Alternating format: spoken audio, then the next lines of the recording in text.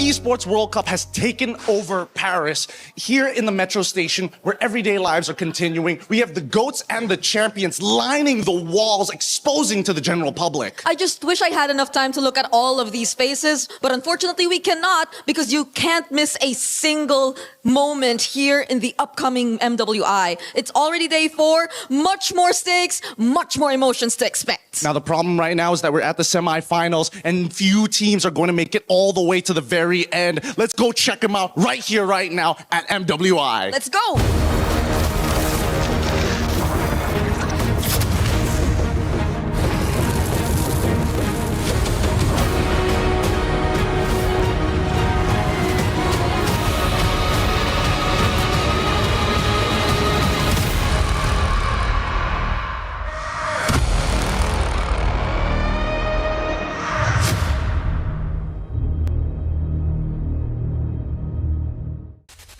Welcome in, everyone, to the 2026 Esports World Cup here in Paris, France. Today is day 4 of the MWI. The best females in MLBB are ready to take the stage to dominate their competition. The question is, who wants to make it to Grand Finals? Doing so means you get the bulk of a $500,000 prize pool, plus this very trophy right here. But yesterday was a sobering day. 4 keys were crushed, and 4 ladies' dreams of making it to the Grand Finals ended. It was Team Ray Young, Seda Esports, and both Falcons rosters of Falcons MENA as well as Falcons Indonesia. But let's celebrate the fact that they made it to the knockout stage, a massive accomplishment, not only for their region, but also for their organization.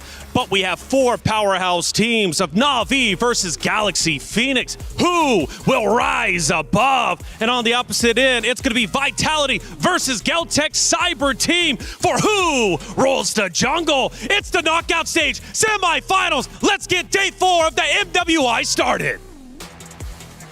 The third day of MWI at EWC26 was legendary as we saw advancements and knockouts happen on the same day. 4 sweeps opened up day number 3 with Falcons Indonesia moving forward and Seita, representative from China, making it to the knockouts by qualifying with a sweep as well. And of course, in the next series of matches, we got to see Falcons MENA also move forward while Na'Vi took down a rival in Gen G with a sweep. Then we move on to the knockout stage. Brutal knockouts, brutal eliminations already, starting off with Galaxy Phoenix shutting down the Seda run that had everybody engaged. Then we had heartbreak for both Falcons ID and Falcons MENA, sent home by home turf advantage, Vitality, and also Geltec Cyber Team. In our final match of the day, it was the only sweep with Na'Vi Philippines getting a top 4 finish. Yesterday, we found out the best of 3s. Today, we'll find out what best of 5s are in store for us.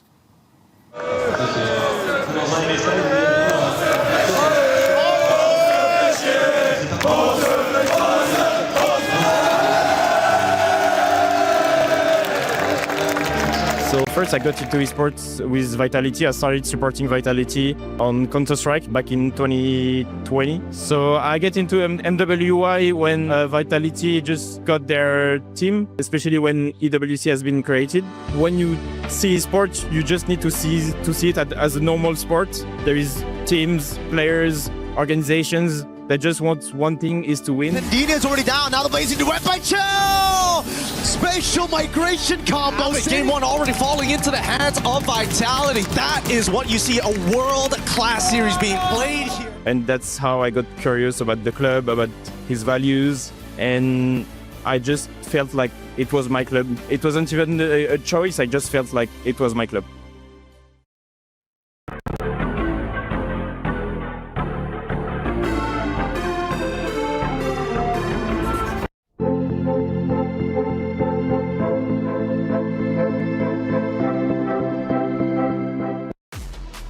Oh, today is serious here in the Allianz Vault. More teams will have potentially their dreams crushed. They don't want to play for 3rd or 4th. No, they want to play for gold, 1st and 2nd, but they've got to win one more series just to get to that point. Welcome into the studio. I'm Taylor, Reflections Noble, joined by the wonderful Renmar and Miracle. Good to have you boys. How you feeling? Man, we're here, semifinals day. Yeah, good to be here. Very excited to be at this spot on Stream A. Now the only stream that we got after how many days I've spent in Stream V, but very happy to be here and excited. Happy to have you guys. Mirko, you've been crushing it over there on the cast, though. Thank you. And we have a lot of great moments to look at. Let's just reminisce of what has taken place, especially yesterday. We crushed 4 of those keys, Mirko. Walk me through them. It was fantastic, man. Again, started off with Seda, unfortunately having the run crushed down by Galaxy Phoenix. And honestly, coming into this tournament, I don't think a lot of people had in their cards Seda and GXP to make it to the quarterfinals. The fact that they did, going through their own runs, and my goodness, Fa having a standout performance this entire MWI, it's just been fantastic. GXP, I don't even think they expected to go all 3 games against Seda, so it's always surprises every single day. Yeah, and I think GXP needed to suffer that 1 game loss to Seda. At least now they know what they need to work on. How do you handle the minion waves, especially for key moments, whether you're pushing or whether you're playing around the objectives? Oh, but this one was a banger. It was Vitality against Falcons Indonesia. And let's celebrate the fact that, of course, Falcons Indonesia taking a map off of a team that has beat them hundreds and hundreds of times. Ultimately, they win the series, Vitality, of course, but it showed that Vitality can bleed.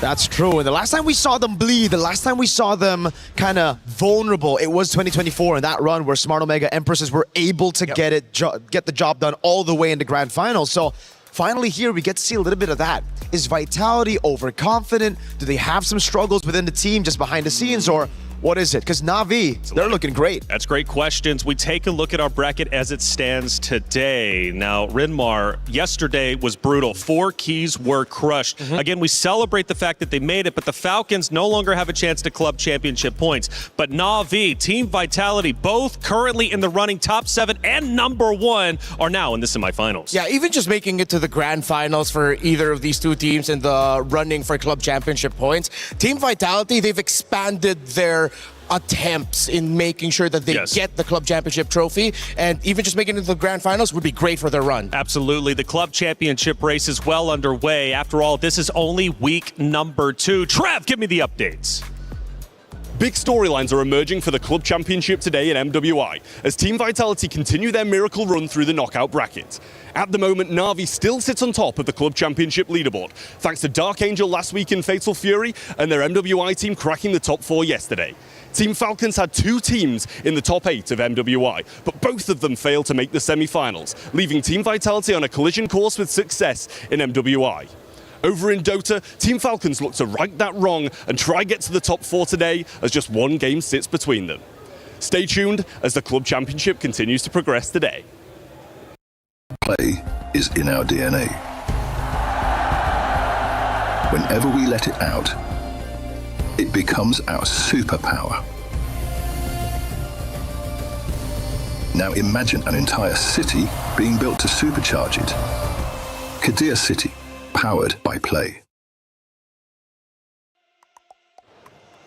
Thank you, Trev, for the update. We'll be keeping you updated as this tournament goes along. After all, we have 2 more days left, but let's take a look at our schedule for today. It's going to be 2 wonderful best of 5s. And again, what is up for grabs? A Grand Finals spots. We're going to be starting at the top with Galaxy Phoenix versus Na'Vi, and then move to Team Vitality versus Geltech Cyber Team.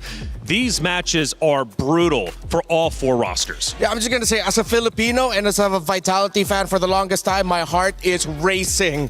I'm nervous, dude. We're in Paris. You're more of a Vitality fan, right? Yeah. Yeah, okay. Yeah. Honestly, I really like the dynamic between both the semifinals here. Firstly, Galaxy Phoenix, this matchup is going to be great against Na'Vi Philippines just because they are the complete opposite. Galaxy Phoenix love to go for the brawls. They're mechanical, and for Na'Vi, it's all about the discipline and macro advantages to play with. Absolutely, and I'm going to love to hear you guys break down each and every map of our best of 5. We take a look at the emotions from the players on stage, and I love seeing the smiles. I really do, because when I see the tears, it absolutely breaks my heart, because tears are going to flow. Nobody wants to go on that stage and lose. Yeah, some of the exit interviews I had to do yesterday were heartbreaking. I'm a little bit of a crier myself. I'm a soft guy too, yeah. Yeah, I'm a softie, just seeing the women, because of hearing their journeys, what they had to sacrifice to get through here, and then that heartbreaking loss that they had to experience. Man, it's tough. And it's even more brutal here at the Esports World Cup because you literally get to see your keys, your dreams crushed in front of you by your opponents. That's right. But hey, for all of you out there, your journey can start now with the Creator Program. And it is a great program. What's up for grabs? All of those things on your very screen. And it will, in fact, help you become the best creator you want to be. Scan the QR code if you're ready to join. And I bet you definitely are. Hey, it's free $99. Get involved anyways. The Esports World Cup Creator Program. It's new for this year. Let's see how it works out. I'm sure it's going to be absolutely phenomenal. Hey, Rose had a chance to catch up with the competitors as they were getting off the bus, walking into the venue. Rose, who did you walk into? We managed to get half of the Galaxy Phoenix girls. So, we're going to have a little bit of a chat with Winnie. Winnie, how are we feeling for today's semifinals match? I'm so confident. Wow. Today I'm so confident. You're so confident. We're so ready for the match today. Okay. Why are we confident though? Let's talk about that. Because you guys will be going up against Na'Vi. And, people say Na'Vi is a title contender. So where is the confidence coming from, Galaxy Phoenix? Well, we've been training a lot. So yeah, we trust our skill, our teamwork and stuff. Yeah. Do you think you're going to the Grand Finals? Yeah, I think so. Oh my God. Is there anything you want to say to Na'Vi? Just good luck with your match. Okay, girls, good luck. I hope to see you guys slay the game later. That's it from us. Thanks, guys.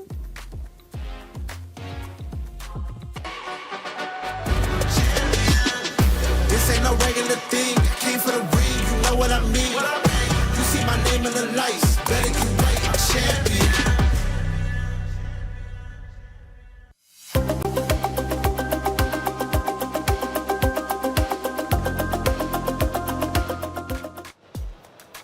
Thank you, Rose, as always. She's all over the venue, getting the players' opinions, not only after the matches, before the day even starts. She's a hard worker, Rose. We appreciate you.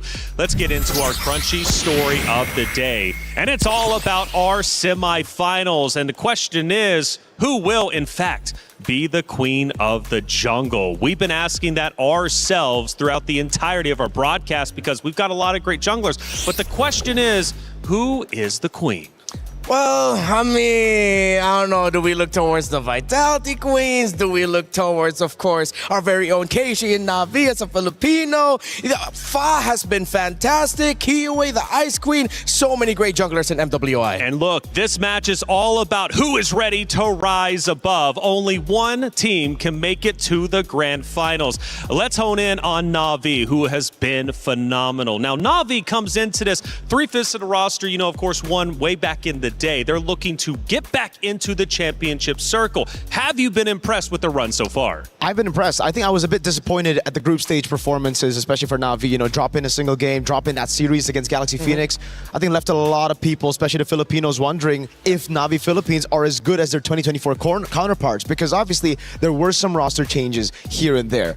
Now for Na'Vi though, it really seems like it's the classic Filipino run of losing early but then adapting and learning through those mistakes and getting stronger and stronger. Heck, they're the only team to get a full clean sweep in the knockout stage so far. Yeah, the run of Na'Vi can only be described as, the first day. Some of us, this is a first-time appearance here on this kind of stage. But then they got better, they improved, they got sharper, they reclaimed a little bit of their old form. And I love what I've been seeing from them so far. They're a talented roster for sure. They might have started off slow, but that 2-0 victory over Team Ray Young last night was dominant, and they never lost control. It was fantastic. That win was just... They were able to dissect the game of Team Ray Young, completely neutralizing it, and then closing it out so well by just playing it slow and disciplined. Absolutely, but opposite of them is a team that is not going to go down without a fight. It's Galaxy Phoenix, and this roster has been on fire. Again, we question Queen of the Jungle. Fa is a great representation of that. She's been unstoppable. The Cambodian playstyle has always revolved around fighting, and as the years pass on, teams from Cambodia improve managing minions alongside when they fight and still somehow get deadlier with fighting. It's the antithesis of the Filipino playstyle. They're aggressive and they aren't afraid to take risks. It's all about taking risks, right? It's all about living in the moment, playing it chaotic, and sometimes Yeah, it doesn't look like the cleanest MLBB. Sometimes you throw a big lead, but that's just the style of play that they get. Even in some of the moments where I was casting, I was like, all right, maybe it's time for Galaxy Phoenix to slow it down a bit. Wait for the Lord. 80 seconds for the Lord. We see usual teams just play in the base, play it safe. Galaxy Phoenix dive in the base, looking for that fight. So Galaxy Phoenix, though, as an organization, as a team in general, making it to this point, is it a surprise or was it expected? It is a surprise and a pleasant one at Yes. that. The Cambodian region has always been so passionate about MLBB and MLBB esports, the competitiveness of it all. So to see their women make it this far and potentially even making it to the Grand Finals, it's insane. And Miracle, I was hearing that this is now a true dark horse run. Is that the case? I agree. I think it was a battle between Seda and Galaxy Phoenix. They met, luckily, in the first round of the knockout stage. So right now, we have the dark horse. Galaxy Phoenix. Can they beat Navi Philippines, make it to the Grand Finals first, and show the world that every year of MWI, it's going to be a surprise? That's it. And I like surprises. Now, Navi doesn't want any surprises today, though. They just want to move forward, and they want a chance at the championship once again. I mentioned the club championship points. Trev did as well. Now, Navi is currently in first place. That is a big deal. Last year, they finished in fourth. So Navi making it the grand finals not only increases the amount of club championship points Navi will be getting by default of just being guaranteed a second place, but first place would be, what, like 1,000, which is quite significant for the Navi org. They're banking on this win, but they've got to get through Galaxy Phoenix, the dark horse roster who is looking to make history. Let's face it, they already have made history. Now, Winnie gets a lot of attention as well. Why is Winnie such a big talking point, specifically for the gold lane? Well, for me, it's because she's literally only played 2 heroes this entire MWI. It's her very dependable Claude and the fact that her Harith is also great too. We were talking about it behind the scenes. If it ain't broke, don't fix it. It's so dependable and Navi need to find a way to answer it. But it's an awkward spot. You don't want to ban a Claude. Yeah, it's just a really, really awkward spot right now for everybody involved, right? I mean, for Winnie, it's like, all right, if you keep on leaving the Claude open, I'm going to pick it up. But the fact that we've seen Navi deal with the Claude, pick it up themselves as well, that's why it's going to be really, really cool to see the drafts here. Whether or not it's going to be full-on Winnie, weak side, play around the jungle again, or will we see finally a Winnie on strong side pick? Yeah, we're about to head to the stage in just a moment's time to get the ladies on the stage, get them ready to go, and then head into map 1. Again, it is going to be a best of 5. We've spoke a lot about Pha, the king of the jungle, and how good she's been. We've been praising her name since day one. Pha, like been screaming it out here. Hey, but is she truly going to be the queen of the jungle? Let's find out. Hey, the stage is set. We're ready to go. Let's bring the competitors up there.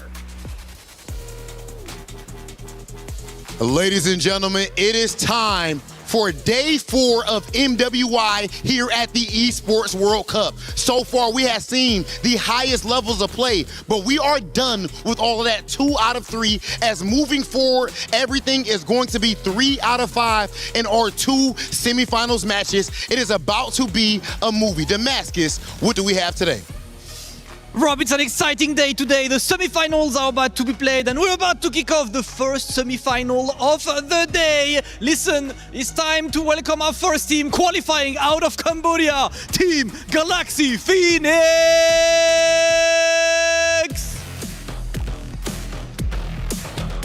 Galaxy Phoenix has proven to be an absolute powerhouse in their first international appearance. Imagine making a splash like this and letting it be known that even going up against the best, they refuse to be shaken. Now we'll see just how far they'll take it. Let's send things over to our interview. Now, girls, this is the best showing for Cambodia yet. You have already done your country proud. Anything you would like to say to your opponents? បាទអញ្ចឹងយើងបាននោមមោទនភាពដល់សរុបខ្មែរតាមមានអ្វីដែលចង់និយាយទៅកាន់ប្រកួតប្រជែងរបស់យើងគូប្រកួតប្រជែង សម្រាប់គូប្រកួតប្រជែងចង់ប្រាប់ថាថ្ងៃហ្នឹងពួកខ្ញុំសុំទៅ Grand Final មុនទេ I want to say that to our opponent that we're going to make it to the grand final today. And we wish you luck. Please head on over to your battle station. Oh man, they try to punch that ticket in the grand finals, ladies and gentlemen. The pressure does not get higher than this, but our next team is accustomed to it. Please welcome to the stage, Navi! qualified out of the Philippines. They had a strong start and they unfortunately could not get the first win, but they've been through the trenches and got a couple wins. They're the only team going for the clean sweep yesterday over Team Ray Young, led by Not Ayanami, absolutely on fire. The Filipino team comes to the stage looking for a title that has eluded them since 2024. Look at Asmarai in this exact same position yesterday as I interviewed you as a winner. Now, anything you would like to say to your rising stars, the opponents, Galaxy Phoenix? We'll just do our best now and win this game. In this game, you shall. Please take your seats at your battle station. So yes, yesterday, we have seen some really interesting things unfold. Right now, stakes are high and hunger shows. We've opened up the knockout stages, seeing our top seeds with an unblemished run go the full distance. And with a surprise flip in the script, Navi PH actually took down the opponents to be here today. But as Marai mentioned yesterday, deja vu? Could this be their miracle run again? Let's see here, because in this matchup, who are they facing? The very foe that put them in this position to be crawling out of the brackets. This is a rematch of day one. Over to you guys at the casters, and welcome to the knockout stages semi-finals. Cheryl, Damascus, Hollywood Rob TV looking phenomenal up there, and so are our competitors. The ladies have taken the stage, and things start to get real. It's the knockout stage. It's semifinals. Winner moves forward to grand finals. The loser's not done just yet, but they won't have a shot at the championship title. Boys, let's break it down even further. We've talked about storylines, Queen of the Jungle, but now let's dig a little bit deeper. I want to talk Not Ayanami, who has been out of this world. She's a phenomenal competitor, and from what I'm hearing, she is her. Not Ayanami, what does she bring to the Navi roster? Well, right now, the most unique hero pool in all of MWI. 8 unique heroes picked, only played the CC twice. Everything else once. She is dependable and she is very flexible in terms of what the team needs from her. Yeah, she fills in exactly what the team needs, right? Yesterday, they needed someone in the XP to deal damage. They wanted to play utility jungle just to take away from their opponents straight up. They are able to understand, to read the game so well, and it just takes away the weapons from their opponents. So right now, I think finally, they get some time to read Galaxy Phoenix. The first time they met, it almost felt like it was a Navi from last year. Oh, yeah. Up against Game and Gladiators, where they lost as well, where they just weren't expecting some of these weapons to come out. Now that they're fully aware of it, now that they've gone through those reviews of the VODs, I think they'll know exactly who to target. Fa on those assassin jungles, and maybe punish Winnie on that hero pool that we were talking about. Yeah, I got to talk to Coach King Salman. He did admit that the ladies did have a bit of nerves during day number 1, and after they got through that, they regained their confidence. It was like that moment from The Lion King, remember who you are, and they remembered who they were. Navi, man, sometimes the nerves can hit even for the best out there. That's what I want to see today, smiles on the stage, but both teams can't smile, of course, because one of the teams have to lose. Now, for Galaxy Phoenix on the opposite side, going back to Fa, she is absolutely unstoppable. Fun fact, she has a 100% win rate with Ling. So if Ling is chosen for Fa, I don't know, you might be in a little bit of trouble. Sora's also, of course, quite powerful, but Ling, at least for Fa, is great. So on the opposite side of Fa, you got Keshi. Can Keshi truly counter Fa? Because she clearly needs to step it up in her lane today. Yeah, actually, after the loss to Galaxy Phoenix, Navi doubled down on the Filipino playstyle of picking the tank utility junglers. A lot of Bakshas, Akais, heroes that could actually threaten an assassin-centered jungler like Fa. So I think Galaxy Phoenix needs to pay extra attention to protecting their side of the river, because if they don't, then Fa cannot get fired up.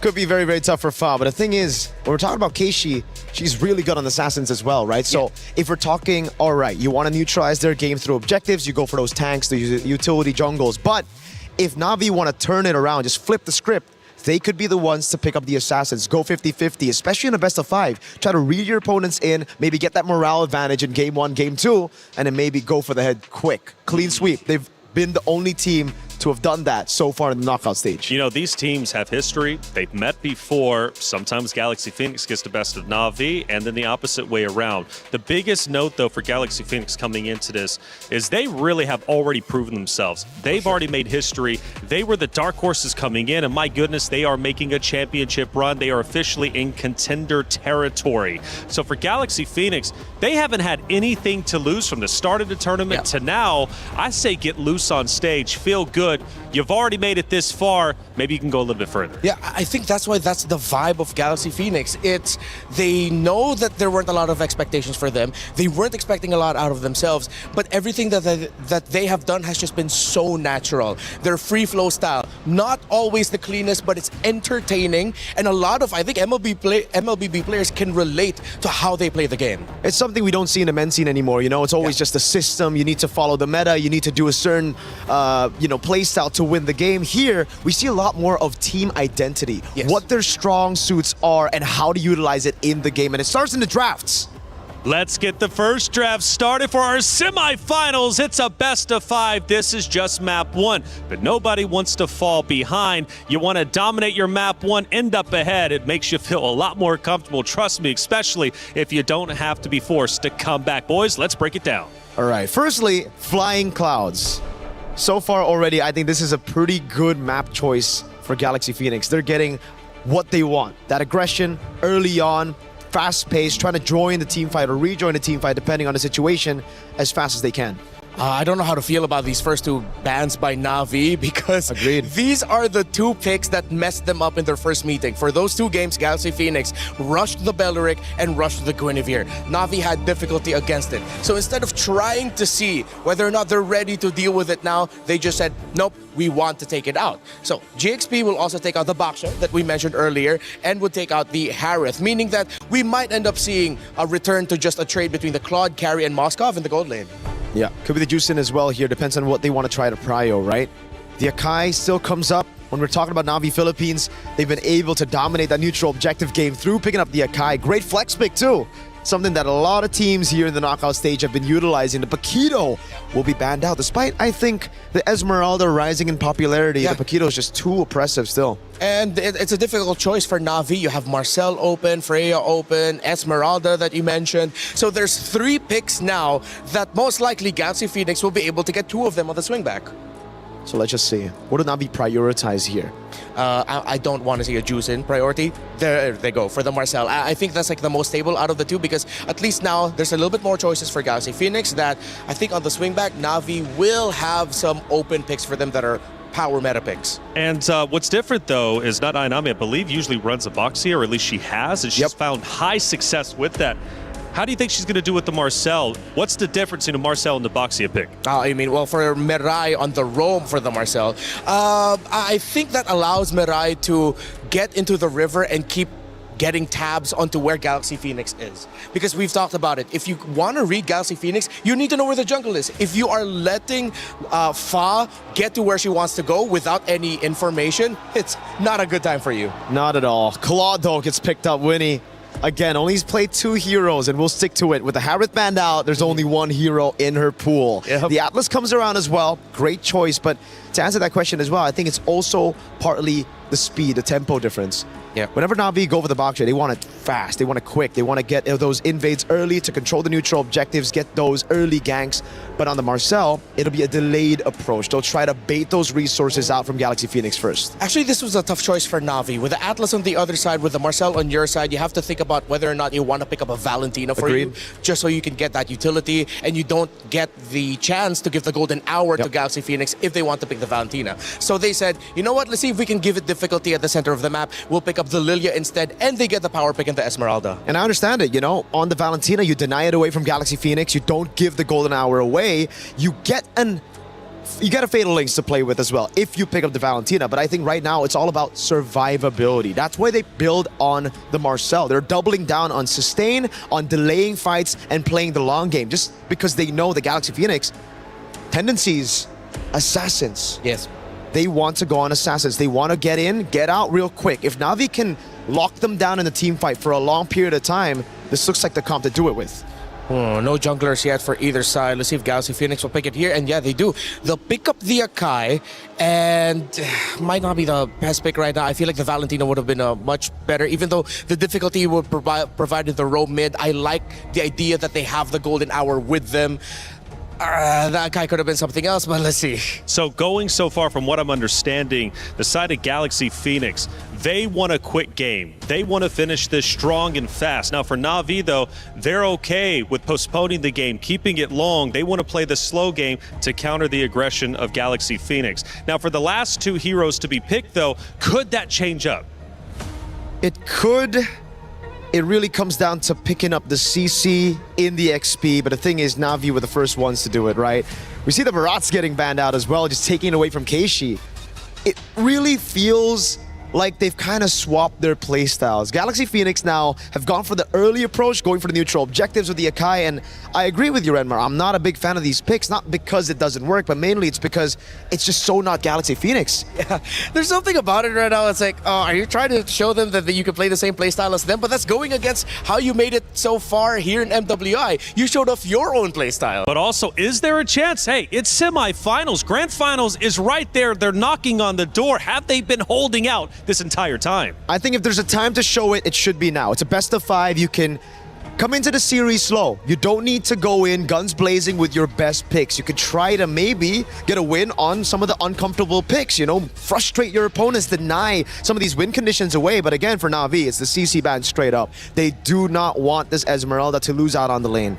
Yeah, and with them taking that out, the gold lanes for Rian are slowly getting taken away. You still have the carry available, seeing that there's an Akai on the other side. I think Na'Vi has to consider banning out the Farsa of Sophia. That was one of the picks that gave a lot of difficulty. But then if you're going to be stuck with a carry, you have to consider, do I also ban out the Eve? It's a pick your poison type of deal, whether it's the Eve because it's better for the team fights or Farsa with the overall map presence.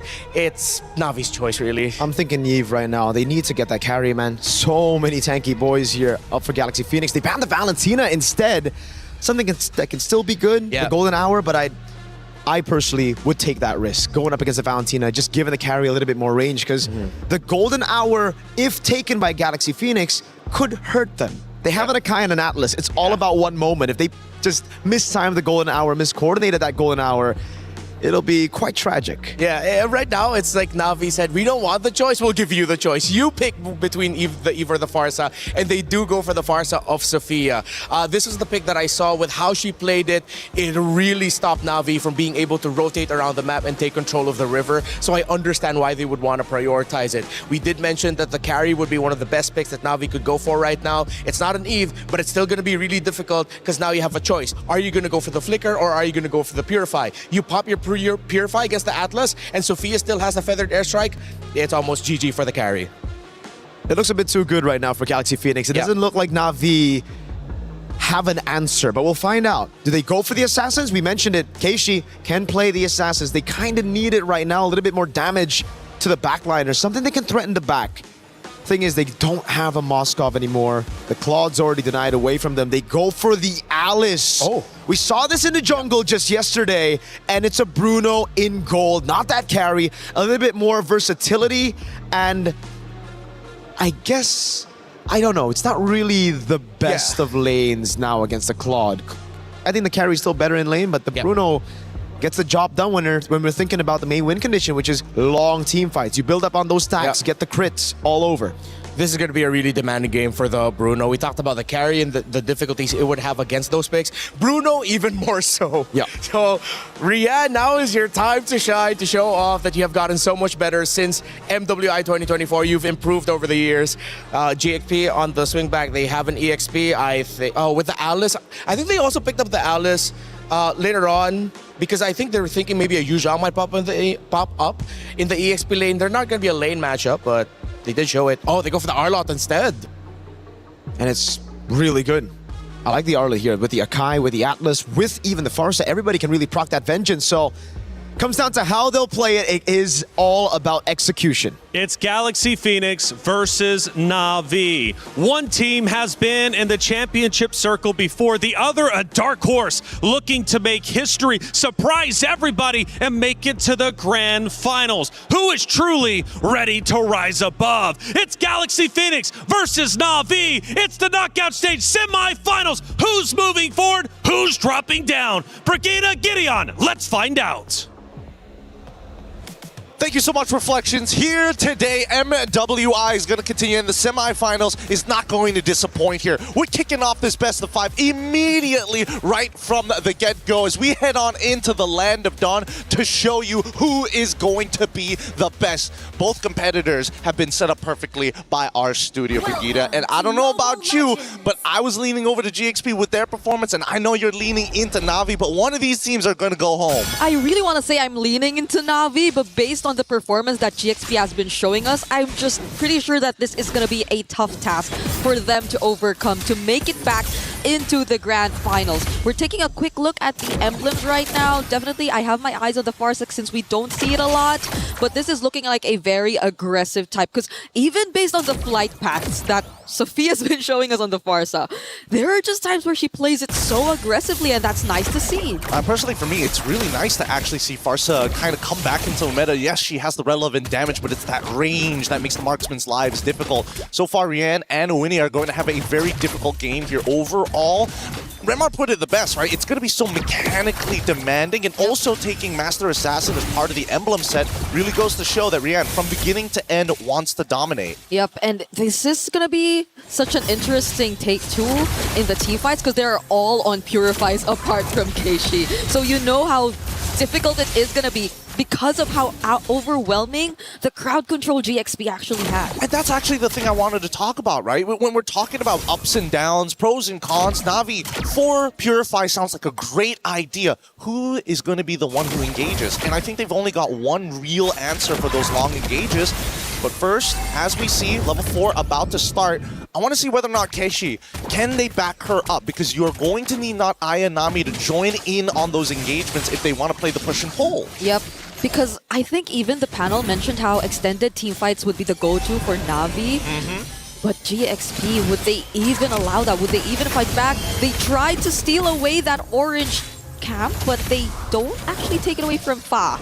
Doesn't have the retry though, but Na'Vi are still gonna get in this fight. That's the heavy spin. Keishi secures the objective already. There goes the feathered airstrike as well. Not Ayanami, not looking good. Gets brought back with the final smash, but is still alive. Sophia says no though. Fa right now looking like the next target, and she goes down in the hands of Mirai. Lemma trying to go for the stun, but is not enough to save Fa. And it seems like Na'Vi have somewhat equalized the kills in terms of that fight. So close, yet so far. Sophia finds the first trade, can't get the second, keep them in the profit zone. Right now, we're back to the neutral state, 1-1 with a slight goal lead on Na'Vi, and that's exactly what we were expecting, especially since GXP are the ones, hey, we have to be reliant. We have to depend on our big wombo combos. Na'Vi, yes, they've got combos, but they can kind of fight forever and ever and ever. Yep. We were asking if GXP were willing to take that on because it seemed like they were very ultra-liant. They had to really wait for those setups, those timings. But Na'Vi, even before the objective, really tried to force a reaction out of them just by visiting that orange jungle cap. So now we see the rotations from GXP, but Na'Vi, I think the way they've been managing their sides, they won't fall into any traps that GXP will be setting up anytime soon. Well, not yet, at least, because so far, I think GXP has also understood, you know what? As much as we want to be the aggressors, technically, if we absorb the damage, especially from Keishi and not Ayanami, that means Sophia can get a free feathered airstrike. And if that first interaction, first fight of this game, looked like that to a 1-to-1 trade before Sophia has items, I can't imagine once we start getting into the 8 minutes, the 11 minutes, when she's going to one-shot some of these targets. Which is exactly the time you expect Rian to also join, right? And just pray, just please. And just hope that it doesn't land on her. Because that's going to be, I think, the biggest problem if Na'Vi decides to switch up their playstyle a bit and decide to play around just creating space for Rian to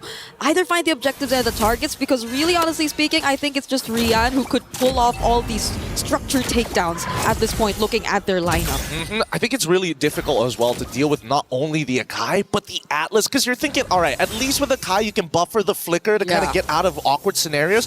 But unfortunately, with the Atlas, it kind of gives you that guarantee. So now you don't have a choice of battle spell options. But we see the fight now starting to progress in final slashes. Golden Hour is out. And the Feathered Airstrike too, as Keiichi secures the second objective of the game. But look at how the Heavy Spin and the Fatal Links have been used at the same time. Pinning down two, but the follow-up doesn't seem to be there. GXP are just trying to run away, but Fa doesn't find that route. That's exactly what Na'Vi wants to do. Break them apart. Make sure that they don't have the key components to this wombo combo all in the right spaces. That's why you're seeing, hey, trying to get the final slash Adling, but most important, the Golden Hour doesn't necessarily have to land. It needs to influence position as the gank onto Ling commences. Honestly, because even Lemma, I think, wanted to go for the backlines, but that Golden Hour meant so much. Ling up against two really tanky members. Can she actually handle this? There goes the stun from the Feathered Airstrike, but Keiichi might go for the chase. Doesn't care about the Feathered Airstrike. Fortunately, dodges the Throne of Ruin. Yeah, really unfortunate there. But hey, you know, Alice without that flicker can't make those big plays just yet. But here comes the re-engagement from Ayanami's side. So far, Sophia has been doing some phenomenal damage in the early stages of the game. But look at the mid. She's been stuck up here for a while. Somebody needs to cover that. And Lemma has been struggling so far to just actually get those targets or even just be a bully overall as the Atlas, because Mirai has been phenomenal as well. I think this is what you expect when the Marcel is open, which makes it really annoying at this point. And surprising to see, actually the first turret down bot has been already taken down, so this might allow Na'Vi to move a bit more around the map! No! But not when casualties like that take place. And look, the casualties are going to keep on coming here. They even drop... Oh, they pull it back with a Fatal Links outside of the Golden Hour to ensure the kill too. What an insane run, because with 10 seconds left on the clock, the Turtle is going to show up. And right now, if Keiichi can steal it, that's great, but I don't think this is a contestable scenario anymore. Just as we were talking about how they could move a bit more around the map, GXP were the ones first to move and anticipate that rotation and switch from Rian as well as not Ayanami. What better way to set up for this upcoming objective, but Keiichi as well will be nearby. Oh, the Purifies are already out for Mirai alongside of Rian, and now they're going to 5v5 once more. All right. Not Ayanami trying to zone. We don't see the setup come in from GXP just yet. Lemma with a perfect pair, but there goes the final slash onto Mirai. He's trying to run out, but the Throne of Ruin coming in from Keiichi, just going straight for the backlines alongside not Ayanami, forcing Sophia and Ling out. Range is trying to deal with the fronts, but not Ayanami actually has to go down. The Fatal Links onto Mirai too, finally picks up the kill, and it seems like GXP now able to find two. Very, very patient here, and this was the big problem that I was talking about Navi's composition. When you have your Alice, who also is your jungler, your main retribution user, you don't want to be the one who always has to not only sit on top of the neutral, but I'm the only one who can actually stop the Feathered Airstrike. Somebody else needs to be in position, and unfortunately they don't have enough tanks to do that. So GXP making the high-level decision. If I just break the ankles of Mirai, then not Ayanami will have to reveal themselves, because unfortunately Alice, very linear hero. You know exactly when she's going to engage. Yeah, there was nothing stopping GXP from just staying in the fight when they already popped that Purify from Mirai. And it's not like they had enough time to reset as well, because they had to deal with the threat of GXP just going straight for the objective. But this is a very fast rotation down bot. Not Ayanami and Keiichi sense it, but I believe that'll probably create a bit more of space for Winnie, who's kind of struggled here in the bottom lane for the longest time. Yeah, but at least, you know, in terms of EXP, she's not too far off, right? They're still level 10 to level 10. I mean, obviously there is a death of VM, but on that top side, they're not slowing down. Navi's using the macro well, and even making sure they're soaking up EXP and gold in the mid lane. Oh, the damage coming in from Winnie is actually starting to hurt. Feathers right in the face! Right in front of these members of Na'Vi. They were very unafraid to actually show themselves like that. Yeah, it does mean that not Ayanami has to go for a recall here, but they can look to recontest the position. Now, in the mid lane, we see that at least from Rian's side. And I love the fact that they're trying to show information in different ways. Like, oh, hey, we actually want to put a lot of focus. Wait, hold on. Was that the final slash already being used? No, Ling still has it. But there is going to be a moment sooner or later where we're expecting GXP to start attacking structures. And the one that I'm looking at, mid-tier 1. That's such an important turret to get rid of. Yep. And it's such a big problem for Navi. The way that Sophia has been untouched despite all their attempts, despite Keishi's attempts, and unknowingly GXP taking advantage of that to also cover other areas across the map. So it seems like Navi at this point, you don't really know who your attention should really fall onto. Is it going to be really Winnie or Sophia, who's been winning out huge on this early game and been very dominant in terms of her playstyle? Because as much as Mirai gets the information, she's just too well protected on the far side. Yeah, I have to agree. And they don't really have too many ways to kind of break them out of it. I'm trying to think of what would the order of the fight look like in order to get an upper hand against GXP. Either they get massive value out of Keishi, but I think for now, it's up to Rain. And if Rain gets blasted every single time by the Feather Airstrike and forced to fight early, it might not necessarily be good. Oh, this engagement! There's no golden hour left. GXP are just gonna go for it. The heavy spin hasn't been committed, but the Throne of Ruin stuns too! Ling falls down, the Expulator is gone, so is the Roamer. It's a double for Keishi. The best possible setup before this First Lord. That's exactly what we were looking for, and Rain able to find these really big assists, making sure those Gloom stacks are nice and high to start eating away at the members of GXP's front line. And that's what we want to see. Here, both Navi and GXP now finding solutions to the problem, but with Lord spawning in Navi's favor, this 2.2k lead is only going to extend further as Mirai, unfortunately here, has to back away. But Winnie, can they catch her? I don't think they have enough damage to intercept her midway. Yeah. She will get back safely. They have to deal with the Lord marching up top too, but as you mentioned, GXP, they're just really holding on to this mid turret. That's so much map control that Navi could actually take for themselves if ever they let that go.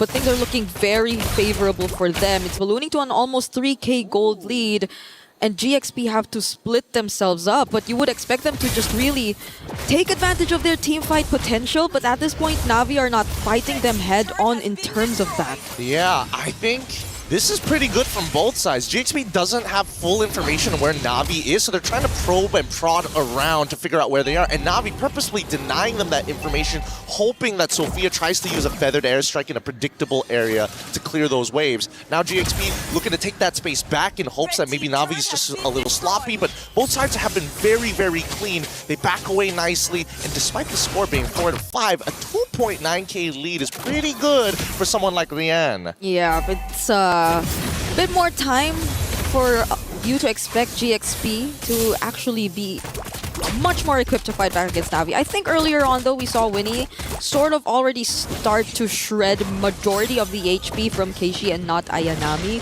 But the thing is, they don't really have enough time over to Winnie to just deal with these targets one by one. If she ever does go in with a blazing duet, she has to be sure that it's perfect. But Navi are the first ones to go in. The heavy spin catches Mirai though. There goes a vengeance coming in from Ling. They try to take them out one by one, but Keishi, does she go in with a response? Another final slash coming in. They drag Keishi back under the turret, but it's actually Mirai who finds, or who is the target. Yep, and this costed them a lot of battle spells. This isn't over just yet because Fa's going to be the next one to fall down here with not much of an issue overall.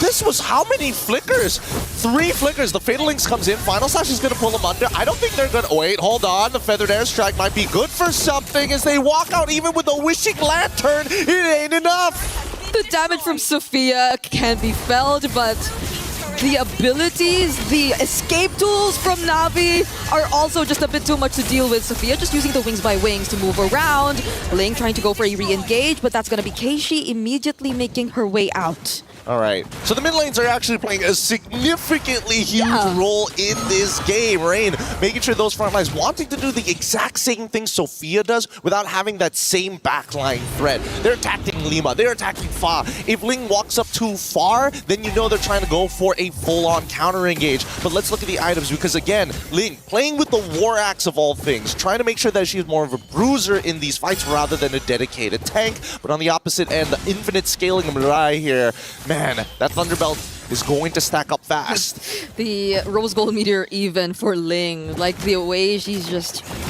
probably after those setups and being one of those members to dive in and be in their face, but Na'Vi are trying to already poke down this Lord. The waves up top too have to be dealt with. Oh, but Fa actually finds one! It's gonna be Keishi, the best possible target. Golden R used just to stop them momentarily, but Winnie has her eyes set on this target. Blazing Duet already committed, and they find the jungler for Na'Vi. She also finds Mirai. It's only 3 members left, but the BMI brings her back. Now they're able to actually regroup, and Rian will at least find one, but Winnie's still trying to find, oh, the damage from Sophia! It's too much. It's too much to handle here. Rain looking to actually try and turn this around, but I think, honestly, they should not fight. They're going to get hit by everything. The final slash, feathered airstrike as well. Oh, Rian actually still finds one despite that, but was it actually worth it? This was not worth it. They should have called off the fight at that point. They already traded equally. They didn't need to overextend even further, and this now ends up to be a +1 for GXP. I get it. The mid lane looks like it's about to start crashing in, and if you just delay the fight any longer, it would have been good, or maybe an endgame scenario. But keep in mind, right now, everybody's getting close to level 15. Sophia, currently, with the highest amount of damage, they have to be aware that the feathered airstrike is the nuclear option. Honestly, even her first 2 skills already deal massive amounts of damage, even towards the tankiest members of Na'Vi. So I guess it's a small win for them that they finally actually got that base turret in mid, but GXP are still going to be confident enough, especially with Flying Clouds, to just keep moving in and out of their base and around the map to make sure that the wave control doesn't get as bad. Speaking of wave control, we can already see that GXP, they don't want first position on this Lord. They want Na'Vi to sit on top of it. But this allows Rain to actually start setting up those Gloom stacks. They're rushing it fast. Fa makes the attempt. Oh, can Fa actually make it in time, though? Heavy Spin already committed, and she does! The Retribution, the Lord falls into the hands of GXP, and now they're just after the counter engages. There goes Keishi. They find Sophia. It's finally a shutdown, but Ling takes down not Ayanami. Keishi's a bit too tanky to be dealt with, and Ling is just trying to run away and survive. Yep, that War Axe is coming very handy here. Look at the spell vamp. Keishi now, once again, is going to try their attempt to slow down these waves. It's a wet noodle fight. Nobody can really hurt each other. The main damage dealers on both sides are by far the most important players. And that damage dealer from GXP doesn't care. They just really want to even out the map. That's why Winnie's been working on the outer turrets that are left. Keishi, well, we did expect her to make it out of that. She just walks back to the turret, but they still have a Lord to deal with, and possibly GXP could really even out the map control at this point. Yeah, I'm pretty interested to see the items in just a little bit here, but for now, GXP just maintaining control. Full item build here, and even boots being sold by Winnie. Wants to get the extra little bit of power with the Wind Talker. Same can be said for a lot of people, but interestingly enough, we're seeing that Sophia actually opting to go for a Wishing Lantern here on top of everything else. I would have imagined that the Lightning Truncheon would have been the go-to, noticing that I don't see any Athena Shield, just Radiant Armors maximum or Oracles for the side of Na'Vi. All right, they still have waves coming in mid. But Na'Vi too are prepared to take this on. All Purifies will be available, but the Feathered Airstrike is already enough to zone them all out. Fortunately, their wave clear seems reliable enough because they have the Lilia, they have the Bruno, so they're able to push GXP out and they don't get any base turret. I'm surprised that they didn't want to try and force something. Their composition with the Farsa is particularly good at sieging against their targets, right? They could have used the heavy spin to kind of push them away. Maybe, you know, have Ling stand in the corner and make it look like, oh, I could flicker and pull you guys back into the team. Just their presence alone should make Na'Vi nervous, right? Or force reaction out of them. Yeah.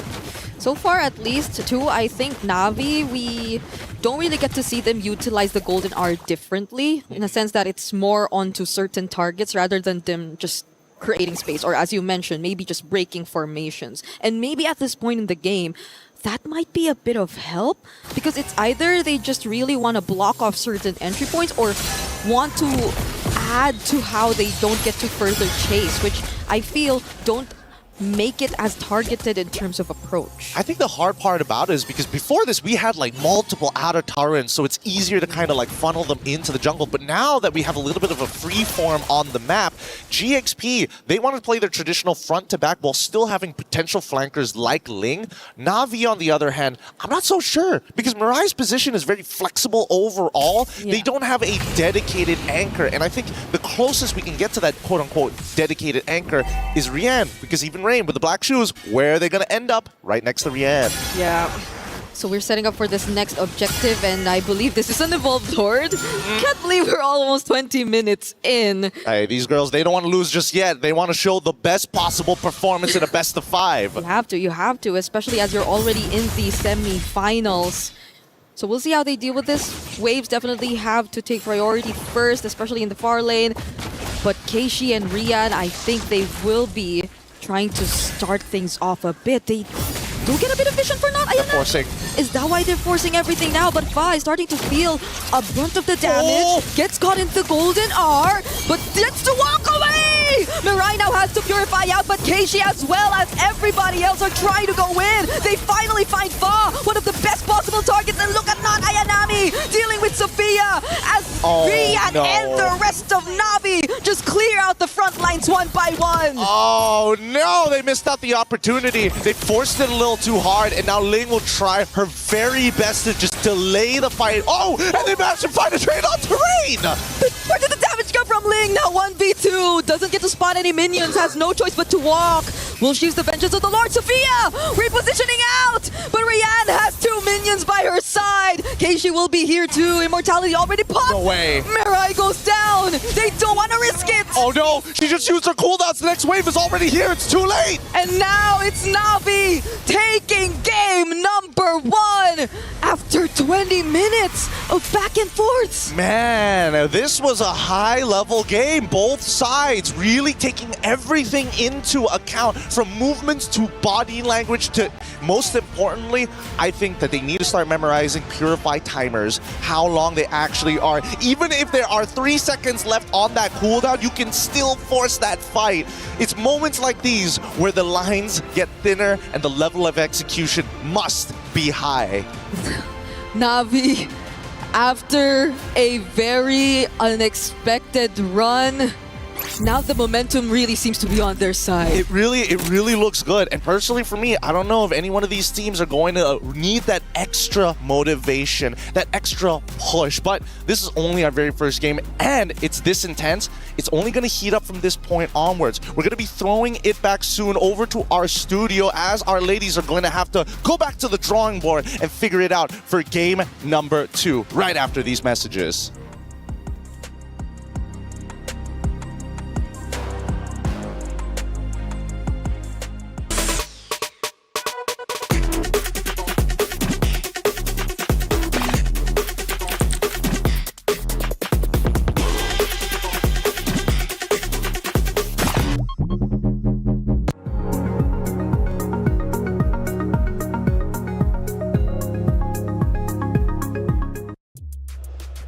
Welcome back in. Game number 1 for this great series has concluded. It's Na'Vi getting a big win. They now lead 1-0 in this best of 5 series. Welcome back into the studio. I'm Taylor Reflections Noble, Mirko, Rinmar. Let's break it down, boys.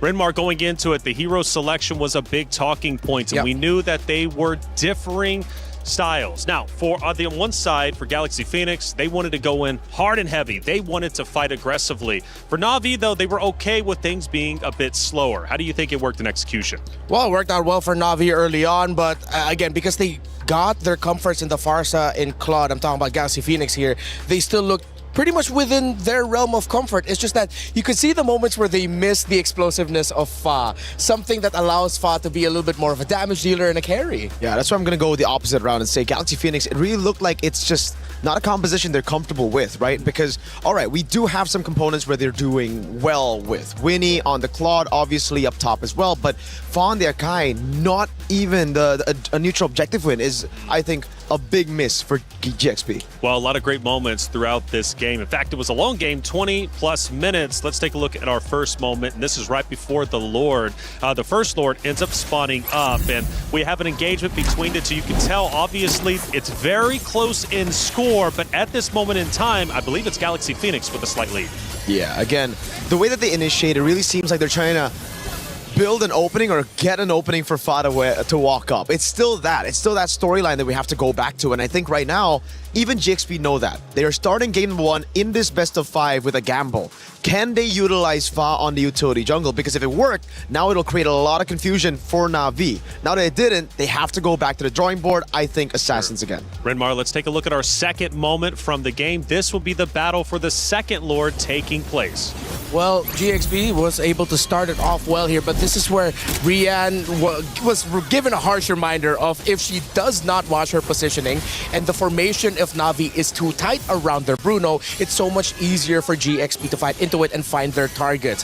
Rian needed to go down in every team fight that GXP fought, and in that moment, that was crucial because Na'Vi didn't watch their footing. And for the third Lord fight, Mirko, this is what set Na'Vi up for a victory. They go in hard. At first, it looks like they might be in trouble, but then they flip the script. And this is where I think I'll be, I'll double down on the statement that I think Fa's just uncomfortable on this pick. She starts off with a heavy spin so early on instead of just playing around the neutral objective. We get to see a pattern here and there through the 3 clips. GXP, when they win, they go in straight up. They get all their damage onto the right targets, and then it's done. If at any time Na'Vi are able to prolong these team fights, utilize their sustain, it's GG, especially with the Bruno in the late game. Now, Renmar, we take a look at some of the stats from game number 1 and it starts to tell the story. It was a long one, 20 minutes, right? Yeah. But it was Na'Vi just edging out GXP. So one thing that Na'Vi needed to get right with their team fights is the placement of Ayanami. Look at her damage taken, almost 200,000. That's because she's the one trying to disrupt GXP's formation because Keishi and Mirai are staying back alongside with Rain so that Rian is well protected. If Ayanami was a little bit too close to the team, that's what we saw in Lord number 2. It was easy for GXP to break them. But as long as they get their 2 separate fights, Ayanami in the back, the rest of the team with the Bruno, it's all good for Na'Vi. Yeah, and I think if you just look at the numbers, you look at the damage taken numbers, and it's like, all right, pretty similar, both sides. The thing is, though, on Na'Vi's side, they have an Alice, an Esmeralda, and a Marcel. All these heroes can go back and forth really easily, regenerating all of their health with just a few abilities. On the other side, it's not really the same case. GXP on the Akai, the Atlas, once you get chunked, once you use that big resource, you're out. Have a standout player here from Galaxy Phoenix, a 10.88 KD. To me, coming from the games that I come from, seems hugely impressive. 50 kills, I assume, coming out not only from this game, but also multiple games. Yep. So Galaxy Phoenix clearly has a top slayer. Yep, that's Fa.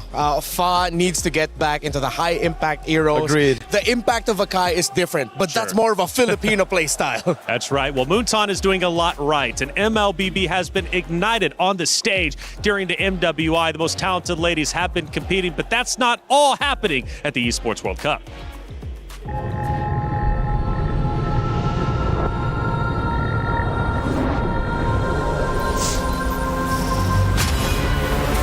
In the past, we were always in Asia. This year, we came to Paris. What stories are still left untold? Kami sudah membuktikannya, tapi ini baru permulaan.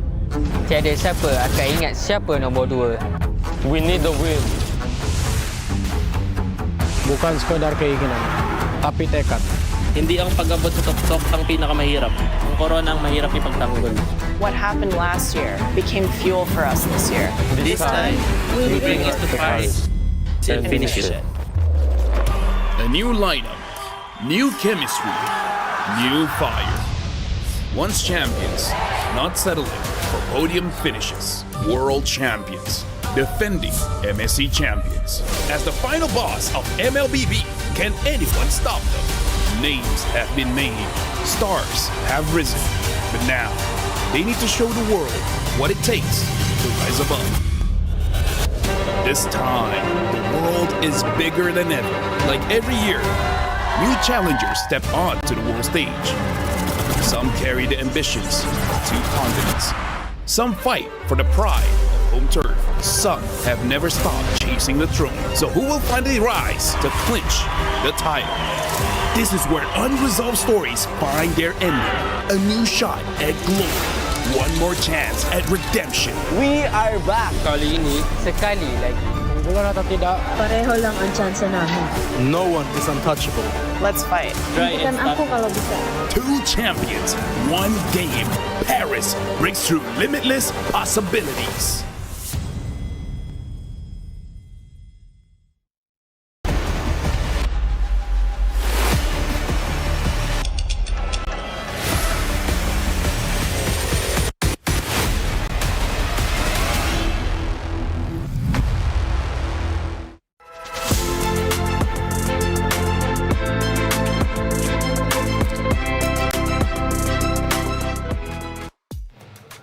Like I said, the Esports World Cup, we have a lot happening. This is just the first for MLBB. The MWI has been electric, and we are nearing the end. Tomorrow will be Grand Finals time, but you've got to get through your matchup respectively if you want to make it to the Grand Finals. Who's it going to be? Right now, Na'Vi currently has a 1-0 lead in this best-of-5 series, forcing Galaxy Phoenix to answer back. Yep. And the answer has to be simple. Just remember, again, similar to what Na'Vi experienced throughout MWI leading to this point. Remember who you are. I don't mind if a team tries to get out of their comfort and tries to do something different, because you need to show that flexibility, especially at this point. But it felt a little bit too far from what they're used to. But Miracle, honestly, even though their hero selection was too far from what they're used to, speaking in regards to Galaxy Phoenix, I felt that game 20 minutes long. It went a bit back and forth. I still felt they did incredibly well. So if they go back to their bread and butter, I think this matchup could be very difficult for Na'Vi. I think so too, you know, because the way they did it, the way they flexed that hero pool of theirs, they also did it in a way where it denied a lot of the big picks, like the Akai away from Na'Vi, who, again, have been thriving around these Akai picks, these high-tempo, early-game compositions. Thing is, though, Na'Vi know how to adapt even with the Assassins. I think they're coming into this tournament thinking about the Assassins already. So if we can see them go and improv their way into a Game 1 victory, having their picks denied, I think they'll do pretty well here, even if GXP get on those Assassins. We go from Flying Cloud now to Dangerous Grass. And it is going to get more dangerous if ever Galaxy Phoenix does decide to go back to Assassins, and if they tweak their drafting priorities a little bit. That Atlas and Akai pick, I love it, but it felt like they were just trying to block off Na'Vi from being able to get something that they want instead of playing around what they want themselves. Again, it's not the worst composition in the world. At the end of the day, they still got their comforts in the Farsa and Claude. They allowed Ling and the EXP Arlot to do what she does best, but that little missing sauce actually ruined the dish. Exactly. It's not that it's a bad composition, it's just not GXP, especially now in MWI, where we've been talking about how each team have their own identities. I think we need to stick a bit more to that, especially now that they're behind in the series. Na'Vi, comfortable, banning out the Marcel, knows it's a crazy pick to let go. GXP, they take away the Phobias and the Baksha, so it's more on the same kind of page. They still want to take away these early game dominant heroes from neutral objectives away from Na'Vi. Seems like we're going to be getting a potential rush for either a Paquito if the Esmeralda's gone, or a Freya for GXP, which would be a little bit more towards the GXP playstyle for Ling, although no Freya game just yet for her, but if I'm not mistaken, it does constantly get banned out by their opponents. So the Guinevere gets banned out again, Na'Vi. Wouldn't be too surprised if they even ban out the Beleric together with the Guinevere, but I think at this point it's okay. Yeah, right? you can let one through. You've already banned one of the other main components. The Harith gets banned out, and honestly, this might be a GXP first pick Claude, knowing that usually when they do this, they need the Claude to be picked up. If they don't go for the Claude, I think Na'Vi are going to be very happy taking that away from Winnie, who's only played Claude and Harith. The Beleric still gets banned out by Na'Vi. They just don't like Lemma on these kind of roams. It's a great playstyle for GXP as a whole once they get that Beleric. They're a little bit braver knowing that the fighting them gives them more damage. Sora Rush right away. This is a bit of a throwback and a little too far back. Yeah, the Sora first pick. It's been good so far in this tournament. Yes, it has been. And at one point, it had a 100% win rate yesterday until Vitality shut that down. But Ling on Sora could be pretty deadly. Could be, but I think Na'Vi, they can have, I mean, plenty of answers to the Sora, right? They can go for the CC and the XP that wins down in lane against the Sora. They could go for the Arlet that does well against the Sora, the Paquito as well. But first things first, you take away the Claude from Winnie's hands and you ask the question to GXP. What does your gold lane play aside from the Claude and the Harriet that you banned yourself? Oh, we're going to be seeing something really different here from GXP unless they're thinking of going double fighter sides. And again for Na'Vi, it's back to the same, Renmar. It's all about picking these gold laners, picking these damage dealers that are safe to the assassins that they're expecting from GXP. Go ahead, pick up a Ling. Go ahead, pick up a Haya, a Hirara even. Claude, Lilia, we've got survivability for days, and it almost just seems like Na'Vi are saying, you pick that up, we're going to go for the Atakai. We're going to go for these big stoppers. Yeah, it looks like we're going to get an entire series where Rian's just, excuse me, not Rian, but Rain, very similar names, are going to be, she's going to be playing the Lilia all throughout. It's just a perfect stopper for what GXP wants to do. Are they going to go double fighters and then just go for something like a YSS? Or nope, they're going to get that Ling, and they will get the Hilda, Dangerous Grass after all. And this is gonna have a really good look for the early to mid. Honestly, when you have a Sora in the XP and then a Hilda in a roam, there's a good chance you'll be able to help your Ling farm comfortably. It's just that how will it look like once it gets to the fights? GXP, they can get the farm, but if the Ling is uncomfortable during the team fights, okay, it's not just gonna be uncomfortable in team fights, it could be also uncomfortable just trying to roam around the map with the chip, which Na'Vi finally got to make work yesterday. Oh god, so they take the Claude and the Lilia, they want to have these vulnerable backliners, the vulnerable backliners that can actually escape. Yeah. But then you add a chip into it, so you already deal with the kill threat. Now you deal with that macro control that you have with the Ling, with the chip. There's no way for Fa to just rotate around and get those leads the way she's able to all this time in MWI. She has to play it safe, and more importantly, she has to snowball from the get-go. Yeah, directly and indirectly answering the Ling, whether it's through the individual 1v1s if you look at the hero pieces or the overall composition as a whole. Now, with that safe, this gives a lot of room for flexibility for Na'Vi in terms of what kind of heroes they want in the EXP and jungle, depending on what you see for the last two picks. I think for Na'Vi, they'd want to maybe consider picking up their EXP first and then just adjust your jungle pick for last so you get the best one possible. And I'm thinking of those picks in the jungle. What's still up for Na'Vi? I mean, there's plenty up. I'm thinking of the Akai instantly. That's why I thought the Akai would be red 3. Flex it, roam jungle. The chip hasn't really seen too much screen time here at MWI, but they certainly have a plan. Usually when you go for this kind of composition, it's like a Masha in XP. Yeah. With a Fredrin in jungle. Now the Fredrin has lost a lot of prio after the nerfs onto him, but I wouldn't actually count it out just yet. Yeah, but I think the clear sign is there. If they ban out the carry, then they're most likely setting up for the Fredrin and the potential Masha pick, which Ayanami has already shown. So that route is open. Let's see if Galaxy Phoenix senses it and take out the Fredrin, meaning that the pool gets even smaller here for Na'Vi in the jungle. It could also be Barats. Oh, right. Yeah, Barats is still here. Yeah. There's no more option of you potentially going up against something like an Xborg jungle. You already see the Ling. Yeah, I think Barats would be perfect here, honestly, for Na'Vi. And with Galaxy Phoenix already showing their cards at the jungle, then there's not going to be a lot of counters left for it unless you pick up, like, what, a Lunox in the mid? But then you're up against a Lilia. That's why it really just seems like Na'Vi have it all covered. The Fredrin gets banned out again. I think Na'Vi shouldn't be in any rush to pick up the Barats, but they shouldn't be in any rush to pick up a crazy pick for not Ayanami and XP as well. So just comes down to what they want to reveal first. Do they want to reveal the Barats or the Masha first? Yeah, it's preference at this point. Because of the wide pool of not Ayanami, they have so much options to go for. And I think that's the main discussion right now for the team. I forgot. Yeah, Freya is still open. That's why we thought earlier Freya would be picked up in the very first pick for Galaxy Phoenix.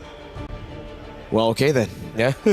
I wouldn't even be too surprised if they just go and pull a crazy Leomord Freya. It's been a while since we've seen Leomord, but, you know, those nerfs has hit him. But with this kind of composition, it fits. Yeah. Just go all in. Leo Freya, then you add the chip there. I think if you want macro, would I be too mad at the low Yi pick right now for GXP? Team fighting wise could make it difficult once they get out of the chip portal. Plus the Freya's there for the constant pulls. They go for Sophia on the Selena. They ran for comfort instead.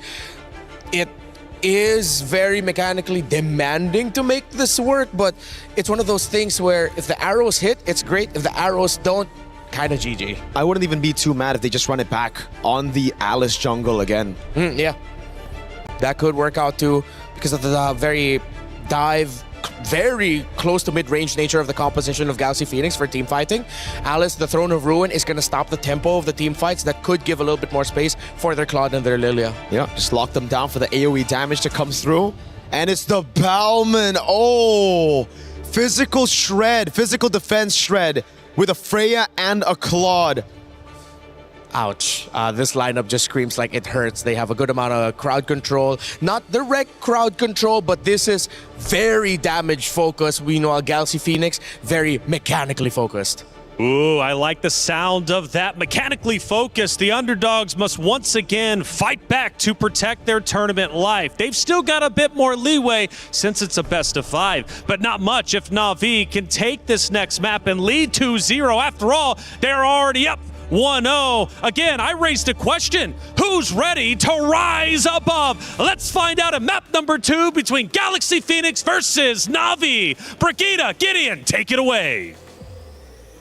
As we head on into the Land of Dawn, the first statement has been set. Na'Vi take the first match here as we look towards GXP's response to that. How do they turn things around? How are they going to adapt to this upcoming game? Because right now, the draft doesn't seem to be in their favor. And here at level 1, Rain and Mirai are already telling Lima that first blood is already in our pockets. Oh, this Lilia on Na'Vi has been doing so much. Ever since game number 1, another stunted potential kill if only Sophia gets to walk out, but no. It's an early 2-0 for Rain on this Lilia. Too early, and honestly, the fact that they've already gotten everything that they need, it's starting to snowball already. And I was expecting GXP to be that guy, to be that woman who takes them all out. Even Mirai, confident, doesn't even have to flicker, recognizes that, Lima, you don't have the base damage. I'm a full level ahead of you. And how does that change the conditions for GXP? Because you're no longer on equal footing. You no longer have to anticipate whether or not the early comes out from these arrows or not because they're already at an advantage. Mirai will get out of this. Still some glooms left. It's tough for the mid duo of GXP. It already feels like Rain is asking the rest of her teammates, just hold my earrings. I'll do the rest. Don't worry, Mirai. Just open up that map and I'm going to hurt them big time. And with that passive, heals right back up to full. So great control as they freeze that mid lane. They're starting to lean out of it as they want to attack the top side. Okay, not Ayanami just going in for the dives, even under the turret. But Mirai will be the one to finish the job. That's fun. They actually find. I think this game is starting to look pretty doomed. Pretty doomed very early on because this has to be by far one of the most heretical starts. Like, this is blasphemous to people in Mobile Legends. The first 2 minutes, we're already having 3 kills on the side of Na'Vi, all centralized towards the most important roles in Ling and Fa. Okay, fortunately, an Abyssal Arrow does land over there. Sophia trying to dive, but it's an outplay! Everything has just not been going their way, every single attempt. And now Na'Vi might just take away this purple buff even from Fa, who's not even level 4 yet. I'm getting the vibes back. This is why everybody was so excited for Assassin. Oh! And Ling able to find the solo kill despite everything that has happened already. The extra assist from Ayanami just wasn't enough. Okay, that's a bit of a glimpse of hope for GXP right there. At least they get some trades one way or another through the EXP lane, but how else? Because even here in this jungle camp, you just could not farm as peacefully. Fa could barely get the EXP that's necessary. It's a 2-level gap. This is so dirty. This is particularly dirty. KG knows how to play this Balmont, or has at least gotten all the tips and tricks. You're using a lethal counter. You're also trying to contest with Retribution. It's just an easy way to steal camps at a high rate against your opponent and just ever telling them, yo, fear this. Shortcut connects. Oh. How could they do this? They're just everywhere. Mirai, fortunately for GXP, they don't actually lose Winnie out there, but does it actually become an opening? Now they get to find a kill. Fa finds Mirai. Tempest of Blade's already committed. But they don't want to fight this. They don't want to fight around a spinning Balmond. No, they don't have the items. They don't have the damage. Rain, does he cancel it? No, they're just going to set up this dive. Oh, it's Sophia left all alone, trying to escape. Abyssal Arrow does land. but he's just gonna buy some time. Yeah, just again, really, really elusive here. Unless Rain or Keishi can actually apply some kind of movement speed slow, it's just going to be an ever taxed jungle. It's just Navi's walking in and they're like, hey, you owe me money. Interest. Pay up, pay up. This is so tough. It's always Mirai plus another one. Oh, but a second solo kill from Link towards not Ayanami. Navi fail, or they actually do take... No, they don't. They don't take away the purple buff for the second time, and at least for Fa, they're slowly able to keep up bit by bit. Yeah, but it just means that Retribution is going to be down. Not like Bauman really cares whether Ling has Retribution or not, but generally speaking, this has been a pretty tough game. I'm looking towards Ling's side of the map. How can they get Ling involved? Because unluckily, the turtle is spawning down on the bottom side. They're forced to get Ling back in, and not Ayanami. No flicker. Has already gotten solo kill twice. Wants to shove that top side, and Na'Vi understand this. Let's slow it down. Okay. Wait for the shortcut. Understandably so. You see Ling here, but Mirai has an idea as well. Ooh. I thought that was gonna land too. Mirai didn't necessarily try to catch it, but they lose out big on energy shields up top. GXP are the ones actually leashing this turtle towards their side, and without not Ayanami, they probably would have very little ways to contest. A setup once again from Ling to get him with the Tempest of Blades, but the response, the teleportation's coming in from Mirai. Do they want to fight this? Rain does show up. Rian goes in with the blazing duet, landing it on 3, forcing out the flicker from Winnie, and actually finding one. Lemma goes down, but Sophia escapes. Oh, wait, hold on. Ling might be in some trouble, and now they can set up for a potential dive. Sophia's nearby and will peel, but Ling can only do so much. How many seconds until the ult comes back up? They really want this turret. Not Ayanami still going for it, 1v2! Both had to flicker out. God bless. God bless. Flicker saves lives, people. Flicker saves lives. These flickers happen essential for their escapes. 5 to 6, however, structural damage has already been applied. Na'Vi making sure that the bottom side has been cut. Now they're going to send Rian towards the top side to break that other tier 1. But I would have imagined at some point Na'Vi might want to start double waving with this Claude. So far, it's good either way. They're 3-0 on this Claude. The participation has been massive for them every single time we get to see a team fight. But someone who hasn't been really participating as much is Keishi. But right now we might actually see that happen as they lay down another portal. Winnie is the target. And it's not looking great. Yep, it's not safe. The river is not a safe space to walk in, and I think definitely GXP need to start opening up this map, or Sophia needs to start... Oh, God. Oh. You thought you were safe. I thought you were safe, to be fair. Yeah, but there was a chip trying to intercept you from behind, and a lethal counter too in your face. There's not much you could expect from a Hilda at this point, no matter how much she tries to open up the map. Na'Vi are just at the most unexpected places possible. Yeah, I think that GXP, unless they get some clean wombo combos like they did in their previous fight around that second turtle, it's not gonna be easy. Definitely not. Like, Faz is probably going to get solo killed by Ayanami if he takes some prolonged fight against them. So at this stage, oh, another shortcut. Winnie again! Winnie's just not having a good time. The first time we see her on a Bruno, and she has to go through all of this. It's just constant pressure. Constant execution. Oh wait, they don't actually take it back. They realize and recognize the top side is actually where a majority of the resistance is coming from GXP. They should know the purple buff is up, and here they come on the run. Not Ayanami leading the charge, forcing out the Tempest of Blades. Now they are forced to just get back. There's the Abyssal Arrow, but that's just about it. Na'Vi are not really gonna stop the pressure from coming.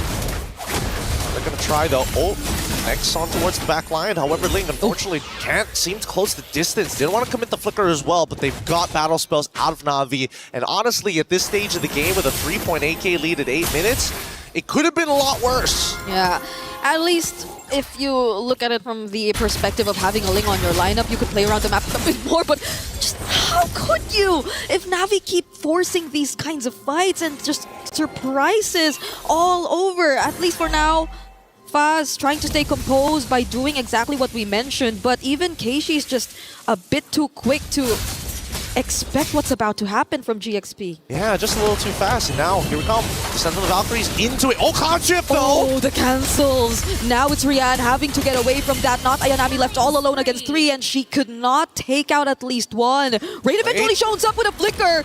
Winnie, too, having to dash away. And Mirai! Another intercept. That's the 4th time we see them take down the gold laner. Again, great target priority here. And no time being wasted by Mirai. It's like, all right, I see my low target. I know exactly what I want to do. And this lead now, as we pull up the item list, we're already seeing fleeting time completed. 9 minutes pretty early on with rapid boots as well. Explains why, not only with the passive, why Mirai's so fast. Okay, Fa's okay. Thank goodness. Like, it couldn't get worse from this point onwards. I mean, don't worry. That purple buffer was always Navi's. It was always Navi's anyway. Yep. But I wonder who else is not safe. Winnie yet again. Oh my god! She's been holding on that bush for too long. Mirai's been staying in that bush for too long. And even with this 4-man setup coming in from Ling, I don't think they will get the value out of it. They'll just lose out on more and more members. Ling falling down as well. There might be one trade, and that's going to be Rian. They can't scale at this point. They can't scale. They don't have enough EXP to stay above them. Even Mirai having a full level ahead of Lima. The early game is completely gone, and technically this is where we're expecting Fa to start really picking up the slack for the rest of the team. However, with such a big lack of goal and an interception from Mirai, what are you supposed to do? She had another ultimate available. Fleeting time, what can I say? It's a good item, especially when you're this far ahead. I was just trying to fly over from one wall to another, and all the while that was happening, it was a free objective over to Na'Vi as well. Just look at the goal difference already existing, as at least it's not that far behind. But the gold lane, I think, is where you feel it the most. Well, I want to say it's not only just the gold lane, but at the same time, I think that the fact that this Chastised Pauldron is already built for Mirai, I think at this point, Chip can get disrespectful, right? I don't think anybody has enough damage to kill him, and even if they do, the Chastised Pauldron passive will just keep him healthy. So at this point, Mirai, look at them. What happened? Literally just having a tour. Yeah. Just doesn't mind those bits of damage you get to receive from Lima as the only person who could possibly walk up and not get bursted down by Na'Vi, not unless they just go full commit. But now they have more and more waves coming in, not Ayanami showing up as well. Lima just trying to scout where they are. They pretty much have information of what to expect, and that's still not enough for them to go and try to engage against Na'Vi, because even in the damage department, would you consider Winnie to even have enough damage already? Not yet. I mean, not even a Berserker's Fury. That's what we're talking about, right? Literally a Ha's Claw Fa. Unfortunately, no purple buff, so he has to sit there and wait for it to come back as Na'Vi take the initiative to start putting more structural damage. Yep, they're keeping the pressure, and now it's Lema who, for the first time, actually gets bursted down, has to flicker out of that. Worldy already committed as well, but they're just trading space. They want this base turret. Good. That's the setup coming in from Ling, but she had to go down alongside with it. They actually make this an endgame scenario. No, they still are able to kill it off. And luckily on the opposite end, Fa was able to pick up a purple buff for herself. Yeah. Yay, finally. It's still a rough game. It's an exchange of a base turret. Yeah, it's like, man, not the best in the world, but hey, we take what we can get. And luckily the team, they really need these minions. Like, splitting the gold at this point of time is probably not ideal. Like, Fire understands, you know what, even though I don't have as much gold, it's important that I stay even in EXP against Keishi. Yep, and these placements, these traps are becoming more and more important. Fortunately for them, they have that tool, but I don't think they've been able to maximize it as well. Ooh, Fa! She tried to take that away, but it was still Keishi who got it. Yeah, they're still going to be dancing around for a little bit, and I don't know if they've checked. No. Fifth time! Fifth time! They didn't check! Winnie fortunately had the flicker, and Ling was there too, ready to protect. But that's the thing, they forced out the flicker. We only have about 12 seconds before the next Lord. I mean, they're conditioning them, right? They're conditioning them every single time, and I think that GXP need to start setting some real protocols here. This has happened way too many times. You cannot expect Winnie to always have her flicker available. And now Na'Vi is in such a powerful position, they're going to have only 2 members actually deal with this Lord while everybody else is on guard duty. Not Ayanami holding the bottom side, Mirai just standing there. Look at this, look at this. Oh, she has the immortality too. I think Fa will be okay though, yeah. Especially when you have iframes, you're just so unimportant as a priority target for a chip. I could not figure out a better way of saying that. You just don't want to deal with that, right? You want Winnie, you want people who can get punished by this. Arguably even Lima as well, but that's only if that flicker is down. And knowing that Winnie has been losing her flicker consistently every single minute it comes back on, I think that so far Mirai is ready to start trading. Maybe even not even hiding, just flickering into the middle of them. And just putting up the portal right then and there, but that forces out the Tempest of Blades from Fa. Won't even be confident enough to deal with the cut as well, but Lima, together with Sophia, are decently dealing a bit of damage already towards Mirai. I think that's a bit of a win. It is a win, and I don't think Na'Vi is getting as much value as they wanted to, right? They now desync the waves that they were trying to prepare. Mirai finally loses immortality. Oh, but every single member of Na'Vi just jumps in to make sure that Fa goes down and doesn't get a hold of her purple buff yet again. The chain CC was a little too good, or maybe the pitch points came up a little too late. Either way, Na'Vi is going to be starting to crash down on every single one of these inhibitors. Was that a bit too expensive of a kill for GXP, but Na'Vi are not going to risk it just yet. They're not going to try to go for the end, and they will fully respect GXP right under their base, but there is another wave coming in mid. It's going to crash really, really soon, and that's a lot of space created. Ling only finding one, but Rian only has her eyes on the turret and the lethal counter! Finding Ling! It's a shutdown towards Keishi, but will that be enough? A missile arrow landing onto Rian! And that could have been the game-changing play right here for GXP! Tempest of Blades from Fa. Mirai already starting to get really, really low, and another free hit from Winnie! Potentially turning things around! Not Ayanami trying to sustain, but she cannot! Oh my goodness, I can't believe it. As Renmar mentioned, the arrow, it just needs to hit. Once that arrow connects, there's so much more you can do with it. And this time, despite GXP showing just a sliver of hope here, Na'Vi have already taken out 3 of their inhibitor turrets. The macro is going to be a little difficult to play once the next Lord spawns, and Na'Vi, they don't mind it. You got that first shutdown, fine, that's on us. But look at this replay, right? The conceal, Mirai making sure getting pushed out of the way, but this engagement coming in from Ling initially was looking good until they got executed. However, you see the mistake come right about... Oh no! They timed it out before the arrow was about to be thrown, but even so, you can tell the frustration on Na'Vi's face. Yeah, but it was just a pixel away until we weren't able to see it. But you know what happened at that moment. It was an unfortunate sequence for Na'Vi, even as they just tried to really attempt for an end angle. And now let's see how they play around with their positionings once again, because they have been placing these traps around the areas where Mirai is really expected to just show up, even throwing them out just to ensure that they will have enough information. So that's GXP really playing it safe, but is Fa gonna be safe on top? She's having to deal with not Ayanami. I mean, Fa unfortunately just literally cannot 1v1 this Freya. Not without that Bruno, not like how we saw it earlier. And worse yet, Na'Vi, this is what we call the chokehold. Like, how do you even win this scenario? No matter what you do, Mirai can catch you with the shortcut, and which they're about to see right now. Tempest of Blades used right before the portal gets laid down, and Mirai will no longer try to go for the chase. But that was really smart from Na'Vi as well. Okay, wait. Fa, not gonna fight that. They could still technically chase this for a little bit, but the more attention Fa is able to bring to them, the better. Okay, that's BMI and Rain alongside Mirai trying to go for Fa. They're not letting him return or her to return to the base.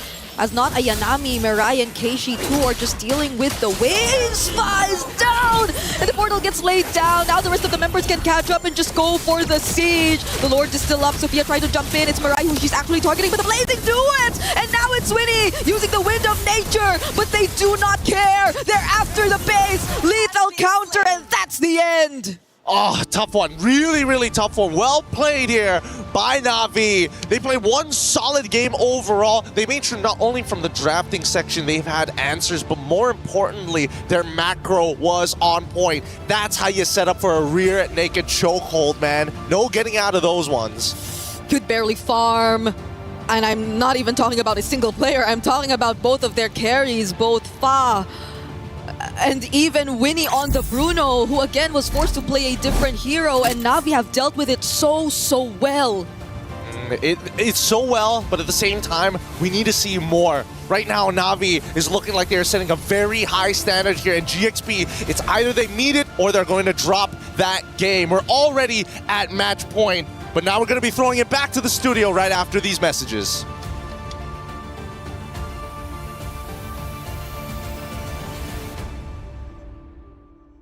Was built to move. Not trapped at a desk in one singular posture for 12 hours a day.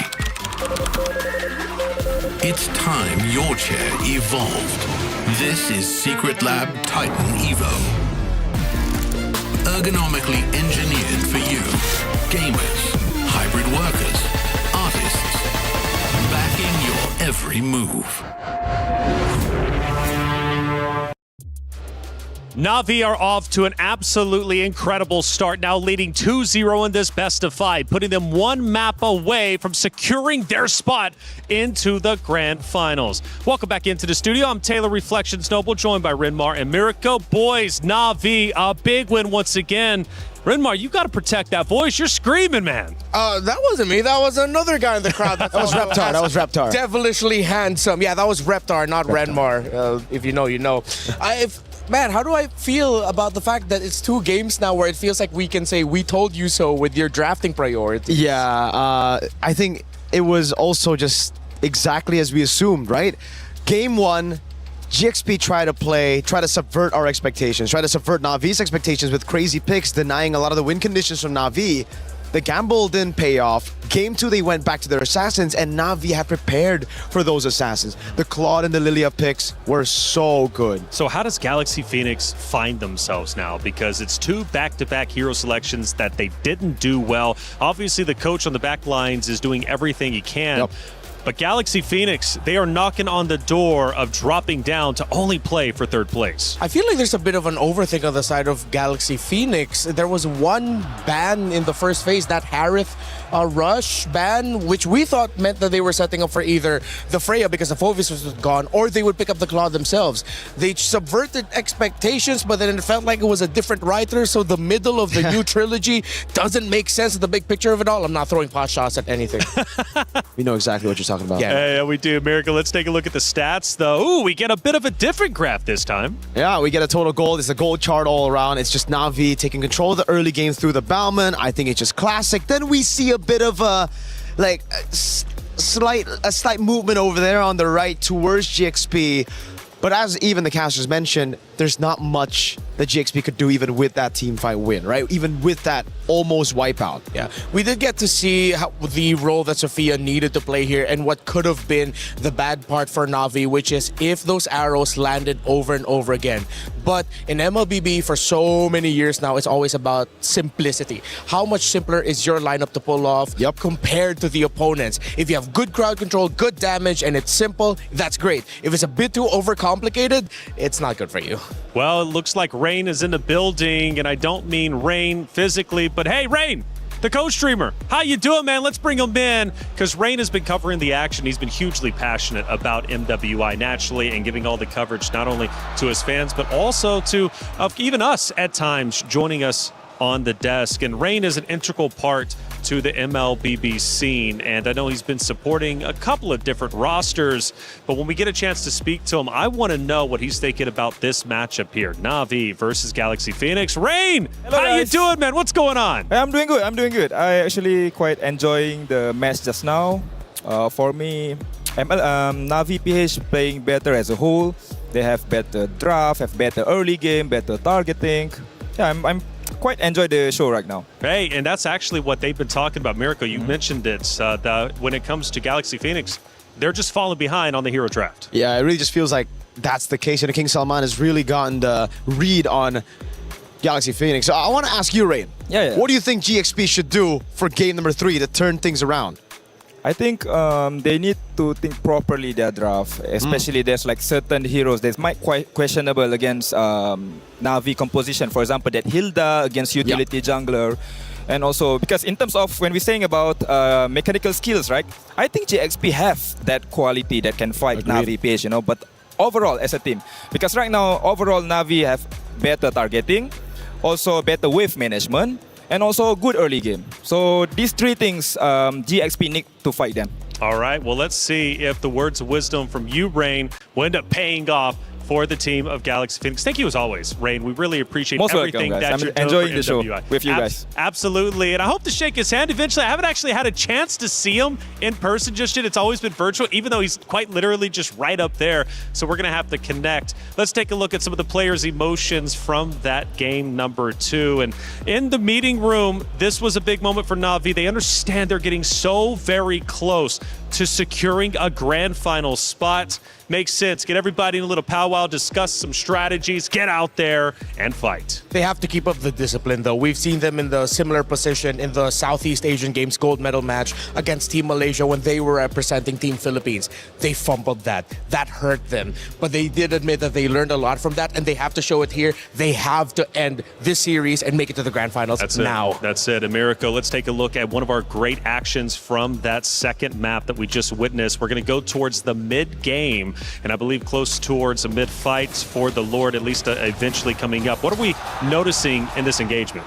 I think right now, just the fact that Na'Vi are just so calm and composed, right? They don't need to go for the neutral objective. They don't need to send the Freya over because they have the shortcut. A couple of times, though, it did happen where GXP were just quicker and they were able to just pull the trigger.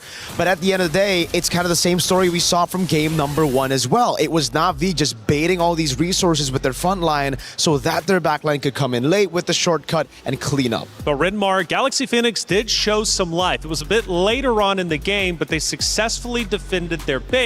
It didn't amount to much in the overall scheme of things, but they were still fighting till the very end. Yeah, it was a preview. That Selena of Sophia, which did already get to have a great showing in MWI, arrow after arrow, and this is a rare moment in this series of Na'Vi slipping on the discipline, not respecting the gap closing capabilities of Ling on the Sora. It was able to get taken down by Na'Vi, but once that arrow hit, bang, and it landed on Rian as well. So you know that the Selena comfort is there. It's just that, again, overall, this happened way too late. I think it's just the early fundamentals built up again, something that Rain mentioned too, right? It's the drafts. Now, what specifically in the drafts should they fix? It's not just the Freya picking up these prio picks, but it's also setting up for the Selena. If you're already planning for it, you need someone with mid prio, someone that can clear fast in the roam like a Cho instead of a Hilda. Well, as we head back to the stage, the ladies once again get set back up to go toe-to-toe with each other for what could possibly be the final round. Na'Vi wants to close it out now 3-0. Galaxy Phoenix, however, need to reverse sweep. Not an easy task across any esport that you're playing, especially here in the MWI. It can sometimes be an impossible task. Galaxy Phoenix has already achieved the impossible, being the underdog pick, making it to this stage. But is that enough? Are they satisfied with their performance so far, or do they want a little bit more? As far as the fundamentals go, I understand Galaxy Phoenix is losing the hero picks, but do their fundamentals look good enough to where if they can, in fact, battle Na'Vi in the hero selection, do you think they can actually take down this Na'Vi roster, at least for one more map? Oh, definitely can. We've seen moments, especially in game number 1, where it was more prevalent, wherein it looked like Na'Vi looked uncomfortable fighting GXP. There were certain angles that they didn't take into account for, didn't realize GXP could even go for. There were moments of discipline that makes me wonder, how come GXP can't do that consistently? If they can find that consistency, then the fundamentals will show. You did question Sora for the side of Galaxy Phoenix. Do you still question it now? Yeah, as a first pick, I don't really like it. Especially with the Freya up, with the Claude up as well. Something that's just integral for Winnie. You know, something that's just so important. I'm going to play devil's advocate, though, for Renmar and say I don't think GXP have the fundamentals against Na'Vi. No, That's fundamentally, tough. They are worse than GXP. What they thrive in is chaotic skirmishes where they can rely on their mechanics. Yeah, I'd say mechanically, they can go toe-to-toe. Maybe they're even better than Na'Vi PH. That's a tough call. Sometimes you got to keep it real on the desk, and you absolutely did. I'm still rooting for the underdogs. Galaxy Phoenix, at least get us one more map against Na'Vi. You made it this far. Make the most of it. After all, top 4 is a massive accomplishment, but making it to Grand Finals, lifting that trophy, is even bigger than you could possibly imagine. Map number 3, a fresh opportunity. Will Galaxy Phoenix take advantage? Are they still a little bit too reactive with the bans? Exactly. I don't know about this. You're rushing bans on Chip and Bama. This screams Na'Vi is in the heads of GXP right now. I mean, desperate times call for desperate measures. GXP certainly in that desperate time right now. It's match point in a best of 5. They thought they could slowly get into the series. Yeah. So far, it's just been a wipe. And Na'Vi have been fast and they have been ruthless. If it gets to the point where you are just fielding some of the best meta picks all out there in the open, trying to overload one another of choices, and maybe that's where Galaxy Phoenix is just leaning onto now. Let's have a lot of choices open so that we could miraculously find a way. They're even banning Xborg first. Are they going to try to take a page out of the book of other teams where they're trying to go for the Mathilda Barretts right away? That's too much.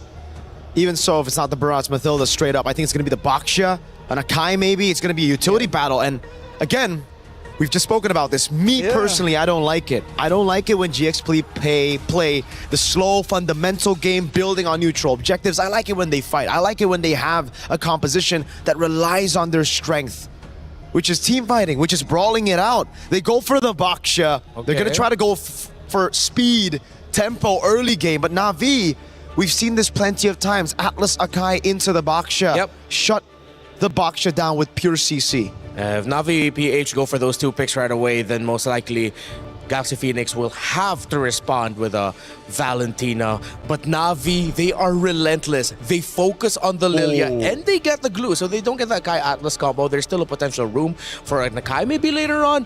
But I like that they have been consistent with this. They know the strengths of their mid lane with the Lilia. This allows them to get mid prio and be really annoying so that Lemma and Sophia will have a hard time rotating. Ooh, I like this Alice. I really like the picks now. Coming from GXP, right? Like the Baksha pick first was all right. I didn't really like it at first, but then Na'Vi responded with just Lilia and Glue. So that gave GXP an opening to punish them. The Alice pick is great for the Glue. The Farsa here as well. Really good poke and some more range that they didn't have in the previous game. If Na'Vi PH want to play around a solid formation around their mid laner, then they... around their gold laner, excuse me, maybe a Moskov at red 3 would be warranted. Or you pick it up at red 4, you just take away the Claude if you feel like the Claude won't have enough firepower to deal with what could be a very fast scaling Baksha Alice Farsa together. I'm okay with that. At the same time, you take away a pick.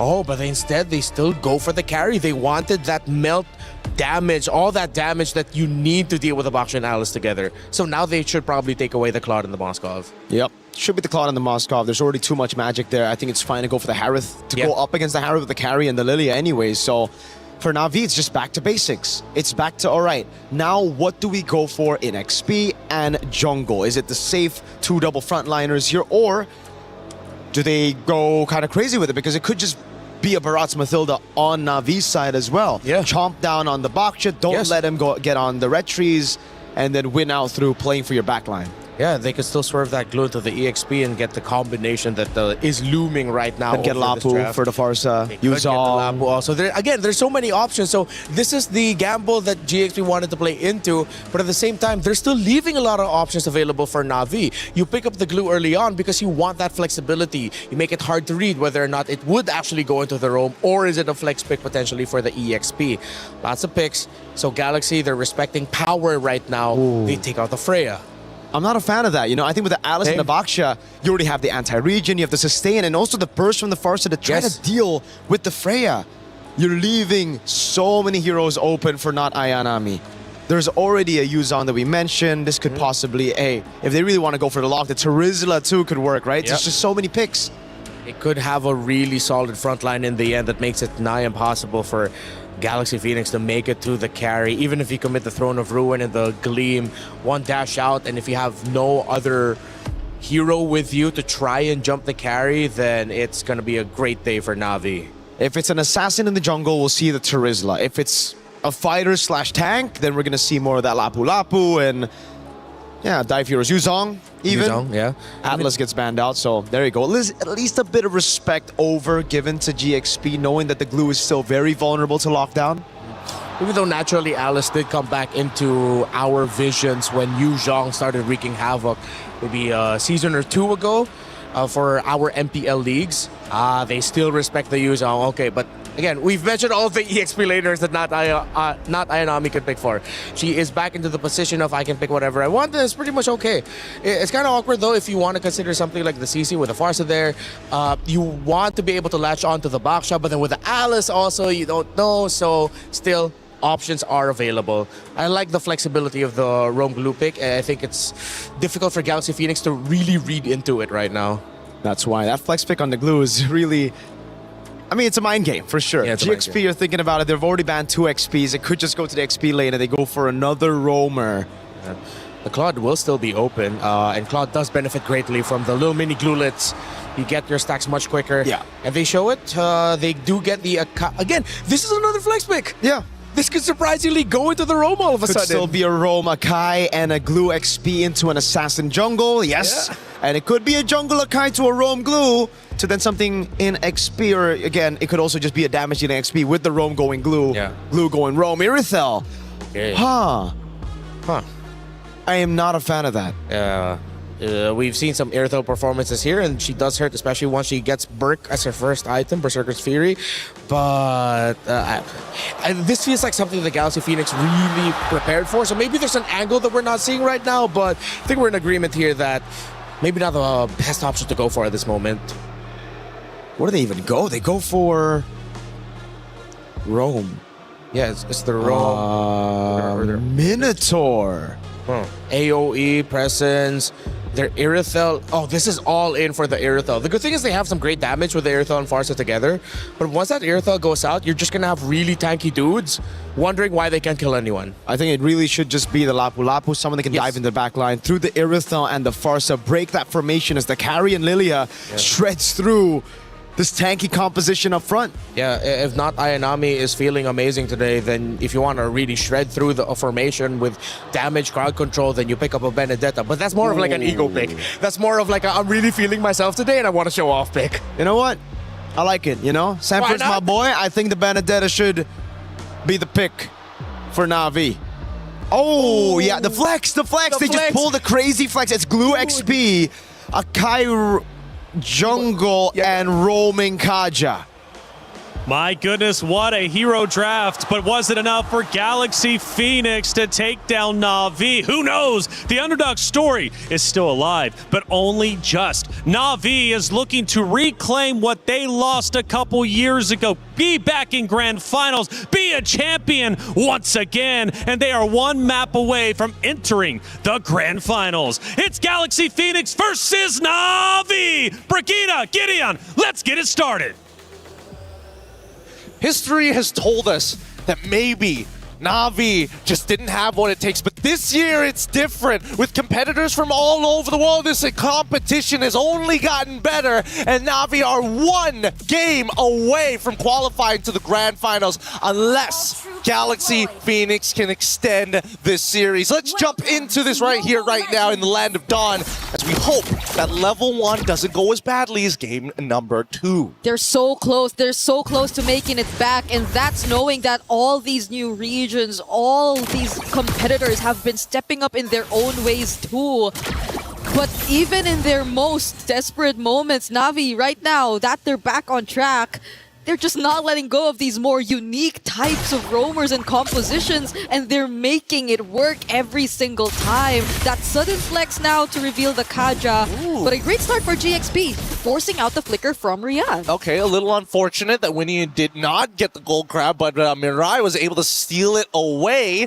But at this stage, you can see what exactly they want to do. Sophia is a little under-leveled here. Oh, Lema to flicker to... This has been the trend for every single early game. Na'Vi with the Lilia not changing their mid-hero for 3 games straight, just constantly spamming all these pokes. And now that it's with a Kaja, it's a lot more annoying in a sense that even the Kaja is just gonna walk up straight to you, apply these slows, and potentially even a bit more damage. Yeah, what I can't understand here was what happened here at level 1. Why was the first rotation down towards the goal when it should have been here in the mid? The mid is struggling right now. Unless Sophia can close the distance and land that stun onto Rain and get a full commitment with Lima in the jungle, that's kind of the only problem. But Winnie here might just get solo killed, no problem as well. Oh, so close!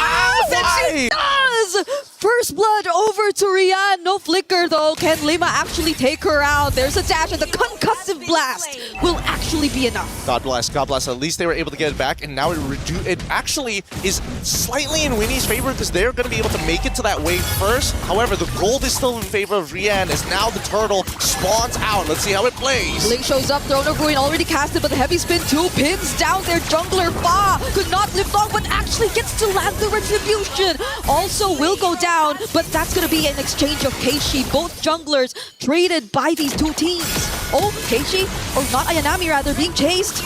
That's going to be another kill over to GXP. And not Ayanami, unfortunately, not finding the perfect angle to actually get the split down. For the time being, though, running on the opposite side, and this is what I was talking about. Now, getting control over that wave. After this solo kill, initially, most people are going to be thinking, yeah, no, this is going to be great. Rian equalizes the lane. It actually doesn't, assuming that Rian was able to survive right up till the dive. Yeah. Now you can see the level lead as well as the gold lead becoming more clear as Winnie is trying to just lock out this lane. I feel like GXP2, after what happened in game number 2, are just like, yeah, we cannot just let Winnie experience the same thing all over again. No more. This isn't a chip lineup anyway, but the fact that they are on a very hard lockdown type of composition who could just pretty much combo it with either the carry and the Lilia are still going to be a massive threat for Winnie as the main damage dealer later on. So now they are somehow showing us more and more rotations towards the bottom lane. I think that's also why you got to see that in the first minute of the game. Yeah, I think Winnie at this point is probably just praying, like, please do not let me get hit by Divine Judgment. Like, anything but that.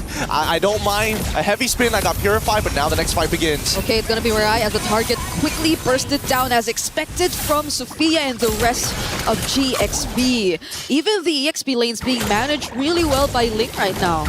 They managed to find an interception, which is great. But also, I think Na'Vi, unfortunately, is still having a bit of lingering thoughts from the previous game, thinking that they're really far ahead. Mirai, you're not in that position anymore, you know? You're not having an extra 1,000 gold on top of Lima this time round. Yep, and there wasn't, I think, anyone there yet to just really apply the follow-up damage. If ever they do get to find the Divine Judgment, they could probably deal a bit of poke here and there, but this is where it really should have mattered. This is the next turtle of the game, and both teams are going to fight for it. I can put the handcuffs on somebody. Unfortunately, they still need someone else to be the guillotine. Oh! Buzz after Keishi, that forces out the heavy spin, and the feathered airstrike already gets committed as well, but I believe it was cancelled, and now it's an isolation play onto Fa! Oh! Throne of Ruin and Yo and Fury! GXP might actually turn things around. Rain having to flicker out, Winnie with a heavy crossbow, dealing a lot of damage as well, and they survive. It's a 1-for-1 trade so far. Both junglers are down. That counter engage coming in from Ling to save the day right at the very end. However, Rian still 2-1 score, trying to keep back up, and despite what happened in the early stages of the game, manages to get enough of a care package, some economic aid to stay even. All these ultra-reliant heroes from GXP though, they probably will get it back a few moments later, but Na'Vi are just for sure going to be confident enough to get back in this too. It's only the heavy spin that's been taken out alongside the Divine Judgment. I don't understand why Ling is still trying to pull the wave. They know that they didn't have their ults earlier. They could have started zoning out way earlier. They knew they didn't have ults. They also knew they didn't have the battle spells. And now they're giving up the space over to Na'Vi. Yep, because Na'Vi are back. Heavy spin is back, and the turtle gets reset all over again. But it's going to be an attempt from Ling, which doesn't land onto anyone. And look at how not Ayanami is just trying to go for the zone. An annoying way to just break formation. Minnow and Fury forced out again, but it's Casey who gets knocked off. Fa still finding the retribution. They get to isolate Ling, but they might not have the damage for this. It's GXP finding more kills. Unfortunate indeed. Honestly, Na'Vi played as good as they can to kind of get out of this situation, but that first initial whiff coming in from Ling, really unfortunate to say the least, but Fa still made it work. Steals away the Lord just in time, because Keishi had pretty much all the advantages. Yep, they're really working as a unit at this point. Now a quick conversion to another objective as well. GXP are just focusing so much of their resources towards the bottom lane, even in that entire sequence where it feels like they barely paid attention to the other parts of the map, just as long as they could win it out in that turtle fight. Yeah, and now they just want to keep on progressing it, right? Whoa! Divine Judgment, that's gonna be one. It's a shutdown on Sophia. I think it's a great start if Navi, who slowly wants to get back in this game. But some of the bad habits are starting to show. The way that GXP is opening up the map is honestly getting them killed more often than not. Oh, good flicker and a pull! Oh, what a timing! He still gets brought back. Now it's another kill for Navi. It's both mid duos. Yeah, Lima tried to use the Minoan Fury as a means to not get displaced because of the anti-CC, but just did it a little too late, unfortunately. This punish is good, but that battle spell, I don't know. If you're already going to flicker anyway, you might as well just let it happen. Yeah. And Nara Yanami will just get it back real quick. We're looking at the gold difference right now. Not much in terms of the gold lane, not much in terms of most of the lanes. It's really in the macro that you kind of feel what GXP wants to do differently this time in comparison to Navi. But at the same time, it feels like both Navi and GXP, they've sharpened each other enough after these past 2 games. They're really picking up on the bad habits. Look at this! Oh, once again, we find another isolation. Sophia gets caught here by not Ayanami, but will get to Wings by Wings her out. But under the turret, can Ayanami still find the kill? It seems like it's a no, and then Fa gets dragged back under the turret. Oh! An unfortunate sequence for GXP. Really sad, but well played from Navi. They are not going to take this sitting down. They're going to make sure that they're being tall and proud when they take this game away. It's 6-6 so far, and Navi are in full position to take the Lord as well. Divine Judgment is not up, and Split is still on cooldown. This is just so interesting to me how Navi are able to deal with either the utility or assassin comp from GXP. Right? I totally agree with you, because again, we're seeing many different sides of Navi. Usually, we see a lot of, big personalities, but a very linear and clear idea of how they want to play a game. Navi, not only have they shown how tall they are, but they are showing how wide this team composition and the styles of play that they have in their pockets are. Oh, they're going to go for Rain. What? That's the Minoan Fury and the Throne of Ruin, but the heavy spin as a defensive tool to just make sure that GXP are not able to push forward. Rian joining in the fight too might make a huge difference right now. GXP lose a little more in the process.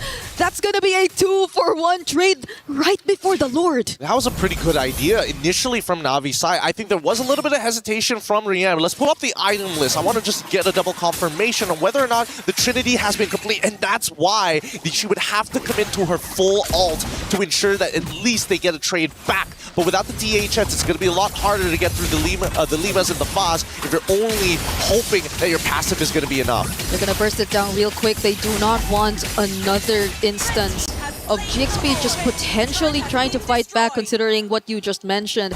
They still don't have the DHS, but at least for now they get a bit more advantage and the first Lord of the game as well. But it's interesting, at least for GXP, they're able to really push the sides, but Mirai, all alone here, gets a bit of protection from Keishi, and now 2 members at least brought really close under their very own territory. Throne of Ruin casted by Ling, not Ayanami trying to find a target, does find one, but the damage dealers aren't here. GXP are just turning things around. Rian finally comes to join, but then Sophia, Mirai from behind, who does she find? It's Sophia, but she doesn't have the Divine Judgment. Rain and Rian are making it work all by themselves. This is what I was talking about. Bad habits. They notice GXP, they keep coming at us front to back. They're not thinking about their size. They're not thinking about flanks. They're not thinking about that huge top wave getting demolished by the Lord. And now Navi are just chasing after them, so they couldn't go for the defense. Vader Strike trying to help out Ling, but it's not gonna be enough. This is the 101 of war. When you are fighting in the front lines, you must understand what your supply lines are, the logistics to get there. And right now, Navi have attacked them in so many different areas. GXP, you can tell the tunnel vision, the peripherals is getting darker and darker. They have to wake up. Take a moment, just breathe. Because we're so used to them being really synced up in terms of especially prioritization, the targets that they go for, and how they're always almost on the same page. But we're not seeing that from GXP at this point. It's more so from Navi as they find another kill. Sophia knock up from the Minoan Fury together with the Throne of Ruin, but the relevant members are just getting away. It's not Ayanami traded out, but Fa goes down too. It's a double for Rian, and she's just 7-1-2.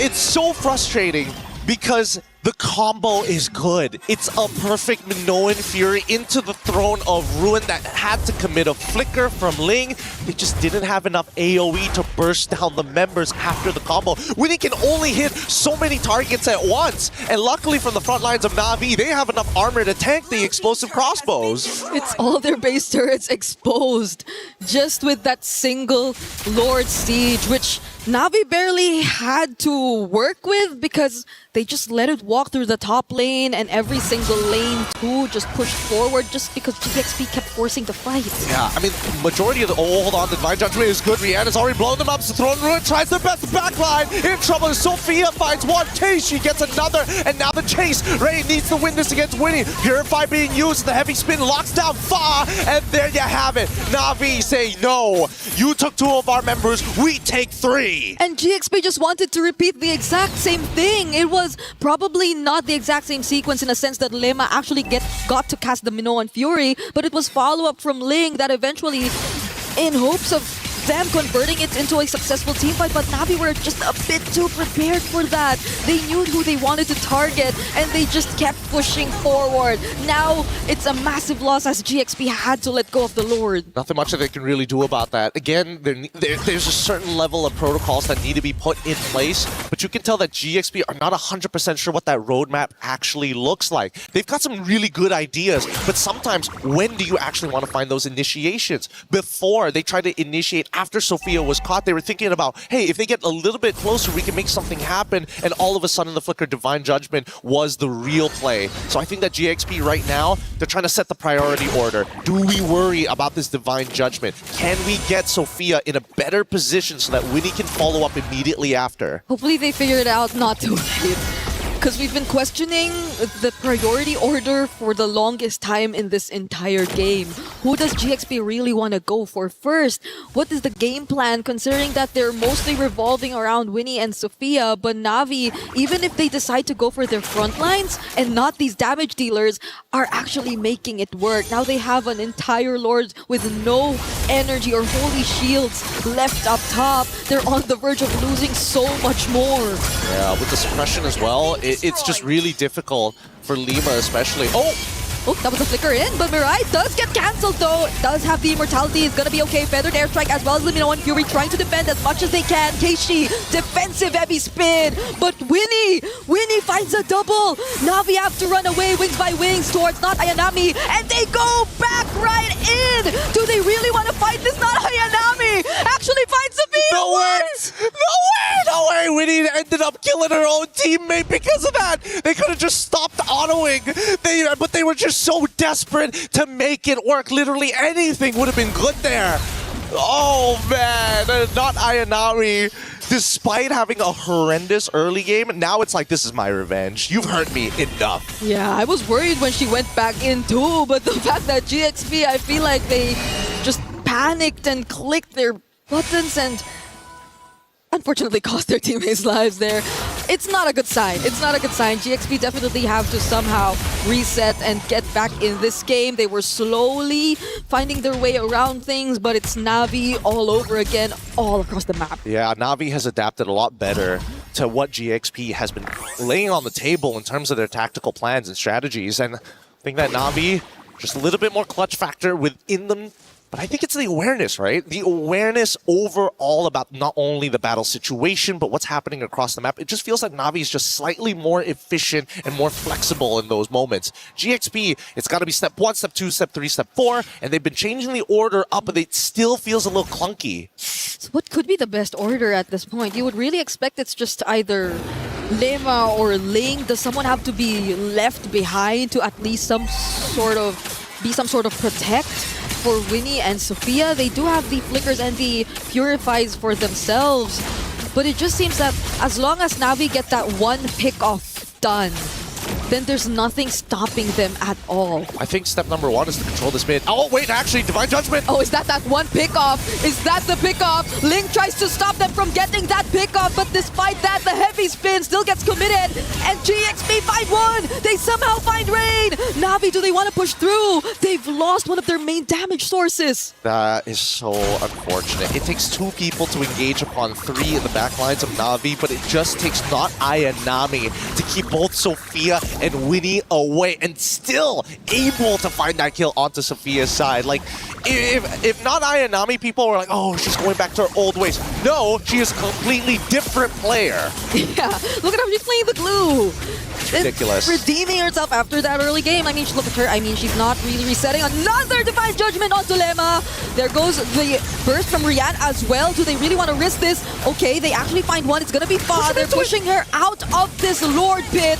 And that's enough to secure the objective, but it's in exchange of not Ayanami. And that's totally fine. Look at the timers. Look at the timers. The wave is going to spawn. If they waited a little bit longer, it would have been nice after the 12 minutes. But since then, even so, not Ayanami has gotten everything they've wanted. Lima doesn't have a flicker. Ling still doesn't have the flicker as well. And by the time the Lord actually makes it down into the base, she's still not going to have the flicker. Yeah, I feel like GXP wanted to go for something there, but they saw Mirai and were like, nah, no. It's good. No. And we have a Lord. I'm glad they actually realized that they may have to pull back a bit because they have to deal with a Lord, and Na'Vi are approaching their base. At this point, I might as well just stare at Mirai the entire time because, again, her flickers with the Divine Judgments have been immaculate. Okay, they get to clear the Lord. Na'Vi are not really going to make use of it just yet. They also have to wait for not Ayanami, I feel, if they really want to risk a 5-on-5 engage. So GXP are taking advantage of this, and at least after 18 minutes are still in the game. Would you say? I would say that Na'Vi understands their composition, but they're also giving a lot of respect to GXP. Yeah. Like, despite everything that has happened in this game, GXP was going even with Na'Vi, despite the score leaning into Na'Vi's side for at least 8 to 9 minutes. Now here in the late game, despite having an advantage with that long lane already wide and exposed, Na'Vi still ain't pressing the matter. Yeah, the combos you get to see from both the Farsa and Irithel, I feel like we already saw a glimpse of what it could bring to the table when they immediately bursted down Rain. Because Rain typically on the Lilia has been always very aggressive. She's been showing up on the front lines, a lot of help towards not Ayanami, but during that moment, I think she also didn't expect to get bursted down as quickly, so they might want to pay attention to that, because that'll definitely change the way they approach their team fights for even just a bit if they don't want GXP to find an opening. Yeah, let's quickly look at the items here so far. The Malefic Gun is already done, but I'm looking at the tank specifically because I'm already seeing that they made sure that they have the right items. A decent amount of armor, but just enough magic damage to start burning down the squishies, which is probably why Ayanami isn't dying as quickly in comparison to Ling having to deal with the true damage of carry. Oh, but this could be a problem too. Immortality pickup for Winnie already. Just letting go of the boots and understanding that she definitely has to be the one to survive in these fights. I think Sophia's also building a winter crown very, very soon, so they'll have more tools to survive if ever Na'Vi does go for another surprise Divine Judgment play, which puts a lot of responsibility on Mirai. She has to be very particular. I know she has been, but even more so now when it comes to who she uses the Divine Judgment on. Yeah, that's the thing, right? So far, Mirai not only needs to use it defensively, but more importantly, have to be very proactive on the map. Because you already have the fleeting time, you might as well just let it rip when you have the chance. But if that window, and you don't have that follow-up, isn't good enough, GXP, again, might even up the score 18-18. Yep, the punish is very much possible for GXP with just a single mistake, but Na'Vi are bursting the Lord. Oh! There goes the heavy spin, and they could not react. Not Ayanami finding one. Does Na'Vi still fight? This is a no. They flicker out. They want to run away. The Throne of Ruin captures one, though, and it's going to be Mirai, but Lema finds more. The knockups on multiple members, but the flicker, the reposition from Mirai. She's actually still alive! And the rest of Na'Vi are body blocking one by one as they turn this fight around. Rian now taking one auto attack at a time. Your battle lines are down. I will take the space! Sophia has to fly away because they're already losing out on so much. Fa and Lema are down. The front lines It's just Ling who could serve as that front right now. Unbelievable peel coming up from Navi's side. They've created an endgame scenario. Winter Crown is already purchased, but the situation is dire. All waves collapsing at once. Rian down to half HP, but the jump from not Ayanami. Winnie had to get out of that. Sophia too with a flicker, but the grab! Sophia popping the immortality and the sweep coming in for Navi! What a game. What an absolutely disgusting game coming out of Navi. Not only have they shaken off the rust of day number 1, they're coming in here saying, no, you better remember the name. It's going to be at the Grand Finals. They find their way back to the Grand Finals.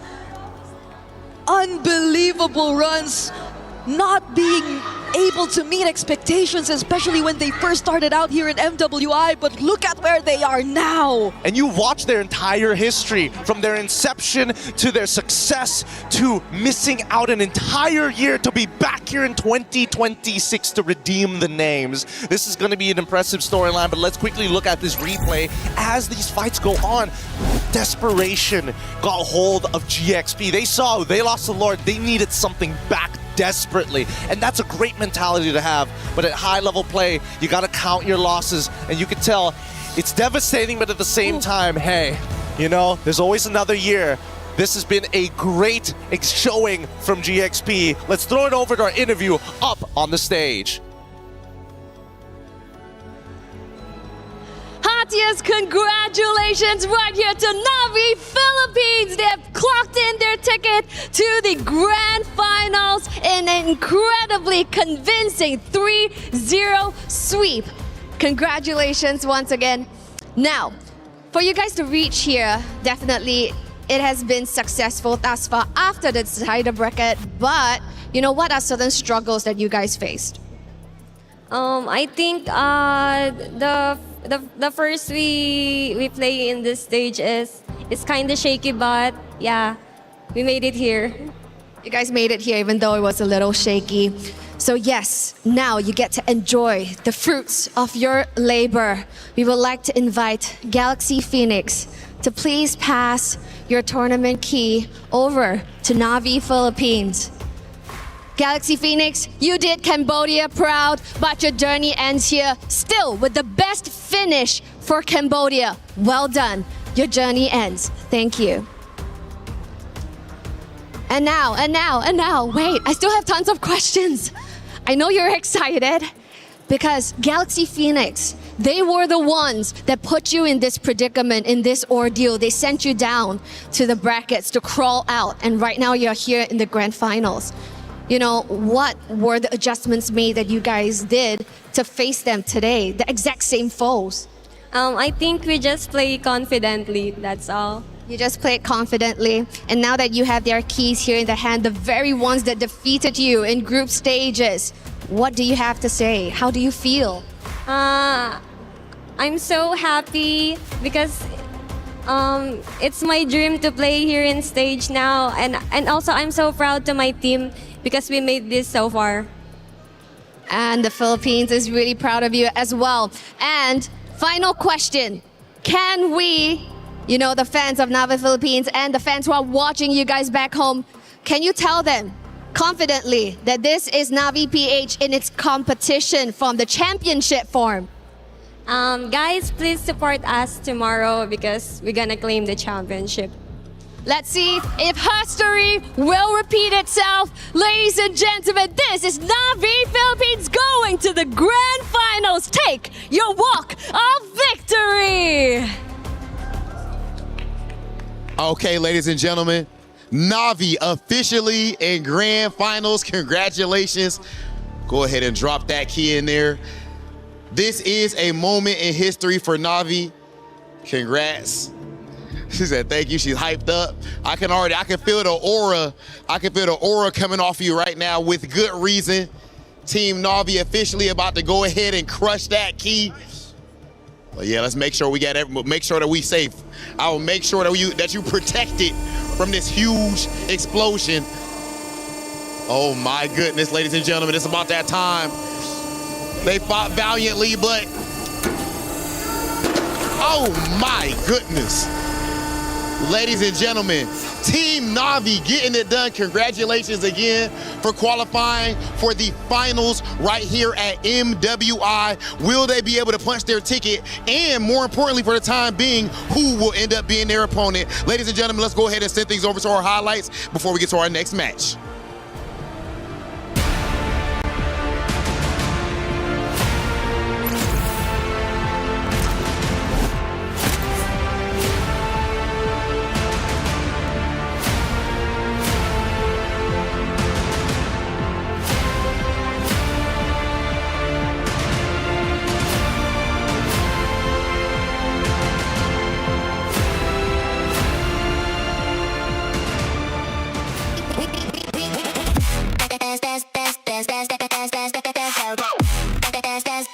We booked Esports World Cup up.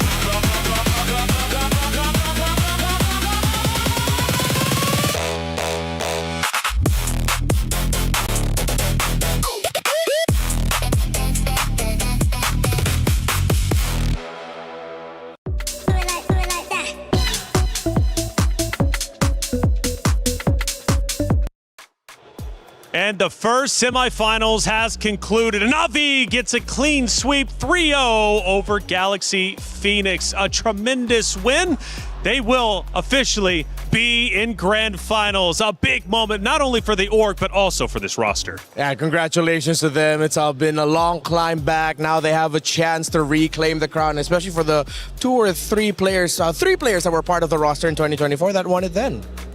Dude, I mean, I think we could all just call it here. We assumed the right things as well. We got the analysis right. Game 1, 2, we got it. But even in Game 3, where they went for the overcomplicated drafts that we were criticizing from Galaxy Phoenix in Game number 1, Game number 2, they still were able to make it work. Fantastic performance from the Na'Vi girls. Let's take a look at our first action of the game number 3, and it is going to be on the right-hand side here. We got a lot going on. What's happening? Yeah, this was the little trade that Miracle pointed out to me and made me fully realize, yeah, in terms of the fundamentals, it's Na'Vi. How they were able to drag this out, the push and pull. It looked really good for Galaxy Phoenix, but then this is where the veterancy comes in and just the raw fundamentals. The fact that they were able to come back into this, Rain and Rian being able to work together to get Winnie down.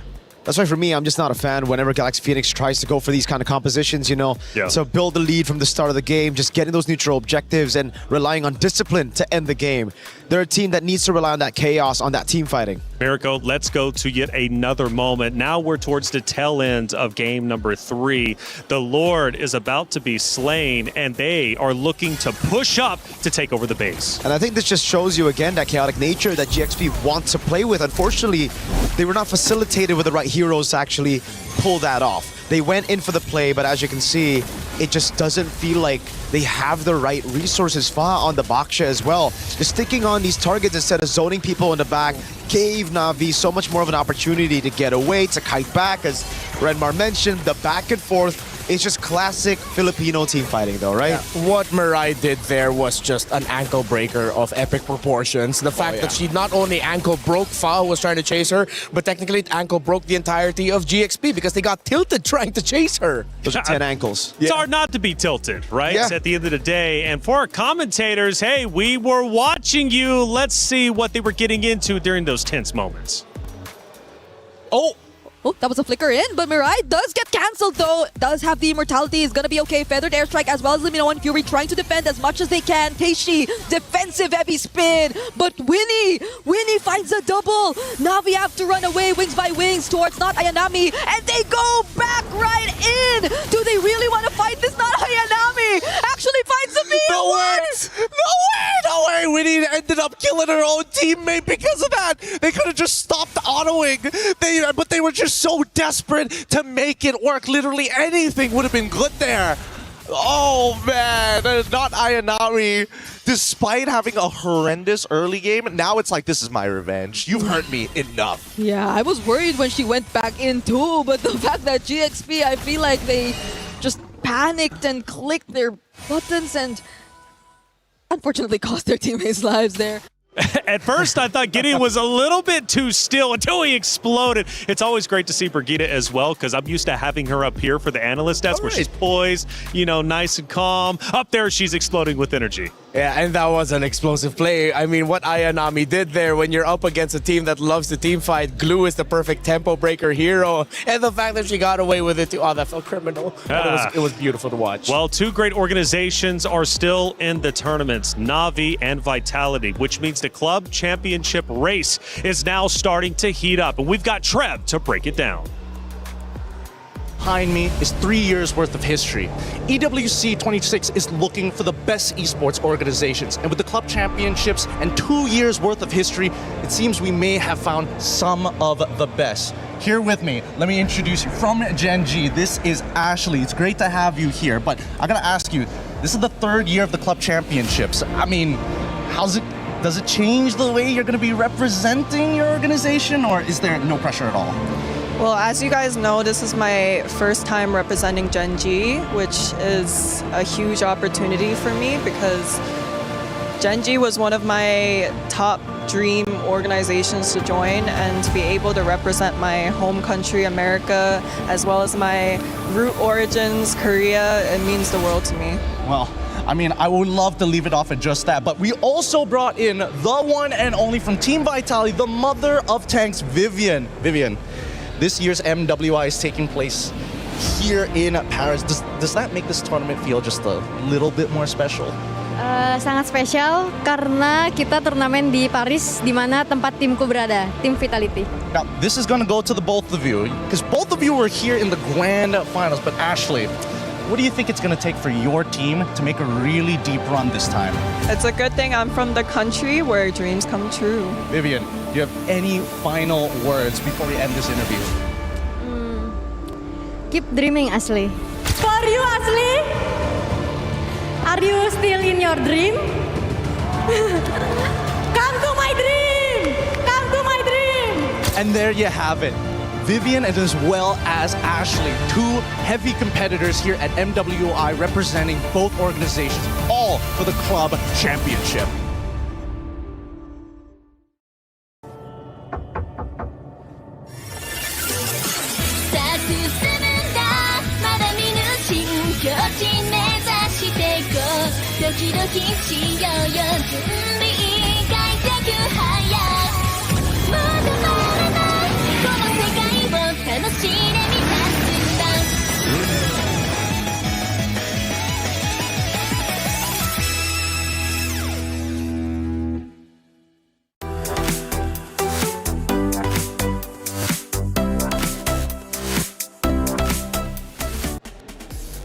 MWI is special for a number of reasons, and I can't think of a better way to break it all down than with such a special guest such as Ray Nung, the head of esports ecosystem for Moonton Games. Ray, a pleasure having you up here. How are you doing? Great. It's been a great lineup so far, so I'm happy to be here. Well, look, this is a special event. It's my first time being here, so thank you so much for allowing my opportunity to learn about this great scene and this game. MWI continues to expand globally with Western Europe joining the ecosystem this year. How would you evaluate MWI's growth so far? And can fans expect more regions in the future?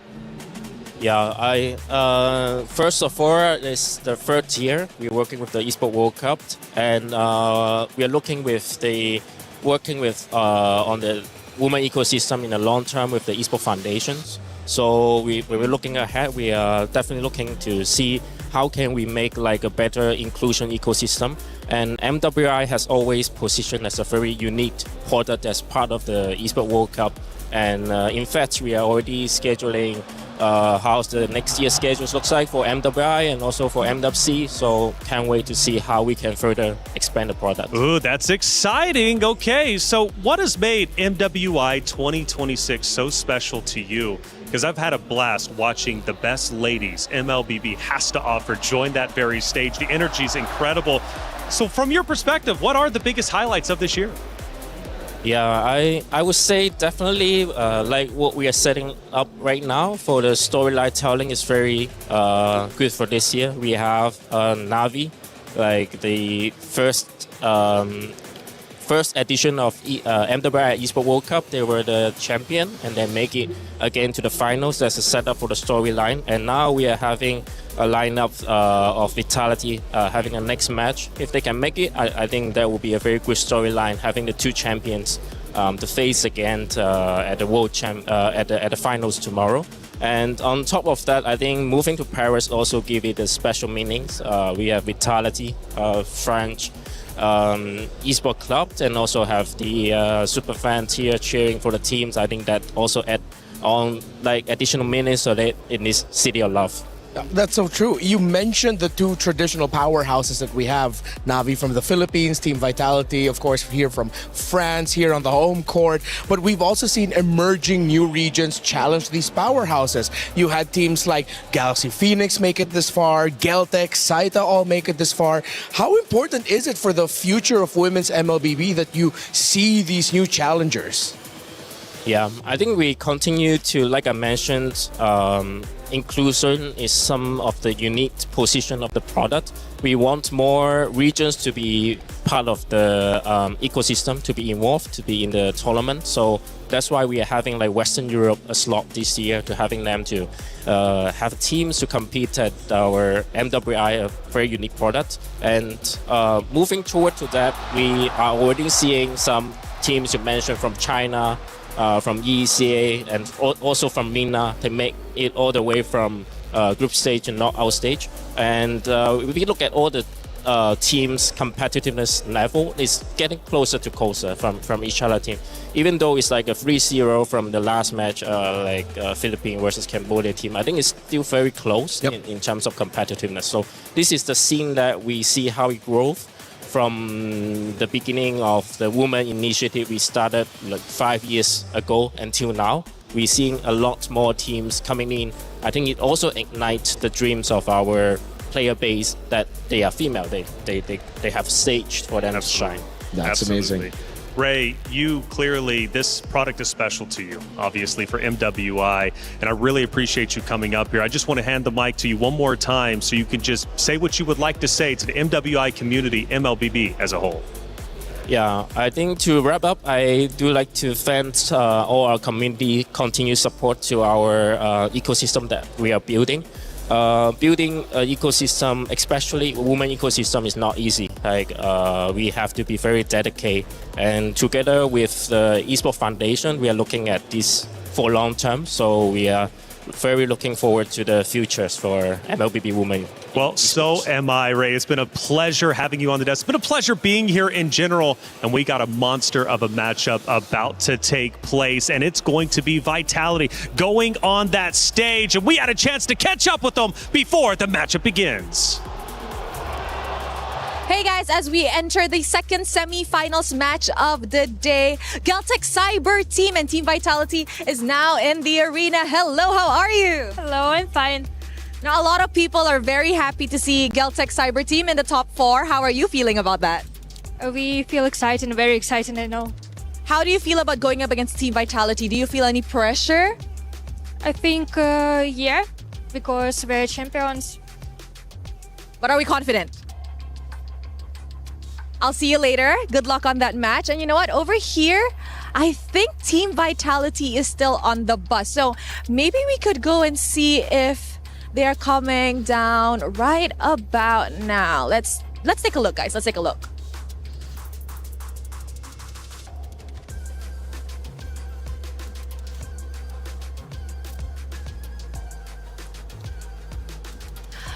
All right, perfect. Team Vitality is now getting off the bus, and I think we should definitely talk to our defending champions as they enter their semi-finals match today.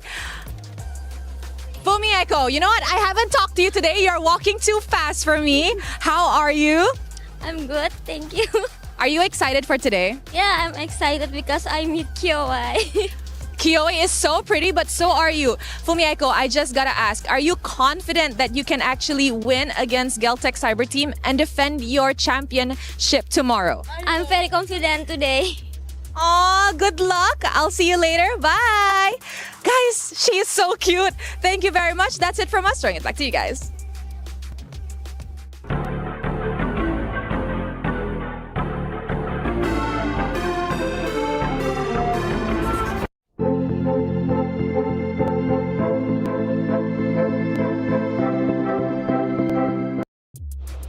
Thank you, Rose. As always, it's always so awesome seeing the players arrive on site. They always have a smile on their face, but they're vicious competitors. And these two competitors now, because there's only one spot in the Grand Finals left, and it's either going to Team Vitality or Geltec Cyber Team, both undefeated. Team Vitality, my goodness. I thought they'd go on a completely perfect run, but they still ended up dropping that one game to Team Falcons ID. But I never really felt like, as a Vitality fanboy myself, that there's any cause to worry. Like, I would... Yeah.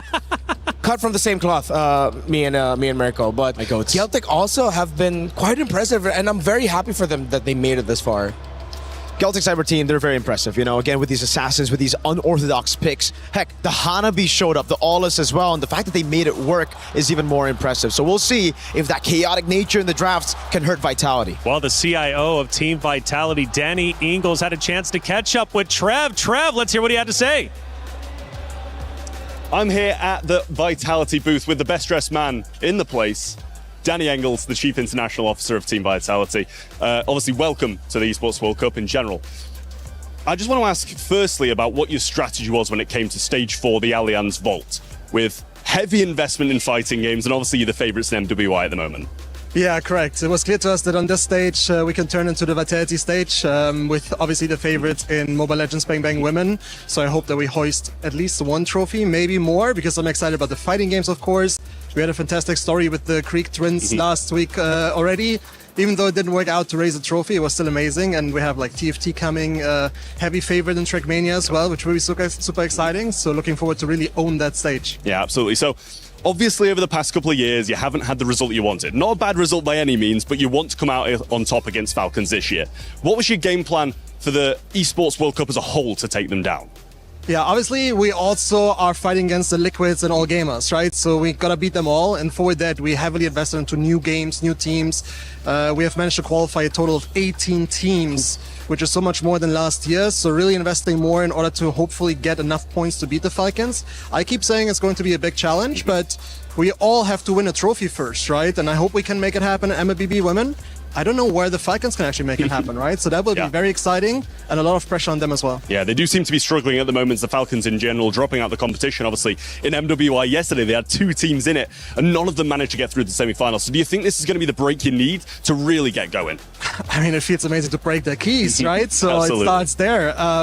No, I think the pressure is definitely more on them than on us, and I hope that we can keep it up like that. And as soon as we are in the comfort zone and make them more uncomfortable, I think it gets more and more exciting heading towards all the 7 weeks of EWC. Absolutely. Well, thank you very much, Danny. Thank you. And obviously, good luck in the Esports World Cup.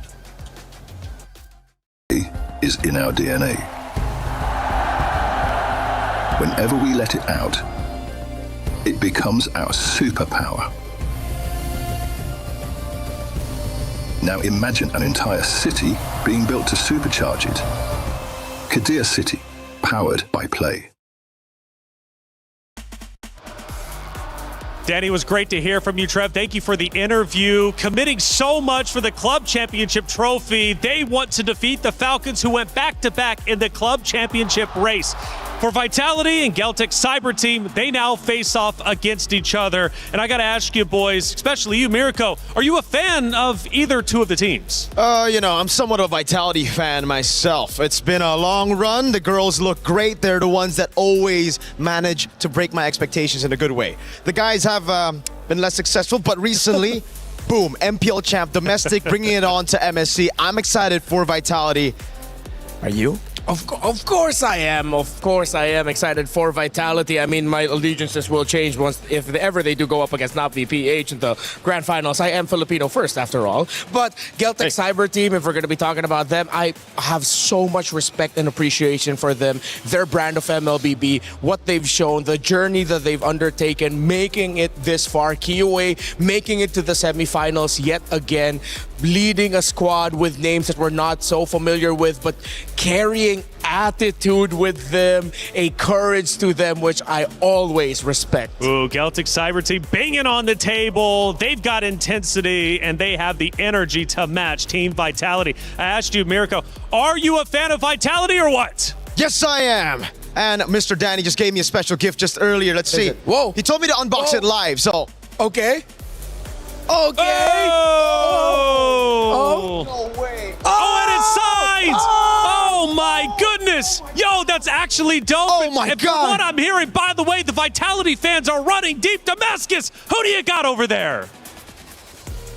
Taylor, the vibes are immaculate right there. I can't even know if you guys can hear me, but the Vitality fans are out there and we need to put the maximum amount of noise. So you know what I'm gonna do? We have to do that in French. It is time to welcome the Queens. S'il vous plaît, du bruit pour Vitality!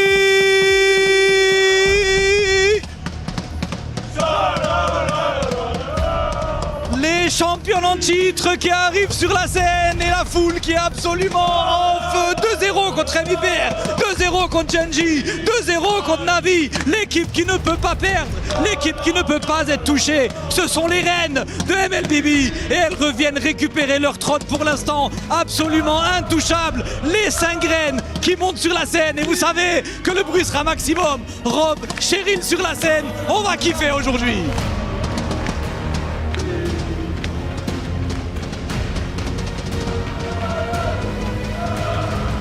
Now, this has been a matchup that you guys have anticipated even before coming. Vivian has penned Kioe on the board of what she wants to see in MWI, and now wish granted. Here in the semifinals, anything you would love to say to your opponents? Please don't make us sleep in the middle of the game. Oh, locked and loaded and ready to go. And with that, thank you so much. Please head on over to your battle stations. Team Vitality is clearly ready for a battle, ladies and gentlemen, but as close as they are to their dreams, there is a team that is standing in their path and hoping to achieve their own. Please welcome to the stage, Galtech Cyber Team. Galtech Cyber Team up to this point entirely undefeated, unscathed, going up against everyone. And the Ice Queen has returned. You can feel a shift in the energy in this arena just with her presence. We've seen their mastermind, Coach Osprey, has transformed this team into the Titan that we see today. And now, of course, we do have a quick interview. Right now, you're so close to achieving your dreams. But in order to finish it off, you have to go against what a lot of people look at as the favorite to win this tournament. How much pressure are you under and how confident are you? Насколько вы уверены? Ну, мы постараемся сделать максимальные наши возможности показать. Well, we will do our best to make sure that we play on our maximum capacity. Okay, and I'm sure you will. Please go ahead and have a seat, ladies and gentlemen. It is about that time. That's right. On one hand, the queen bees of the hive, and on the other, the Ice Queen herself. 2 apex predators are on the prowl in the jungle, but only one can emerge victorious from the land of dawn. Ladies and gentlemen, we are about to find out who is going to take that seat in the Grand Finals of MWI. Let's get things started with the semifinal. Cheryl, Damascus, Hollywood Rob TV, thank you for setting the stage. The competitors are out there and they're just moments away from competing toe-to-toe for the last spot in the Grand Finals. It's Team Vitality versus Galtech Cyber Team, and it's getting loud in the venue. Why? Well, because Vitality fans have shown up and they are banging on the drums. They're getting loud. They're going crazy. It's going to be a great matchup, seriously. Again, I set the stage earlier. Both teams undefeated so far, but one must face defeat after this. Yeah, home court advantage for Vitality. You pointed out behind the scenes that they maybe look kind of, Galtech Cyber Team, are looking kind of nervous. I would like to think it's their more stoic, mysterious nature that they like to show off, especially Kioe, the Ice Queen. She's called the Ice Queen for the jungle, not just because of her cold-blooded gameplay, but of course, what she does behind the scenes. Well, I tell you what, Miracle, if he's going to bring up the Ice Queen of Kioe, let's bring up the Hive Queen of Vivol. You've got two queens about to battle it out. Absolutely. The Hive Queen Vivol has been, taking all the attention from the fans as well. I've heard some chants already from the Vitality fans in the building screaming, Vivol, Vivol, Vivol. And it's through her playing a plethora of different picks. When we've seen players just stick onto the tanks, stick onto the assassins, Vivol does both equally well. Although I'm a bit more biased to the Assassins. Ooh, I like the Assassins, especially after one of the matchups we had on day number, I believe it was 2 or 1. So fast-paced, absolutely brutal. And speaking of brutality, this is, in fact, the boss fight for Geltec Cyber Team. In fact, for all rosters, of course, every contender must meet Team Vitality to claim the trophy. And fun fact, Vitality has yet to miss a grand final appearance in MWI. They are always there. But is this time going to be different? Is Geltec Cyber Team going to take them down? Well, obviously, it's up to them to decide, but it's 2 massive battles about to be underway. And again, both teams undefeated. Will it be smiles? Will it be heartbreak? Well, again, it's based upon how they end up playing. Now, fun fact as well, both teams also eliminated Falcons from this tournament.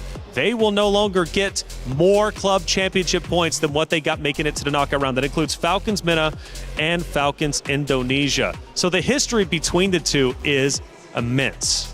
Geltec Cyber Team, what they were able to show off yesterday against Team Falcons MENA, it was just strong mindset. They had a difficult game number 1. It really looked like it was going to end quickly, and it would be Team Falcons MENA in this semifinal today. But then they held strong, and they showed off why they've made it this far. That's right. Tamirka, I got to ask you, man, losing a map. Now, for most teams in a series, we don't really bat an eyelash at that. We'll mention it. It is what it is. For Vitality to lose a map against Falcons Indonesia, it was said on the desk, it was almost like the world turned upside down. I do agree, you know, it's a bit concerning, maybe a lot concerning if you're looking at the track record of the team and how dominant they've been throughout MWI history. But I think I'm pretty happy. I think the Vitality fans should be pretty happy as well that they got a reality check very early on in the knockout stage and they were able to recover. So I think more props to the women here because they were able to recover in such a short period of time after getting come back like that. The mentality stayed strong. They went back to the drawing board and they cooked up a fantastic early game draft to close it out. Renmar, I was hearing rumors that when Vitality went back on stage to go into that final map against Falcons Indonesia, they were shaking, physically shaking. But after watching them beat Falcons Indonesia, I think it was pure anger. Yeah, we saw Vivian on her show. What more can you ask for in a backs against the wall Team Vitality who are fighting for tournament life with all of the pride? She gets her most iconic pick, and she had an iconic performance. So if they were shaky behind the scenes, it definitely didn't show in game. Nope, it was, I think, pure anger is what we saw. Oh, my Lord. The Cho pick was amazing, by the way. Like, the amount of times she was able to catch Zev on a Harley, it was just ridiculous. An orange buff steal at the start of the game. So for Geltec, I really hope they've studied that. I really hope they take it away from Vivian. Yeah, let's see if there's going to be a way for them to deny it. Maybe not try to overthink it. I like that, especially up against a team like Vitality. We talked about Vivol earlier, who is very flexible in the type of jungler that she'll get. My personal favorite, and it is because of a bias of mine, you know my favorite pick, the Akai. Taking it away from her, I feel like it's a great call by Geltec Cyber Team. Vitality have really just relied on that Panda to get through a lot of these games. Heck, 3 games out of 3 just yesterday up against Falcons ID on the Panda. So I like it, but also it's kind of like the Claude for Winnie type of situation. I feel like for Vitality especially, it's if it ain't broke, don't fix it. If you're going to let the Akai go, we're going to pick it up. Now that it's finally banned out, we get to see some more of those prio picks, maybe some more of the picks that were hidden by Vitality from the group stage all the way to top 8. Yeah. Let's see if Vitality has much more left in the tank. Oh, they're taking away the Hirara, of course, from Kiowa. We touched on the Aulus earlier in the pre-match discussion, and that should be a possibility here for Geltec. I want to see them consider their options. I want to see them get creative, maybe even bring back picks like such as the Julian if it works out well for them. That was the pick that put Kiowa in the map 2 years ago. For Geltec Cyber Team, though, they have something in their back pocket, and that's Coach Osprey, who has been absolutely phenomenal in leading this roster. Coach Osprey, going into this hero selection, you've already seen some of the bans. What do you think his game plan is going to be? Well, it looks like right now Geltec are just taking away some of the most annoying picks to deal with. If you're an assassin, if you're a team that wants to play somewhat steady so that your side of the river and jungle is safe, and then you'll find your moment, go for that explosive play, and then snowball from there. All their 3 bans scream. They want to protect their river. They want to make sure they have a good XP matchup. No tempo control, right? Like that, they want to have that. And it's equal amounts of respect from Vitality. We heard the spicy comments from Cine. Yeah. Don't put us to sleep with the game. Yeah. So we'll see here with the Hirara banned out. It's going to be the Bakusha also taken away. Knowing again, Geltec, even when they're not on assassins, they rely on fast tempo gameplay. So it's all about that Bakusha, all about the early rotations to get an advantage before Turtle 1. All right, with the Esmeralda gone, a Paquito, Freya trade is up in the air. Fovius priority as well. I wouldn't take it away from Geltec Cyber Team also to later on show some flexibility through their mid lane pickups. There have been some teams who have picked up the Sicilian. I love MWI because a lot of my favorite picks, even though quite cheesy as they are showing up. But teams who are willing to play that risk have shown some good results. Whether or not they won the game, but they get good results in-game with high KDAs. You see the opposing team struggle with it. So we mentioned some of the power picks. Let's see if they'll go another way. Geltec Cyber Team are taking a while for that first pick. Valentina as first pick for Geltec Cyber Team. I did not see that coming. I think they're looking way too closely at what Cine could potentially show up in the mid lane with. Either like an Eve or a Farsa. This feels a little bit of like an overthink. But then at the same time, you have the Atlas, so you're trying to turn off the possibility of Vivian picking that up. I think they're setting up for the Atlas pick themselves here. Possibly a Sora as well, trying to go for the CC combo up against Vitality. Controlling that neutral objective has been one of the main winning conditions for Vitality, so taking it away from them could be the play. Freya, though, and the Atlas, they don't care about the Valentina. They'll go straight through, brute forcing their way through a Fatal Link steal. Oh, they checked the bluff of Geltec and they said, all right, go ahead, we don't care. We're still going to go for the Atlas, even though we're giving it to you. Still, though, that means that Geltec can have an idea of what to expect, especially from the pick of Shell later on. It will be a gold laner that would want to pick up the Purify. Got to be careful with shaking your teammate's arm there. You don't want to yank it off accidentally. You know, I said they looked nervous coming into the venue, but after that little ordeal, I think they look just fine. They're feeling comfortable. They're in their zone. Yes. And Geltec Cyber Team is ready to take on the previous champs. There you go. Carrying the Balaric picked up for Geltec Cyber Team. Now, this could be the opportunity for Vitality to go for the Eve again. Could be stolen by the Valentina, but I feel like they picked up the Atlas so that they can overwhelm the Valentina with as many big ultimates as possible to kind of like make it difficult. Yeah. But now with the Beleric there, this puts a lot of pressure on XP and jungle to have the mobility because Team Vitality are going to be going around the map much quicker, which plays so much to the playstyle of Vitality. Quick, fast rotations, dominate, and don't give your opponent any breathing room. While for Geltec, the first 3 picks, as good as they are for the current metagame, we've talked about Beleric, especially on Stream B, as one of the best roam picks that you could go for now. I do not see that tempo match from them just yet. They need to match the speed that Vitality are going to be going for, and that makes it even harder knowing that in the center of the map, you're getting controlled by a Juicin. They got tons of CC Renmar, but no one to really deal with the carry. Now that's a concern for me. Vitality have utilized the Freya to beat the carry before, but it's a different kind of Freya. Where usually we see the Flicker, we maybe will see a Vengeance, and it's technically still flex for the Freya. Yeah. And the tough part is, if ever they're looking for more of an item-heavy carry in the jungle, let's say in the back of their heads they're thinking, hey, maybe we could put in a Yi Sun-shin for Vivo so that you can match the damage somewhat, a little bit of a mid-range option. That's the beauty of the Beleric in this current metagame. You have picks like that could be great, but then you're always overthinking, what about those damn thorns that's going to be coming out of this tree? How do we stop that? Phobia's ban is great here, so if they want to flex the Freya, it'll be good into the XP now, because usually a lot of teams, especially before the patch drop, before the Phobius nerf, would just go straight up carry Phobius to limit the Freya instantly. Wherever you go, you're going to be into a bad lane matchup.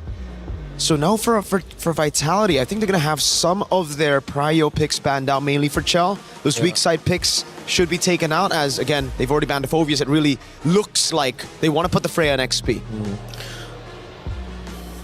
Geltec. Unless it's set up for like an Arlet pick or something, right? I'm trying to get into the mindset of Geltec right now, seeing that, they take out the Phobius, you don't have the EXP counter, but it still wouldn't be too crazy to see a world where in that Freya still somehow ekes it into the gold lane. Maybe I'm just missing a pick to fully add the evidence to that idea. So let's see. Because even if they go for something like, I don't know, Alice in the jungle, you're still lacking the damage. The biggest problem, even if you put Freya into the gold lane, you won't have the damage you need to take down that carry. You'll have a lot of dive. Maybe that's what Vitality's thinking about. Maybe we go back to that discussion we had earlier about the Hive Queen and how I personally like her on Assassins a bit more. Yeah. We haven't seen that too much. Only one Hirara game, and after that is mainly just the Akais. But with the Juicin, a utility mid, with the Atlas and even the Freya, I wouldn't count out the possibility of a Ling.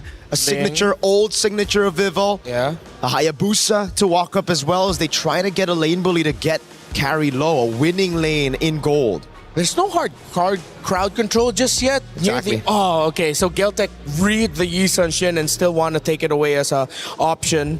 Even though they have the Belleric with them, they're still, you know what, play it safe. You mentioned the Assassins. Without any hard crowd control, single target, a Lancelot would be all right. Get those iframes up.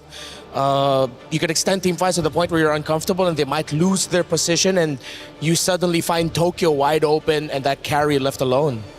So let's see it. Vitality, what's the decision gonna be? Coach Casius thinking about it real hard here with Cine, discussing the possibility of an assassin pickup.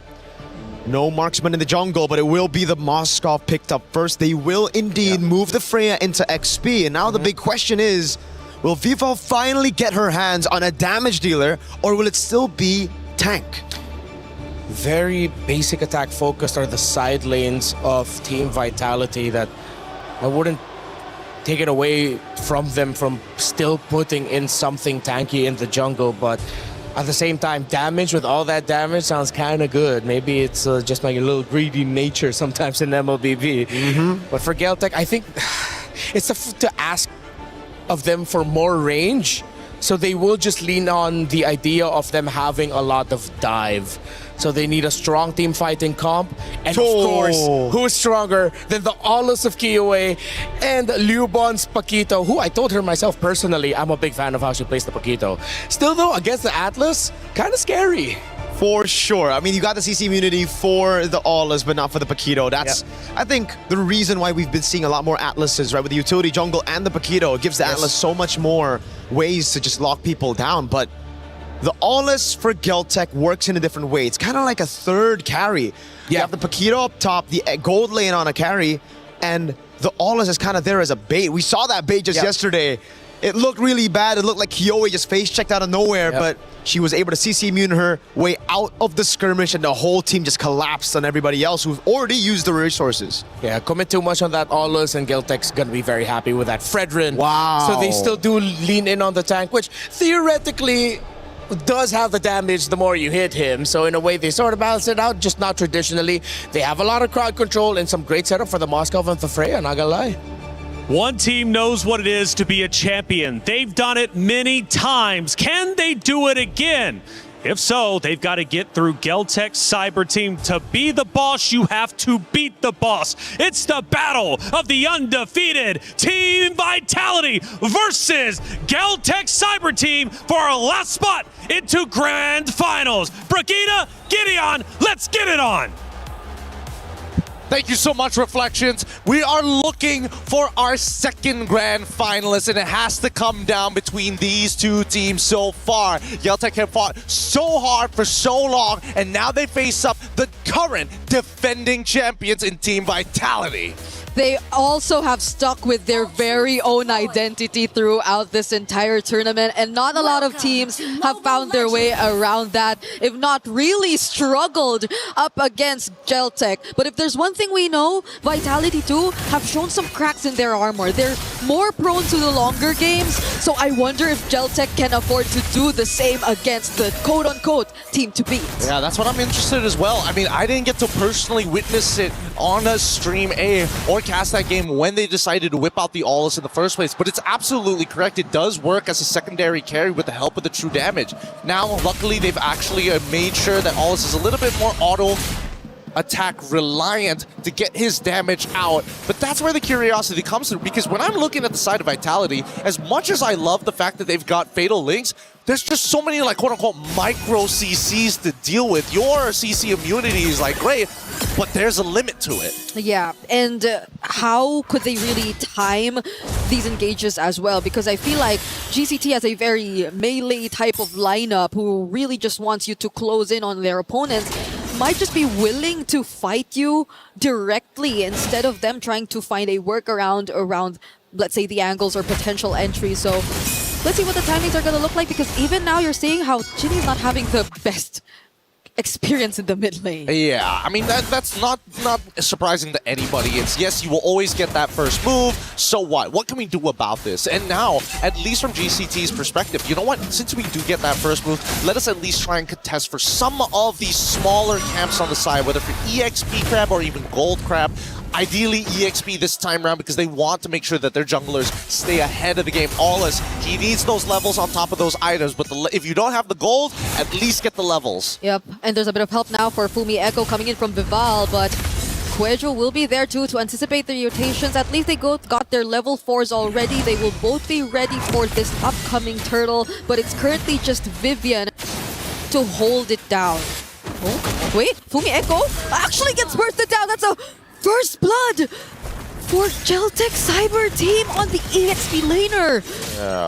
That was a little weird. They didn't get the ult, but now they're going to look for the contest, and now the fight breaks out. City in trouble! All alone in that moment, and the Fatal Links copied by Geltec. But Vival actually the ones who are able to secure the first objective. Can she get out of this? The taunt won't actually make it. Fumi Echo jumping in. There she goes, but Geltec might not want to commit to this fight anymore. And they don't have to. And just look at the positioning of Luban on this Paquito, right? It's really important for Paquito into the Freya matchups to not think, hey, I'm here to kill the Freya. If she makes a mistake, sure, but 90% of the time it looks like this. Yeah. You lose her abilities and she's beating you down the lane. Oh, Chelgok to dodge that taunt coming in as well. Potentially another advantage for Geltec, because so far they've already gotten some sort of advantage in the XP lane. Gold lane 2 is looking like they're starting to put a bit more attention there.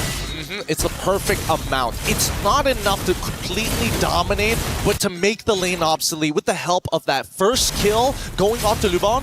Man, Festival of Blood already active. You're getting a lot more spell vamp. So no matter how bad the trade is, as long as there's a fat wave coming to your side, first item War Axe as well, there's no way they can make that happen. And there's nothing interrupting Geltec from doing what they want to do across the map. Like, Kyo is just able to accomplish the farming that you really would want to get in for the Olos. Vitality, on the other hand, it's more of like us expecting the more proactive approach from them this time around, but at the same time, Geltec just don't seem like the best targets to do so. Cleaving App's already committed. Rapid Try and forced out from Quejo, but Vivian's already very low to look for anything further. There was a moment there, but both sides, it's like the Wild Wild West. You're waiting for that bell to drop. And once it hits clock hits 12, they're going to start unleashing shots at each other. It's so dangerous, because you can see that whoever accidentally uses their ult first is probably going to lose that fight. But even so, without the Axe Cleave, KOA has no clean entry to get on into these neutral objectives. And that's something that we have to keep in mind here. KOA has a lot of things to worry about, so they need other people. Ideally, maybe the Belleric. I would say maybe even bait with Luban on this Paquito to try and get the first motion from Vitality. Yep, so it doesn't all come down to them being scattered by Fumi Echo, also just surprising them through the entry to the factory descent. But as it's looking right now, Conceal's already coming in for Geltec. They're on to Vival, but they decide to change targets. It's actually Vivian right now looking for one. She tries to set up two, but the Purify is actually going to be available. But Vivian is actually just bursted down, both with the damage coming in from Tokyo. There goes the Retribution from Kyoei, securing the objective, but they are going to lose Tokyo in the process. It's Fumi Echo trying to get trades. Double kill for her, and that's the disengage. Communication is starting to break down here. Paquito ended up chasing away City, but finding the kill eventually here. And that's the important thing. They're still getting these trades, but I think the better decision this time around was actually to still peel back. You cannot afford your win conditions, that late game scaling and true damage from KOA to go to waste. And the same can be said about Tokyo. So both of them have to be the ones remaining. Everybody else is dispensable. Yeah, I thought it would have been really bad, because Vivian was literally trying to go right in front of their face despite her already being shredded down. And mind you, it's just 6 minutes into this game, but you already have to see the amount of damage that Geltec are able to do. These are just basic attacks we're talking about, but oh! Oh, even Chell is struggling by just a bit. Crimson Beacon in! SOD will land onto Liubon. Does Vivian want to go for the setup? Doesn't have the Fatal Links, and now it's just gonna be Quejo. But even then, she's also gonna be able to escape. And finally, a moment to get that breather in. That's the thing, right? When you are so close to the Grand Finals, a simple mistake could just be due to desperation or just getting a little overly excited. They have to stay in the perfect median. As we see Fumieko trying her best to clear this wave. She was willing to put her body on the line for a tier 1. It's like she even skipped the minions and literally went forward, but that wasn't enough to really push Geltec out of the turret. So now they're able to at least get trades up top, because I feel like that's also something they saw coming. But so far, Geltec, it's a surprising way that they're able to deal with Vitality in the early game. And I love the fact that they're so hyperactive. They're not allowing Vitality to have that moment to be like, okay, let's look at the information, dissect it, and then come up with a plan. GCT, they're in your face. You make the choice now. Whether it's good or bad, at least make a choice. And look at where they're positioned. Currently, the control they've shown in the river is insane. It's Vitality who we're seeing struggling to actually get control of majority of the map. And look at this, with the lead developed by Luba on this Paquito, that top side already cleared out. Chell just gets the golden stat, but it's really not going to be enough. Chell kind of far behind here, and Vitality, they're trying to slow down this turtle take. Yeah, at this point, they're just really trying to mirror, but Cine very low now on the Jusin with just some punches here and there from Liubon and the pokes from Sonchike.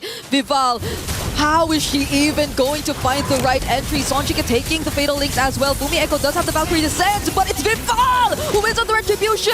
Vivian just trying to get away. City 2 very low on HP, but Sonchike finds the trade on Fumieko. City will have to go down. It's a 1v1 right now between Liubon and Chell, but Chell might not want to fight anymore. There is going to be some respo from GCT. And they get something back at the least, but they connected, and Sonchike almost one auto attack. No, Chell gets out with a flicker just in time. So close.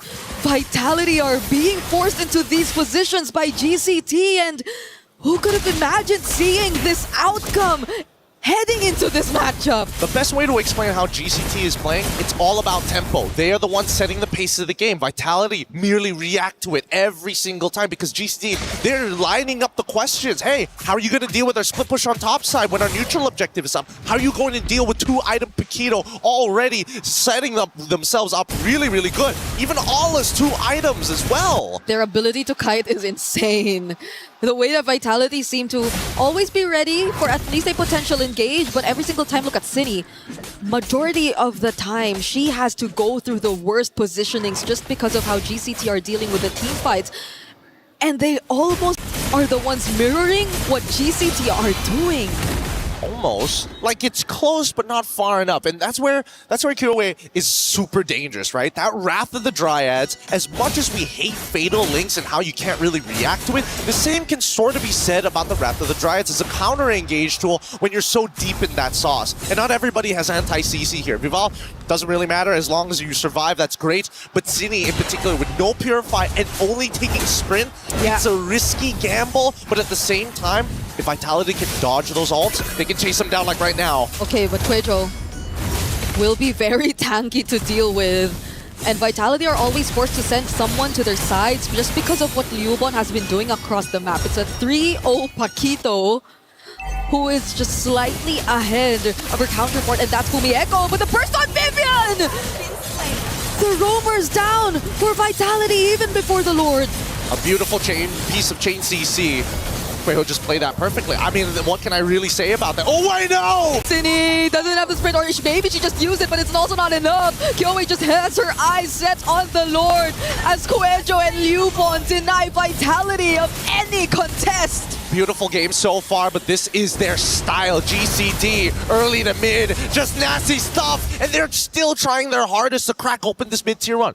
The floodgates open. As soon as mid-tier 1 opens up, the rest of this jungle becomes a lot easier to start fights against Vitality. Yep, Vival is definitely not going to be able to freely do what she wants anymore, but I think it's not just on Vival that we really have to pay attention to anymore. It's how Chell and Cine are almost shut down in their individual lanes. Fumieko, I think there were some attempts here and there, but even then, not even Fumieko is able to open up as much for Vitality. Yeah, I already think that it's a mistake that Sydney had to take the sprint this time round, and unfortunately the laning phase did not go the way they were hoping for, but at the same time, as long as they can scale towards the later half of the game, like Chell right now really needs to get those 3 items down. We endless battle as Kyoe is in pretty strong shape. I don't think there's a lot of people who can 1v1 her right now. I think even arguably Fumihiko, without her vengeance, will lose to Kyoe as of this point.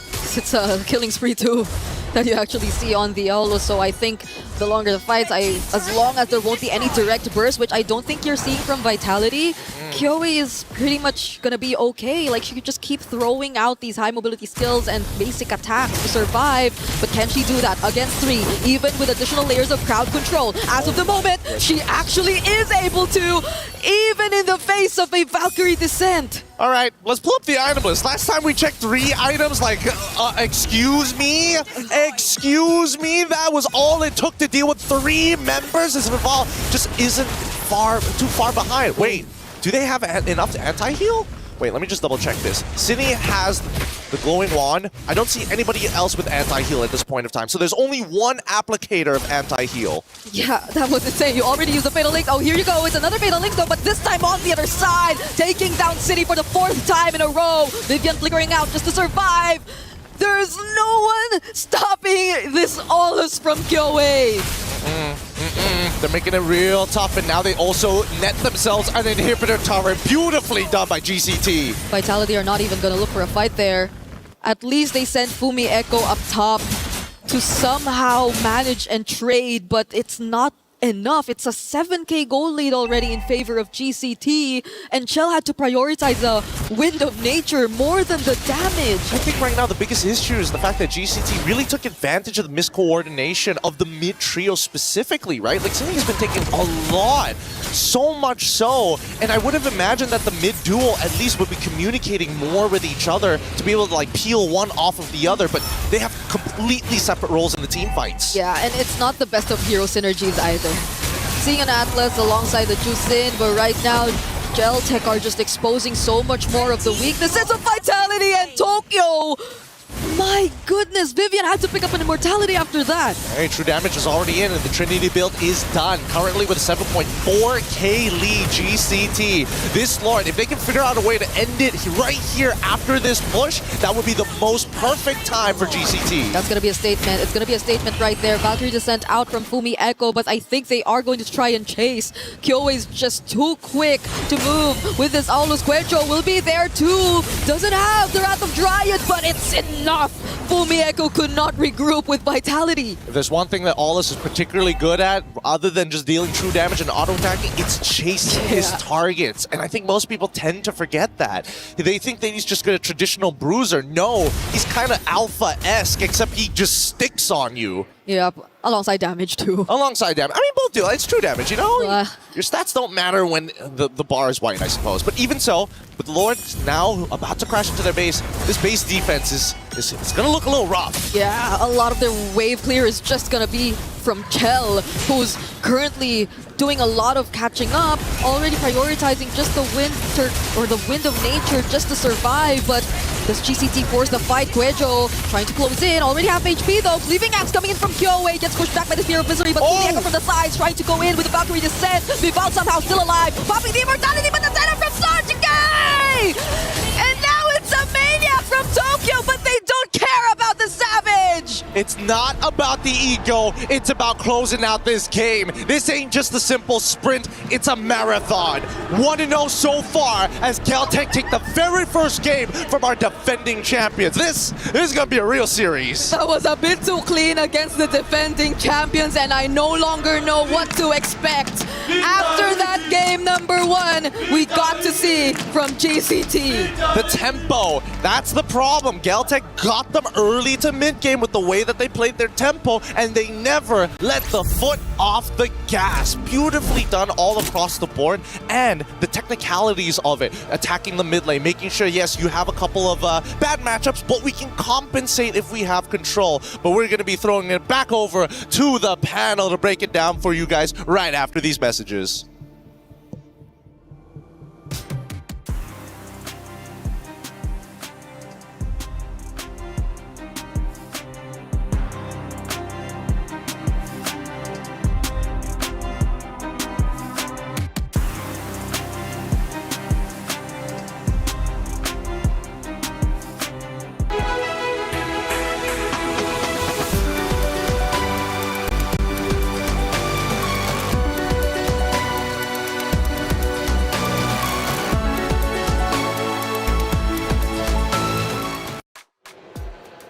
things are shaking up in a way we never expected it to do so. Geltec Cyber Team have taken map number 1, and Vitality is now behind in the best of 5 series. Is this the start of the unraveling of the Vitality roster? Welcome back into the studio. I'm Taylor Reflections Noble, LaFell, Eterna. Good to see you both. Eterna, my goodness, Geltec. They get it done, and they did so in a relatively dominating way. And I'm really happy that we get to see that, right? Finally, we see someone can break that formation, I would say, from the defending champions, and it's none other than Kiyoe herself. Kiyoe has been a big talking point, of course, and, well, she seems to be leading the charge for Geltec Cyber Team, and Vitality has to find a way to deal with her. And honestly, I kind of feel like this game, not gonna lie, is kind of over for the first 20 seconds. Because honestly, looking at the draft just now, there's just not enough damage coming in from Vitality, and there's so much heal coming in from GCT, but hey, Osprey, man, he sure knows how to draft. He does, and he definitely has done his homework coming into this. Obviously, there was a big talking point about Coach Osprey and how well he would be doing, and he's already done well, right, for this Geltec Cyber Team roster. After all, they are undefeated. That was the moniker going into this. Both rosters undefeated throughout groups and obviously here in the knockouts. I think they both only dropped 1 game. That's correct, right? And so it really just shows, you know, the very best against the very best. And I really do agree with what LaFell said earlier on. It all came back down to the drafts.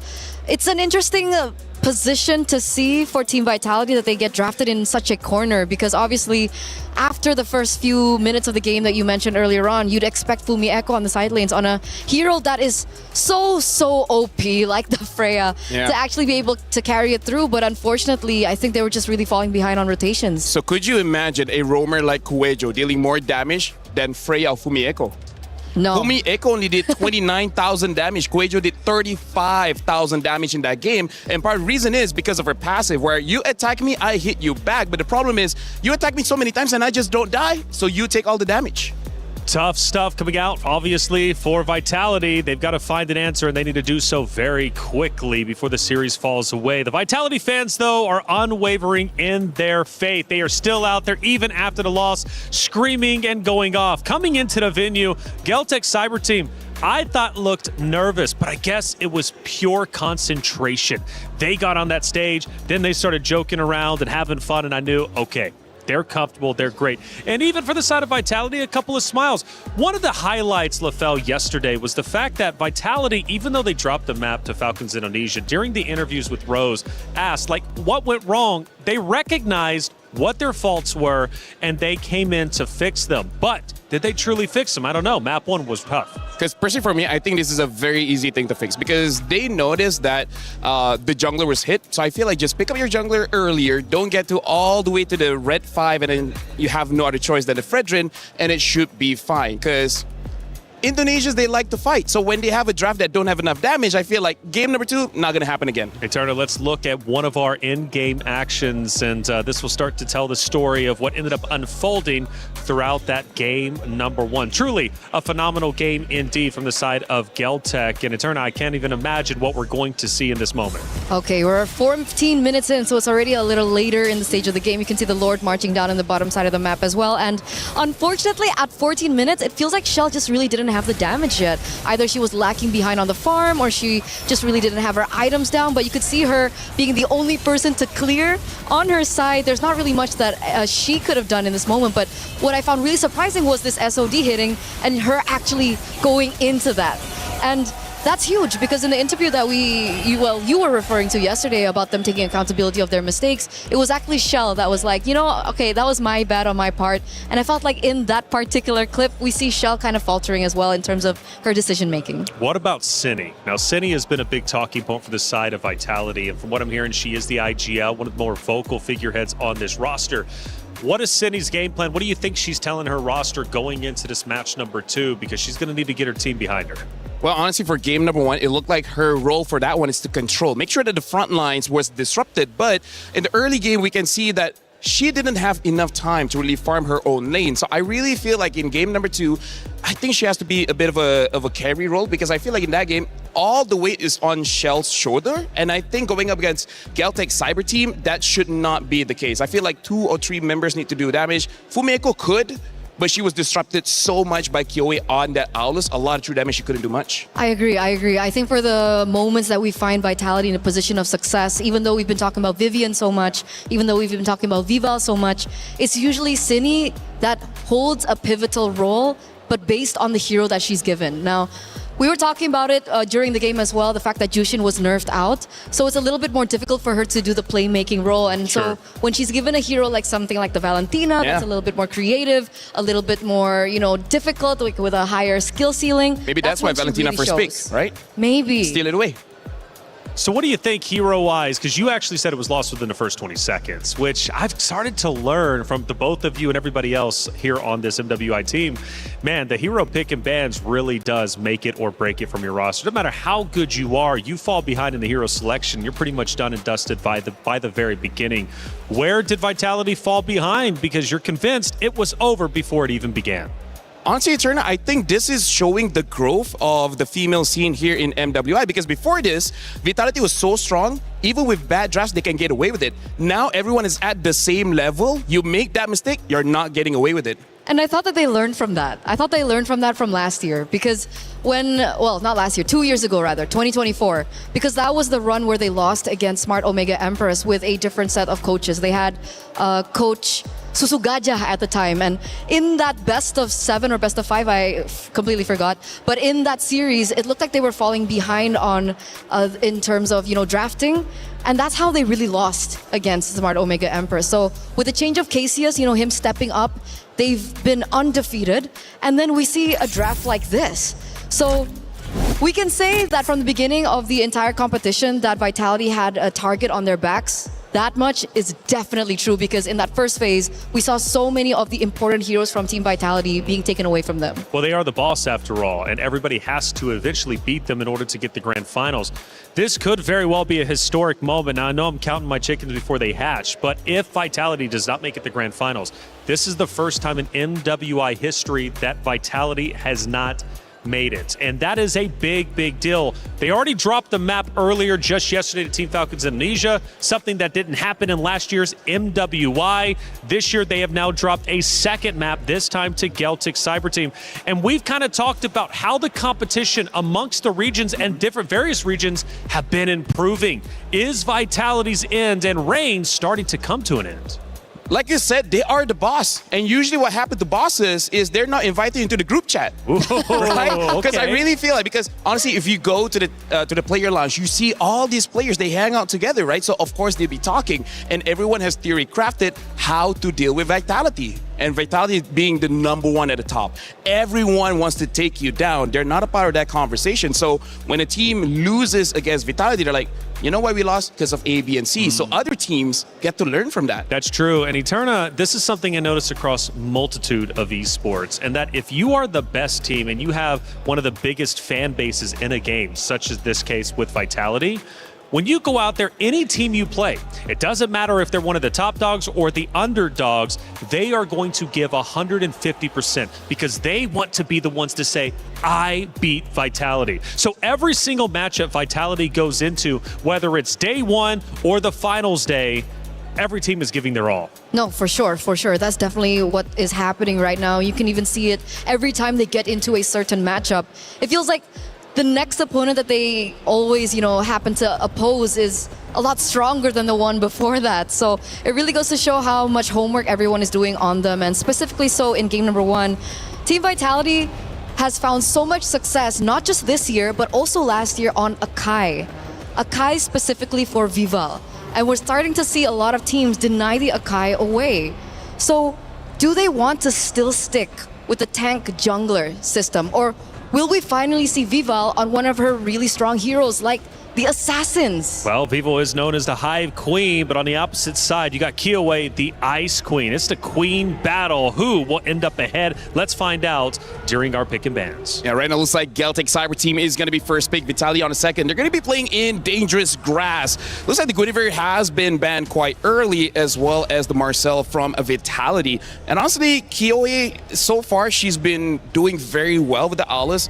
I believe she hasn't lost just yet. If she has, maybe it's just once, but I don't know. Do you think Vitality would just let her get that again? Because you were talking about the Akai. They're not letting Viva get the Akai. Super respect. They're taking the Guinevere away, they're taking the Akai away, and I think they should actually consider the Aulus. Or, I mean, this has been the pick for Kyoei. Yeah.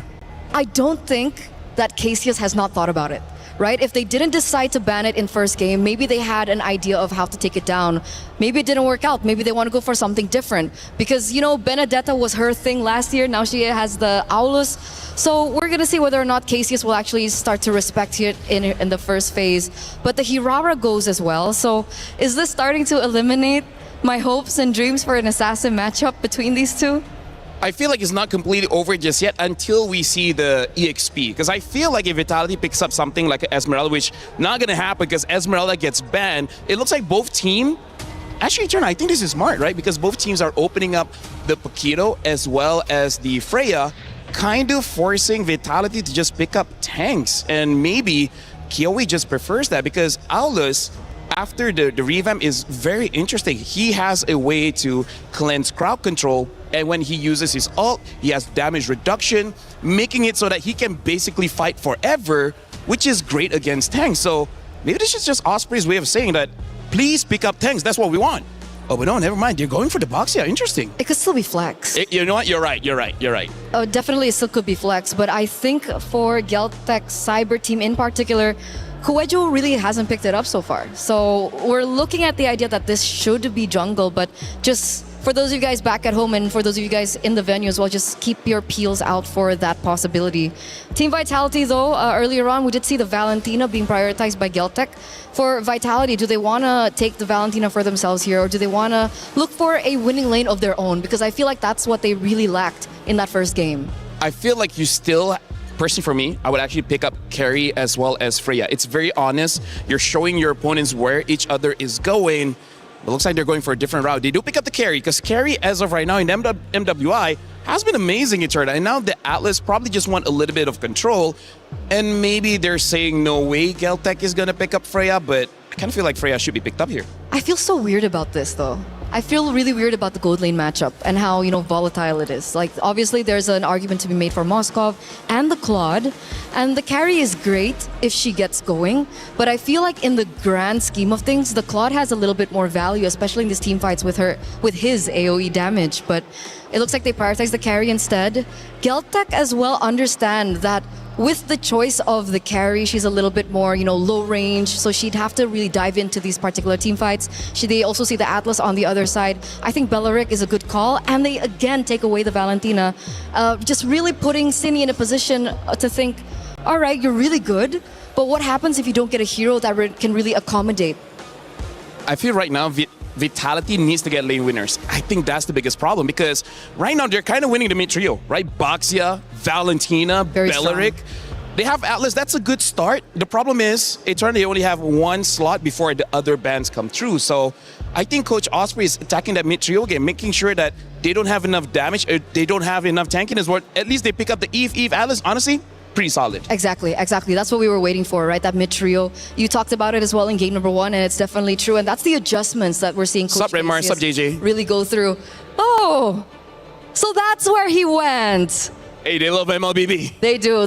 They love MLBB, and we are here for it as well. So coming into the second phase of the draft, the Yves has already been taken down now. Viva, what does she use in this regard? Honestly, the draft is so flexible because they haven't picked up their EXP laner yet. So I feel like Vitality is actually considering whether they do want to use some kind of damage dealer in the jungle. Because right now, if you're looking at the tanks, there's only really Barats as well as Bauman. I think Bauman is a pretty solid choice here, but, can they use it? Bauman jungle? Yes, because here's the thing. Bauman isn't great against crowd control heroes. Unfortunately, Valentina as well as Beleric has a lot of crowd control, so maybe not the best for Bauman. Do you think they're going to go something crazy like an X-Borg? If that's actually not bad. Only if Boxia goes into the jungle, that's definitely an option that they can take. And I think, back in the day, we had the option of Alpha. Yeah. For me, if you see Geltec's gold laner, and it's not like a burst type of gold laner, I actually think you can go for the X-Board, because Valentina has burst, but with the Eve, I think you're not going to lose mid lane that much. So maybe Geltec won't have enough damage to burst down the Expo. So honestly, not a bad idea. Which is why maybe they take out the Claude, right? Other than the the laning phase from carry. Bellman ban, by the way. They do still eliminate that possibility with perhaps the reasoning of denying that burst potential from the gold lane. The Bellman does get banned either way. So even with the Belleric, they don't want to take the risk. They don't want to take the gamble. So I think in my head, X-Borg, or do they want to play a little bit risky? And do they want to play something more damage-oriented in the jungle, like an Assassin or a YSS, despite going up against something like the Belleric? Honestly, I feel like YSS is probably the safest one, right? Because if you pick up the Ling, it's strong. But going up against Valentina, Baxia, as well as Belleric does not seem like a good idea. And honestly, them banning out the Moskov, does this not feel like they're setting up for an Assassin? Yeah. They're banning out the Claude, they're banning out the Moskov. I feel like worst comes to worst, maybe a Harley. Maybe a Harley, but that's going to be a final pick. So we probably will see an EXP first. I kind of want to see something like a Yuzong, because they need some kind of dive. For Vitality. That makes sense. That makes sense. Really great follow-up. I think Fumi Echo would do amazing on the Yuzong as well. She's been very active. And that's the one thing that I really need from Team Vitality. Fumi Echo needs to be given a hero where she can create crazy plays, like something like the Lapu Lapu, something like the Alice. Arlet as well, one of her power heroes right now in this meta. But we talked about the YSS earlier, and they're like, nah, we're gonna deny that first. So, Vival, what you gonna do? I feel like we spent so much time with Osprey in these years. We called 4 out of the 5 bans, right? We called out the Akai, the Esme, the Bellman, as well as the Yi Sun Shin. It's like a good friendship. We haven't seen each other in 1 full year, and yet we still know him. It's like us. So now Vitality, here's the question. I feel like to be safe, you do pick up an EXP laner. The problem is, most likely you're gonna get countered, right? I feel like the Alice is difficult because there's a Baxia. You gotta be careful of that. But they still go for the Alice. Man, we call out the heroes, so now Geltec. I'm thinking carry is, Harif is not bad. The other one is Bruno. I don't know, I'm kind of feeling like Harif here. Imagine being Sonjika now, though. She's like, which ultimate do I pick up? Do I pick Alice's? Do I go for real world manipulation? Do I go for Fatal Links? I feel like with this draft, I think it's best to take the Eve ult. Because picking up the Atlas, I think you're going to die fast because of that carry. And it's really great because you want to outrange the carry. You're really great. Thank you. You are too. So now You too, Geltec. Reflections. You too, Reflections. You know what? Thank you. I got to say, when we look at you, it's like looking at us back. Me too. Is that right? Yeah. I feel like I'm seeing myself. We see ourselves. By the way, Bruno gets picked up as well as the CC. This is pretty smart because, again, Geltec, they have like a singular style of the draft for this one, which is, let's win the lane, right? Bruno wins against the carry, CC wins against the Alice, and then the mid trio, amazing. Which is not great. Oh, for It's Vitality. not great for Vitality. You're right. I thought that she was going to pick up something like the Clint because she's picked it up before, but they go for something even more extreme like the Bruno, and obviously Bruno has a great window in the early game and also has a great window into the later stages of the game. So it's not necessarily them putting all their eggs in one basket. And now with Berserker Fury, even the tanks will feel squishy. Ouch. Ouch. That's all they're going to say. Or maybe they say something different. This has to be an assassin. The only thing is what? Right? Yuzushin is already out. Do they go for the link? Lancelot? Actually, not bad. Not the best, but not bad. Hayabusa? They still go for the link. I don't know. I don't know how to feel about this, Eterna, because this does not seem like a linkable game. It's definitely going to be tough. It's definitely going to be tough. And we saw in game number 1, if they lose the drafts, it's not going to be as straightforward.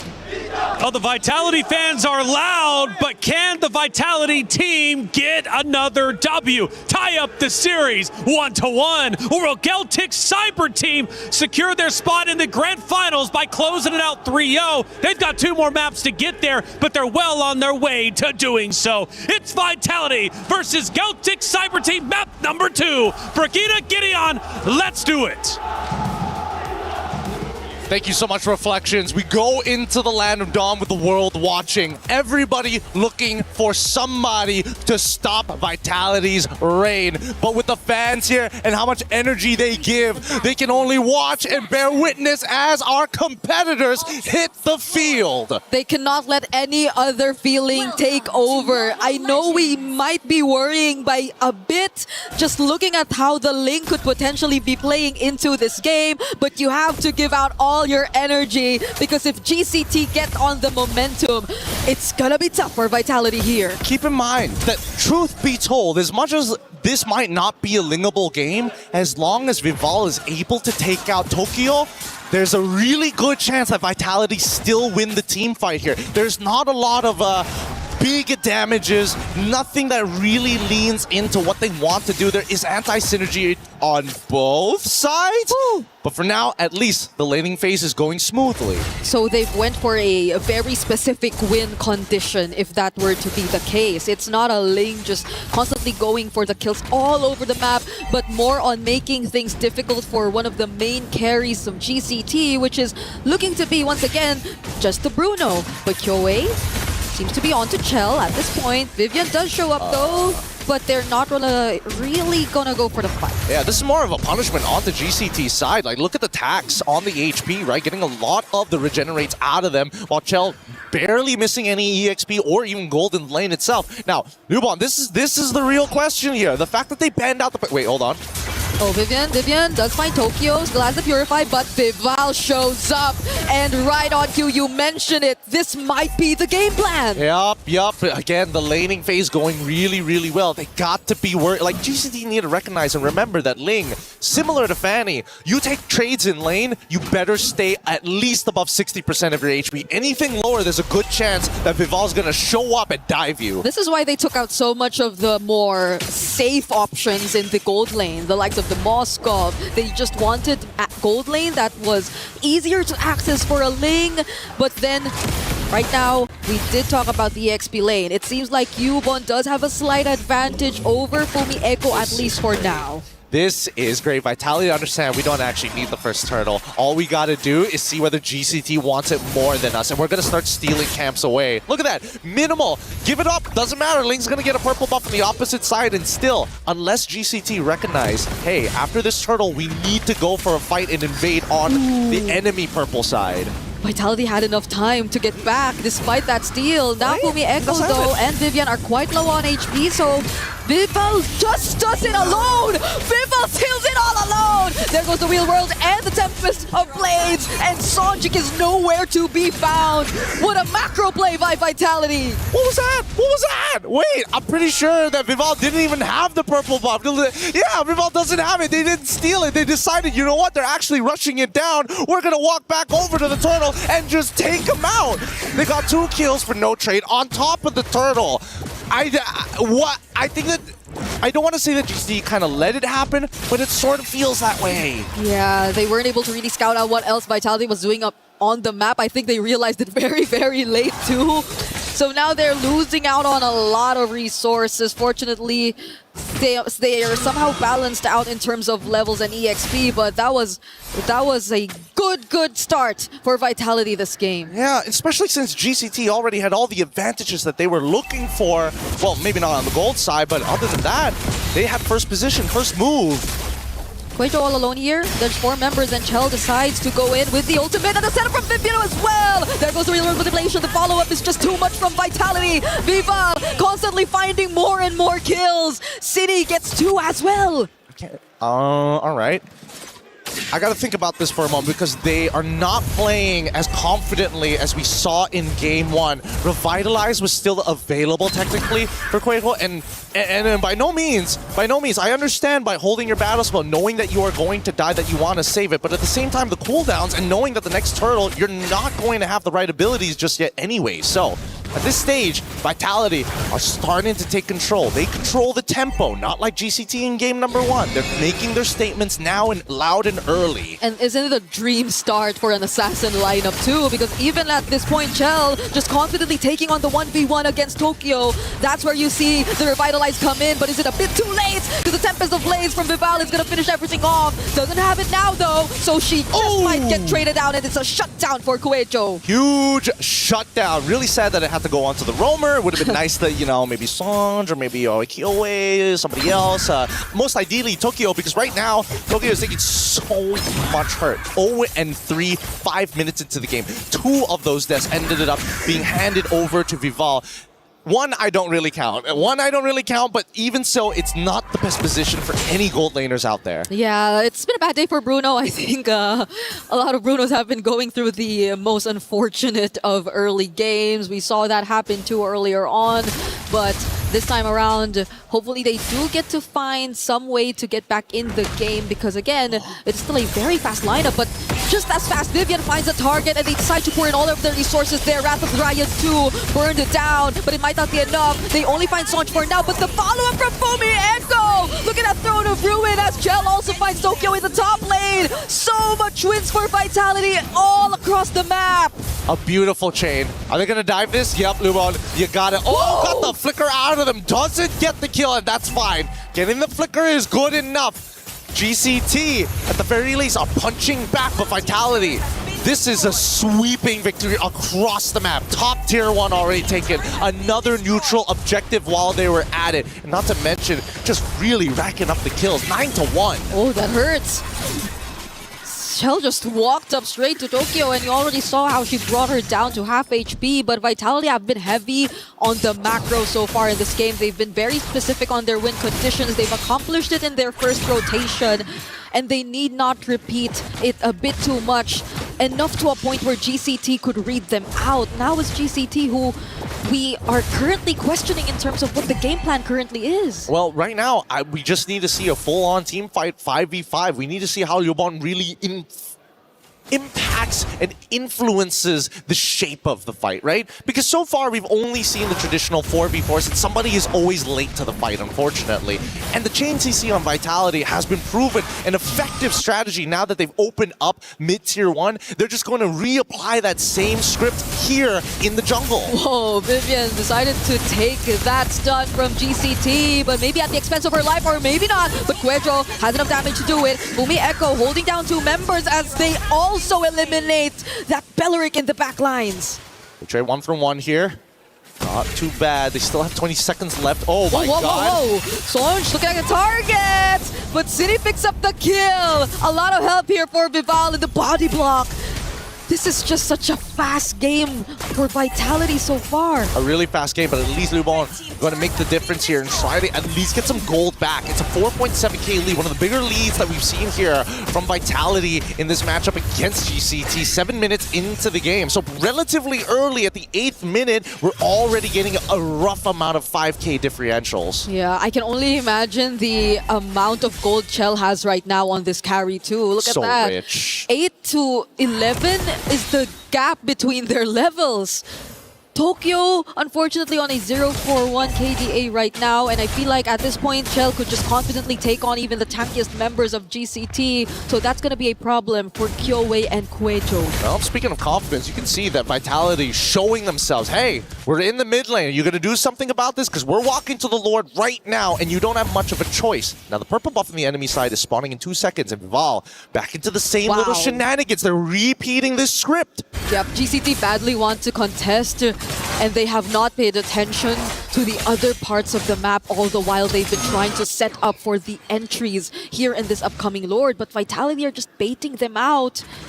GCT, could they potentially sense this and try to get the or try to bite the bait, because they see that Vival's up top. Kuejo's getting bursted down, has to run away, but the center from Sanj might not be enough because Vitality were prepared. Now it's just the backlines that Vival's really after because Chell can take care of the rest. Vitality win out big in that team fight. Oh, wait, it's not over. It's not over just yet. They might actually get a little bit more here, but it looks like they've zoned them out entirely. Cine and Vivian doing a very good job to make sure that GCT don't pull any rugs from underneath them and sneak behind.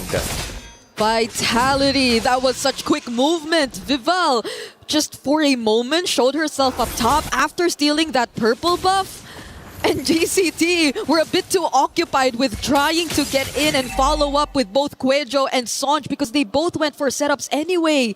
But the counters from Fumi Echo, the Throne of Ruins, and the real-world manipulations, plus Vival just cutting off the rest of the members as Chell clearly had enough damage. GCT had no way around that team fight. Oh, Belleric Wrath of the Dryad's already out. And now, Vival, are you going to go 1v5? Are you really that confident with a 7.3k lead for your team? I don't think so, because Fumieko, he's got it covered down by. I think they're very careful now that they have this lead. They've learned so much from game number 1, and they've been playing it relatively simple now that they've already gotten the advantage for themselves. Now most of the holy shields are about to come fall for GCT, and I think it's just really playing for Tokyo that could be the game plan. I don't know. I just saw Tokyo recently just purchase the Berserker's Fury 10 minutes, 30 seconds into this game. That's a really late pickup here in terms of just scaling timers. And in comparison to the already completed Trinity build on the opposite end, and of course, got to make sure you got some mana regen because Chell wants to stay on the map longer rather than having to recall every single time she runs out. Ooh, tough though, because that can deal with the front lines, yes, but that Wishing Lantern pickup too from Cine, so that's a lot of items already packed by Vitality just to respond to the lineup of GCT or to whoever might want to start things off for them. And they might not even confidently do so because, as you mentioned, it's just the Haas and the Berserkers. 3k is the goal differential between Chell and Tokyo at this point. Yep. If the math serves me right, I think it should be roughly around the 16th to 17th minute where we're expecting, okay, a bold attempt coming up from Vivian here, but do we see any counterplay? Kyoei does try to go for a counterplay. It's Cine who she tries to set up for. Whoa! Does find the kill on Cine. They weren't able to accomplish it at first, but now they're gonna be okay. That's a loss for Vitality, at least one by one. GCT trying to be a bit more confident and pushing forward.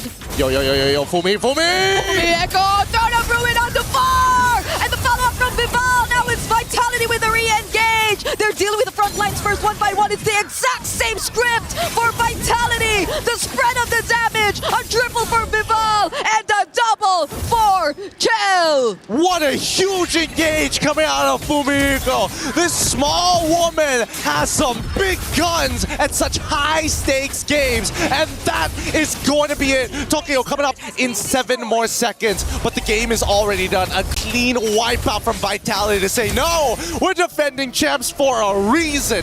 18-3. Just when GCT thought that they could have found an opening, a single pickoff to boost their confidence, Vitality clapped back with the exact same sequence they've been doing to win out most of their team fights in this game. Oh, the set plays here, the hesitation, I think that's what's really the difference here. If a team is not only proactive, but is decisive, that is going to be the big game changer. Because look at this, Fumi was already communicating, we're going to turn this fight instantly. And the backline, Vival, you just deal with them, the rest of us will melt them down. As Chell played a perfect game. Perfect purifies as well.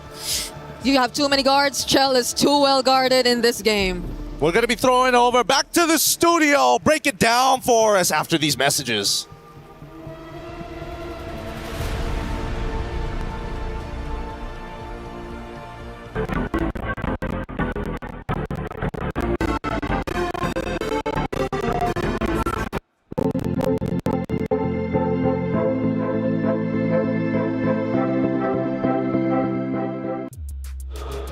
Vitality fights back. They tie up the series 1-1, and now things just got super interesting. That map was pretty dominant from the side of Vitality. What do you, I guess if you've been giving us a lot of euphemisms, you've been reading a lot of philosophy, how would you describe Geltec Cyber Team's action plan in that map number 2?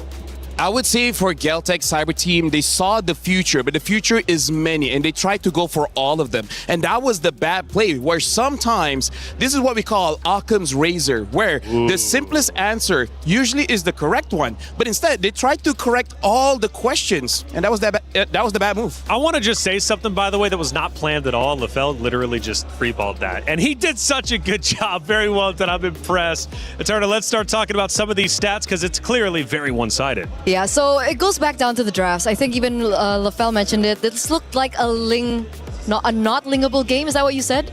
Yeah, a not lingable game. And when you're up against a composition with a ling and so on and so forth, well, basically any assassin of that matter. Yep. The early game, that window is so important, right? Because that's when the assassin is at its weakest, and that's when the opportunity arises for you to try and pressure the ling. And it felt like Geltec was unable to utilize it to their advantage. And I feel like this is why they're champions, right? Because they saw a small opportunity. The moment they got that Berserker Fear, they're like, you know what, you gave us an advantage, we're not letting this go.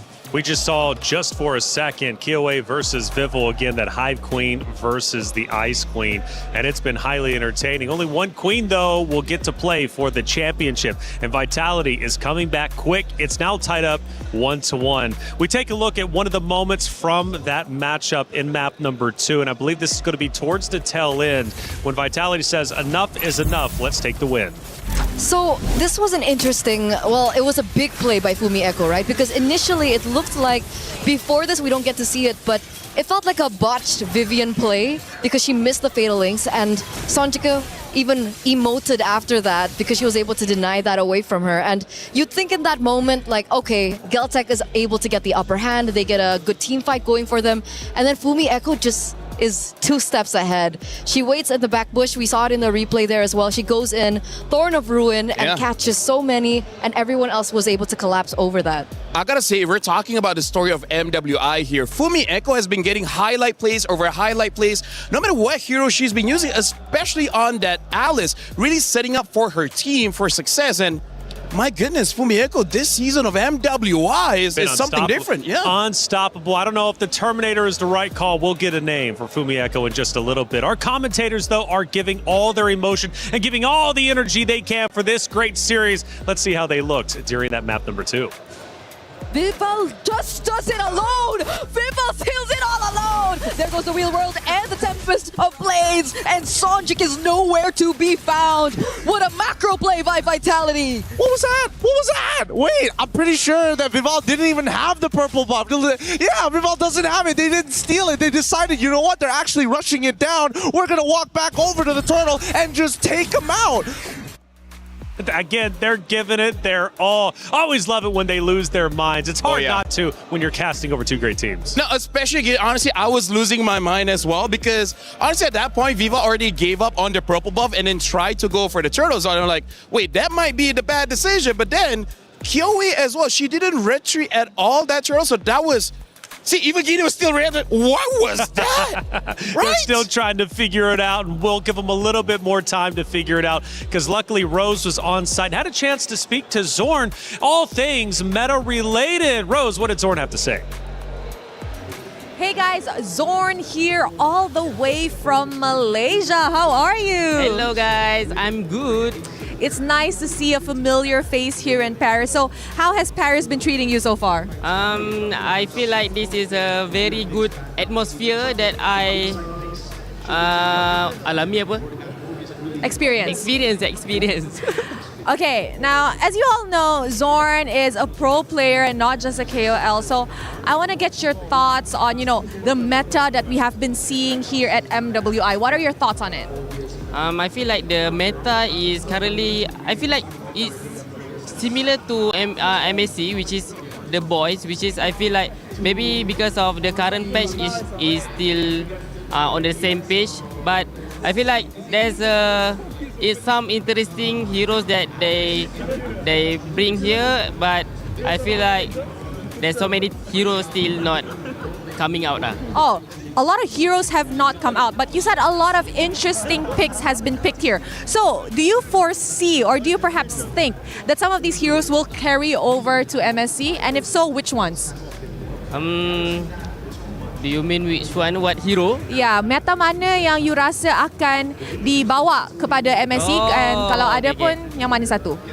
So I guess the meta which is the utility tank jungler, I feel like this basic meta for now. So this is the same meta, I guess will be the same as MSC.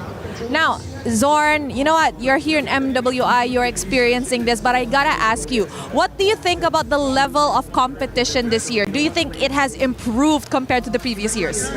Definitely yes, I agree because I've seen a lot of teams that competing at a higher level, which is the difference is the gap between those teams is becoming much smaller. So I feel like there's a good improvement for women's scene.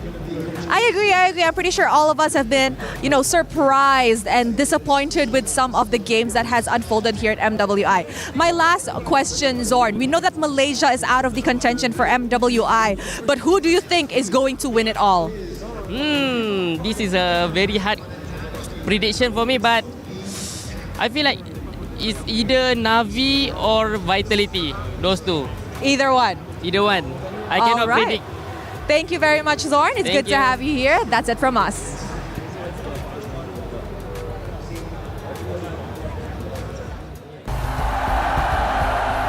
Whenever we let it out, it becomes our superpower. Now imagine an entire city being built to supercharge it.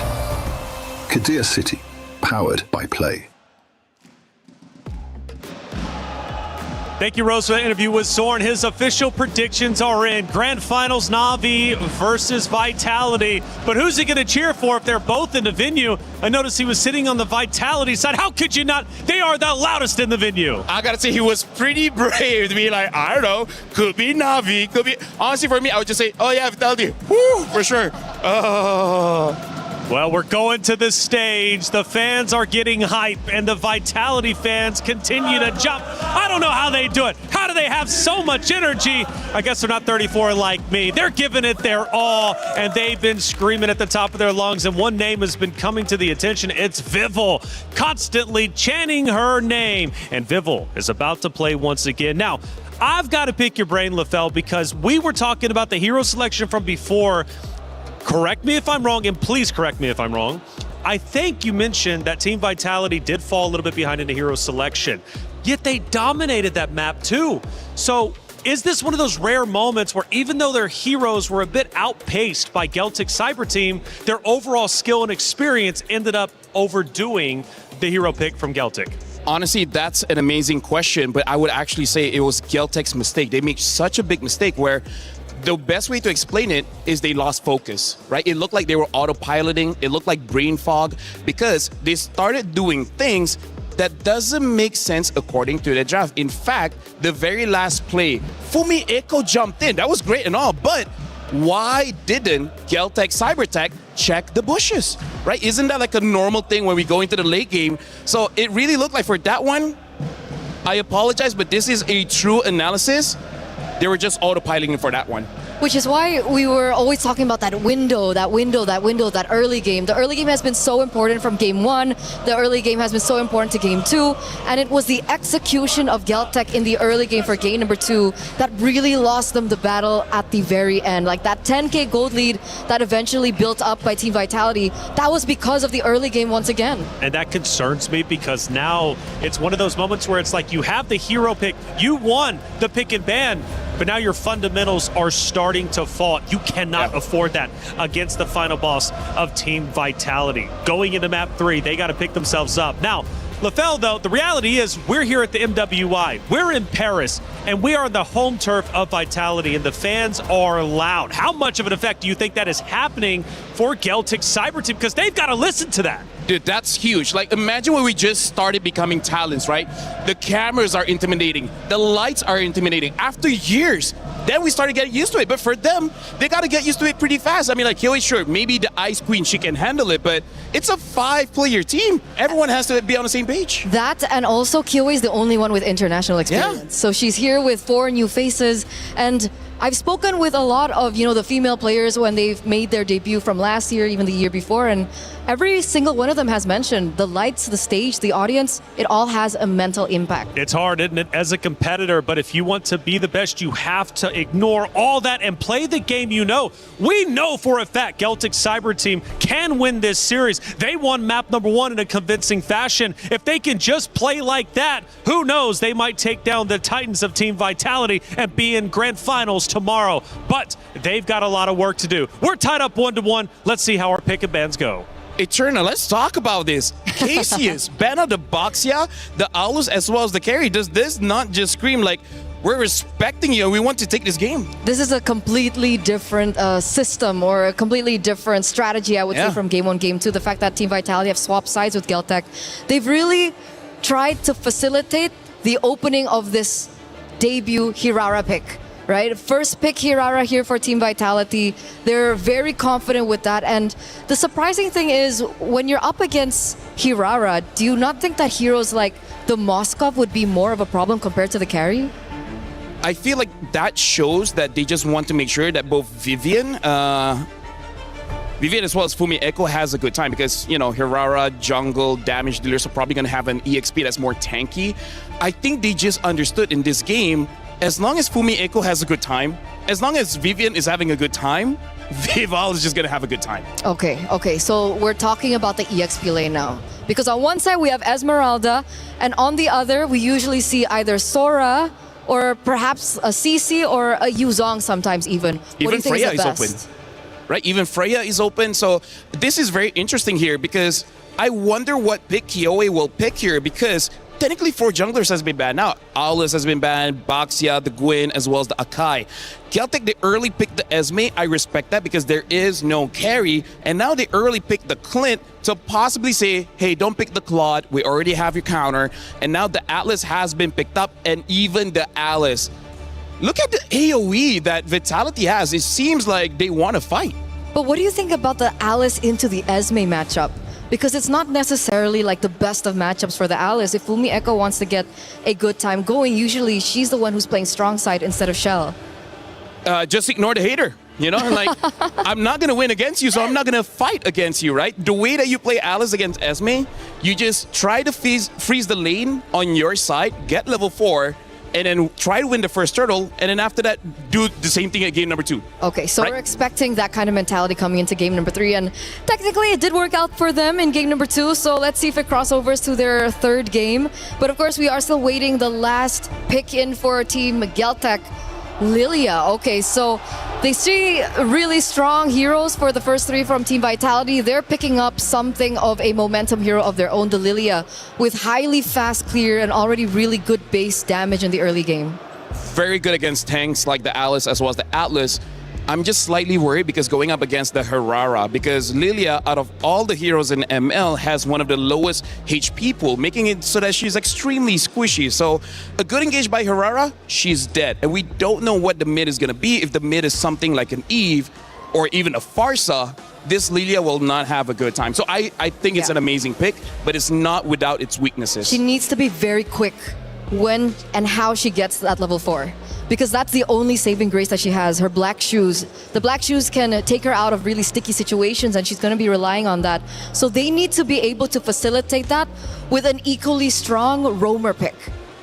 The only question is what is up right now, right? Because now the Belleric is gone. I wonder if they want to go fight fire with fire and possibly pick up something like a Gatot, something like a High Loss, someone that can bring Revitalize so that they can stay in the fight for much longer. But if they do that, they need some kind of fighter in the jungle. Because when it comes to the tanks, it's just Balman as well as the Barat. So I'm actually not entirely sure what their roamer is going to be. I agree. I think they need counter engage. And other than the Gatot Kacha, the one hero that has been trending so much with counter engage was the Belleric.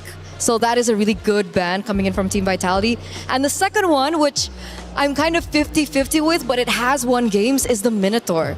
surprisingly so, it has gained popularity, and it also can bring out the Revitalize. Yeah, I feel like if Minotaur lasts after you see Vitality's pick in mid, it's fine. Because if they pick up an Eve, which they have not banned, if they pick up a Jushin, which they also have not banned, that might be very difficult. It looks like Vitality is on the same page as us. They're taking out the Belleric as well as the Gatot. Revitalized carriers, so now it's only Hylos, which there's multiple heroes that can deal with the Hylos. In fact, they can pick up a Gord, and the Gord might still work well here. Which is why I don't like the Hylos pick. I think they need a little bit more CC to work with, a little bit more tools to work with. I understand the Hylos still has that, point and click stun, which is really great, but it's not AoE. It's not groundbreaking like something like the that Fumi Echo has on the Alice, or the Fatal Links that, of course, Vivian has on her hands right now. It's not great for counter engage. It's like meh. It's like meh. You walk fast a bit, and it's like pop, like, and then you're stunned.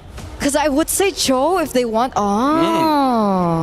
So it looks like they're setting up for either a Balman or a Barats. Most probably a Barats here, and I think it's going to be good.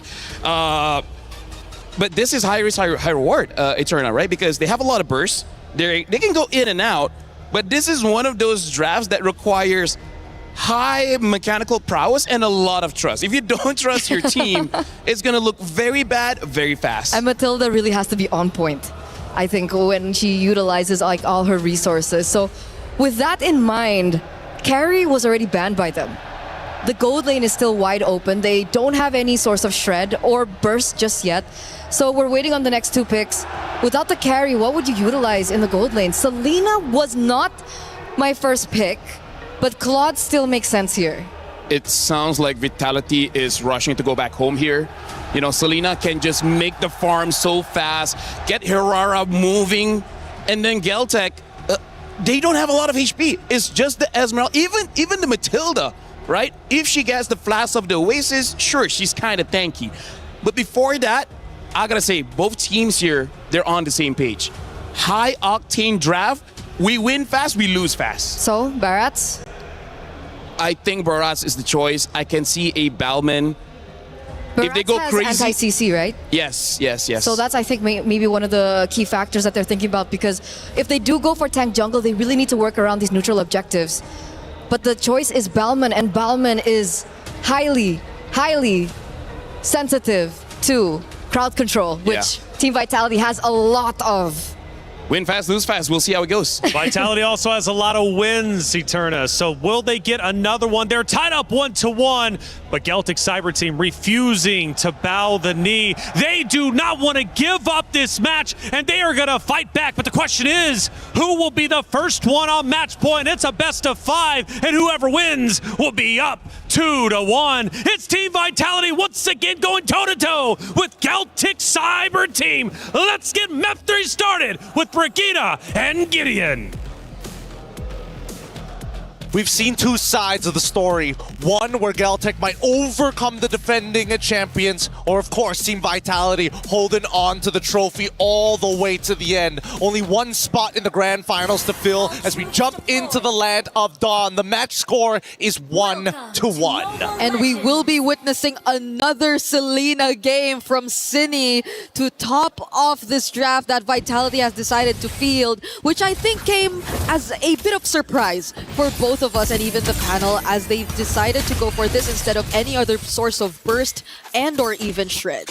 And I love the fact that they decided, you know what, the best way to deal with it from the side of GCT, we're just going to beat you up in lane. We've got a lot of pressure on every single one of these lanes if they play it well. I think EXP is probably the biggest sandbag, but mid lane is a decent amount of control. Yep, as we're seeing right now, where they do try and attempt to at least contest for the Little Wanderer, but an Abyssal Arrow landing on Kuejo. The damage from Cine, the Rupture, and Lethal Ignition are starting to pay dividends, at least for now in the early game. Yeah, they got to make sure they time those concussive blasts. And more importantly, if they happen to, snag him with an arrow, catch him with a fatal links, even a simple stun, really, that's when you can follow it out with the Selena. So I'm looking at not just the Atlas, but I'm also looking at Vival and Fumieko, if they could set things up for City too. Well, I think Geltic are very careful of those potential setups. I see multiple Purifies being picked up again. You're probably forced to, considering the amount of crowd control, which was also highlighted previously. That could be detrimental for even the Balmond of KOA. And how they are actually going to create an opening for this is something we're yet to see, because it's mostly been skirmishes in the mid lane just for now. Yep, 10 seconds left on the clock before we do see the very first turtle of this game, and immediately what's blaring alarms is where's the level 4s? Again, the waves are about to crash, but this is the most important side for important level gap for either side. They want to hit level 4 and immediately start taking first positions. Yeah, for the Selena, maybe you could argue that even if she doesn't, but at the same time, you do feel that it does slow down a bit when you have a Selena with the amount of wave clear that she can only provide. Cheldo will get to clear this out before eventually resetting, but the turtle goes over to Vitality and a setup from Fumieko. Cine landing another arrow as well. KOA has to get away, but she could not. Not even the lethal counter could have saved her. Guejo being chased even under the turret, and that's a win for Vitality. Now, despite having some really good winning lanes here, Luwon should technically be okay, but a double kill already achieved is not looking great. Vitality taking a 1.1k lead. We now look down towards that top side, and they're immediately taking away the gold. Livon will try her absolute best to try and stop the bleeding, but now you see it very clearly that, hey, this Alice, it's going to be a really big problem. They have no way to actually stop the engagement. They just have to dodge it. Because they also have so many ways to start it. Like, anyone from Vitality at this point, I feel, could just be confident enough to go in and catch GCT by surprise, which helps a lot in how the arrows eventually land, because the things get just so messy, similar to what you're seeing right now down bottom, but Tokyo at least will be safe from that. They're probably going to re-gank it at some point, right? Go for the recall for Vivian and then look to make it happen once again. Try to steal this camp away, but now really punishing KOA. Seriously, Fumieko all alone. Might just go for the solo kill. A bit of help there from Vival, but majority of the work was done there by Fumieko all alone. Now it's a potential punish that GCT are looking for, and Guejo will get the job done. Oh, a little frustrating, of course, but it's still worth taking out the enemy jungler. KOA is currently still level 4 to Vival's level 7. 3-level difference, and stealing away camps in front of their face. He's been doing this since game 2. Game 2, a lot of resources denied from KOA, and that still holds true for game number 3. Only difference is probably you get a bit more help from Fumieko as well. She's been always in the face of KOA on this Balmond. She's not afraid even if KOA is on this hero.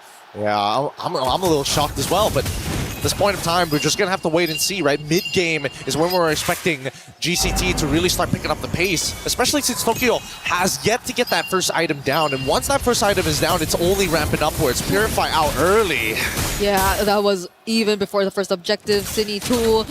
The way that she's been landing these arrows have, I think, influenced so much of how this is not the usual aggressive Lilia early game that you're seeing from GCT. Ooh, little counter done right there. Cine, another arrow connecting onto KOA. The guiding wind might help, but Vivian will actually go for the setup. Will the follow-up be enough, though? It's going to be KOA targeted first, and they will actually find the kill. From behind, Vival goes into, and that's enough to complete this wipeout for GCT! That was so clean. That was like so unironically clean. Initially, it was just, okay, we got this big clip coming in from Vivian, but really was there enough space and time for the rest of the team to actually collapse? And they said, you know what? Yes, we'll just do it underneath the turret. Doesn't matter. Vivian's got all the big battle spells out, and because they have no Purify, there is no escape. Everything, all the skills that they threw, the sequence was just too perfect for Vitality in that gang. You mentioned it, they might go for another try, and that was the perfect time to do it up against Tokyo, who is clearly struggling in the gold lane matchup right now. Another arrow, the burst! The burst is just a bit too much. Guejo steps on another trap as well. Now we're starting to feel the lack of sustained heroes in the hands of GCT. Yeah, but they need the Flask of Oasis. Another arrow connects into a Fatal Links, but still manages to pull out with the help of a buffer guiding winds. These are the little mechanics here, right? You're just buffering abilities upon abilities, praying that the Chain CC has a broken link. No, they see Vival. Vival trying to go after Sonjke. That's a lot of members of GCT you spot out there, but she's still not afraid to just make her presence felt. And they can't even sit deep in enemy territory, or at least move up into no man's land to pick up the minions. At this point, it's pretty impossible for Kyoei to try to go for a steal. She needs to close that level gap to make sure that her retribution is bigger. I'm going to assume probably close to level 10 would be most ideal. Oh, Tokyo! Purify already used! Still gonna be okay. Sonjike and Kyoei too show up from the sides, but the damage on Kyoei is no joke. Fumi Echo gets to get away from that turret, but there goes the Circling Eagle. They might not want to commit this though. Nah, this is a no contest. An easy no contest for Vitality. Going to deny the purple buff as well. And they're probably going to cut off the mid-tier 2 here just to make sure they secure mid-tier 1. Just how many resources have been stolen away from GCT at this point? Vival's movements across the map have been a bit too unpredictable for GCT, or maybe they just couldn't also keep up because of the pressure that she's been doing. Look at her up against Kyoei. Even using... Oh, that wasn't the retribution. Oh! Yeah. Was able to iframe her way out of the lethal counter! This is super silly. It is clear. They don't remember every single one of Hirara's abilities. She has 4 to work with here. Gotta make sure that you remember all of them. There is a snare, there is an iframe, and most importantly, she has multiple dashes. Vitality taking full control. They've pretty much shown us how the matchup goes. Hirara being able to play around this matchup against the Balmond, but it's also just not the Hirara making all of this possible. It's everyone being able to just accomplish their laning phases successfully and not allowing GCT to do the rotations they want.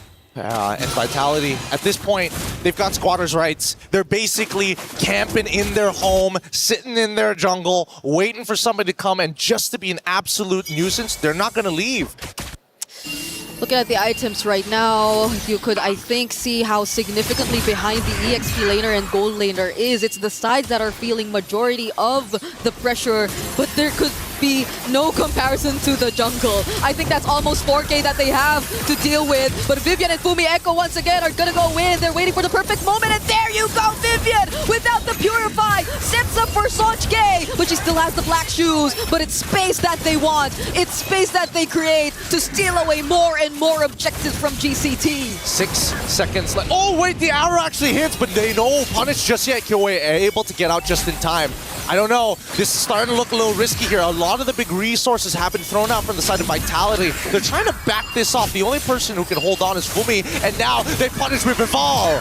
Fumi Echo on a purple buff, by the way. Whoa, whoa. Oh, Yubon jumping in, falling Star Moon, but Chell also dealing a decent amount of damage. Vivian too, another perfect pair. Could she go for another setup? She doesn't have the flicker, and GCT are just gonna scramble away. This scramble is actually not really great for GCT, right? But at the same time, they kind of don't have a choice. They want to keep Vitality in check, and the only way to keep them in check is to be right up in their faces. Another falling Star Moon, Yubon and Kuejo trying to work hand in hand just to be able to get in, but Vitality let go of the lore just as they do so. They have other things to accomplish before they commit to that. Yep, they're going back to the fundamentals, reset up those waves. Look at that top and bottom side, both in neutral territory, and GCT are the first ones on it. However, with top wave pushing in, Vitality, are they going to get away with this? They're letting it go. They don't mind that top wave pushing in. They just really want to secure this objective for themselves. GCT will settle with at least a tier 2 up top, but maybe not even, because another Abyssal Arrow from Cine will connect. That's going to be Liubon, though, a very tanky XP lane. But this time, it's not just Cine. Vival shows up. Vivian's here, too. Cine tries to run away. That goes the Fatal Licks just to make sure they get out alive and pick up a kill, even before the Lord. Oh, it's so good. And Fumi, she doesn't mind. Look at her. The unkillable EXP laner on this Alice. Absolute monster. Underneath the turret as well. Vival getting really disrespectful from all sides. I don't know if we're going to be able to beat the fastest game just yet, but I feel like Vitality are ramping it up to make sure that it's somewhat close. If so, they'll have records of longest games and shortest games, both in their hands alone. But Vitality, that seems to be the case. They're peaking things fast. Vivian going in once again. There haven't been Purifies forced out just yet. Oh, there you go. Just as I mentioned it, 2 are already down. Yep, big, important spells here. And We know what's going to happen. You know, yeah. How much you want to bet? It's either the Throne Ruin or the Fatal Links. Which do you think is going to hit more targets? Okay, maybe I might just go for Fumieko right here, but they will focus on the turrets for now. They want to create space, they want to go for the base turrets, and that's exactly what they need to keep the pressure going for GCT. Just letting it happen. No wait, the arrow, it hits on the correct target. They move backwards, and yet still they maintain this pressure. I love the fact that Vitality plays textbook because they know they can guarantee the win if they just take their time. Yeah, they're not doing much of the risky plays. Everything seems very calculated from them. Even the moments where Vival does things like this or dives. Fumieko already showing up in the back lines, but there goes Vivian with a two-man setup, and Vival is already godlike. It's a double kill, which she actually picks up, moving on to a triple and a maniac. Can she make it a savage? Yuba's the only target left, but they're gonna respect. They're gonna play it by the book. Flying clouds to where? She wants to clear the wave, but she cannot. It's a savage for Vival as Vitality take match point. Insane game there. Vival coming out huge with a savage, making it look easy at the same time. At this point, it's Team Vivality at this point, right? Hirara has to make her way back to the bans. It's gotta be banned. After what happened here, I doubt GCT want to go through that. It's all over again. Ridiculous plays here coming in from game number 3 to turn it 2-1. We look at these plays and we see, yes, the Fatal Links hint into 2. Even the Throne Ruin to kind of make sure that they stay apart for half a second before we see the full combination from Vival. 10, 0, and 2. A literal perfect game coming out of this team. Oh my goodness, Liubon too. I think she desperately wanted to just utilize the flying clouds to clear whatever she could, but that was just not one wave, that was a lot. As I think it's about time we break down this game and throw it over to our panel after these messages.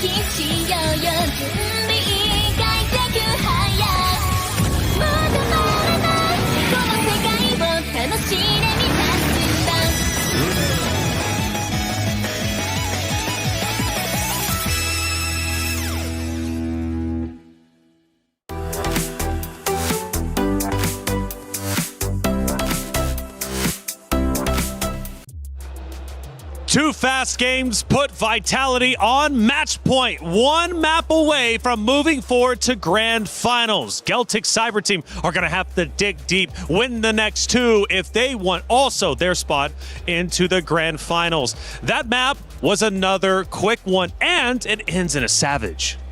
Yeah, honestly, that was amazing, but here's the thing, you were asking about Vival, when are you going to use the assassin?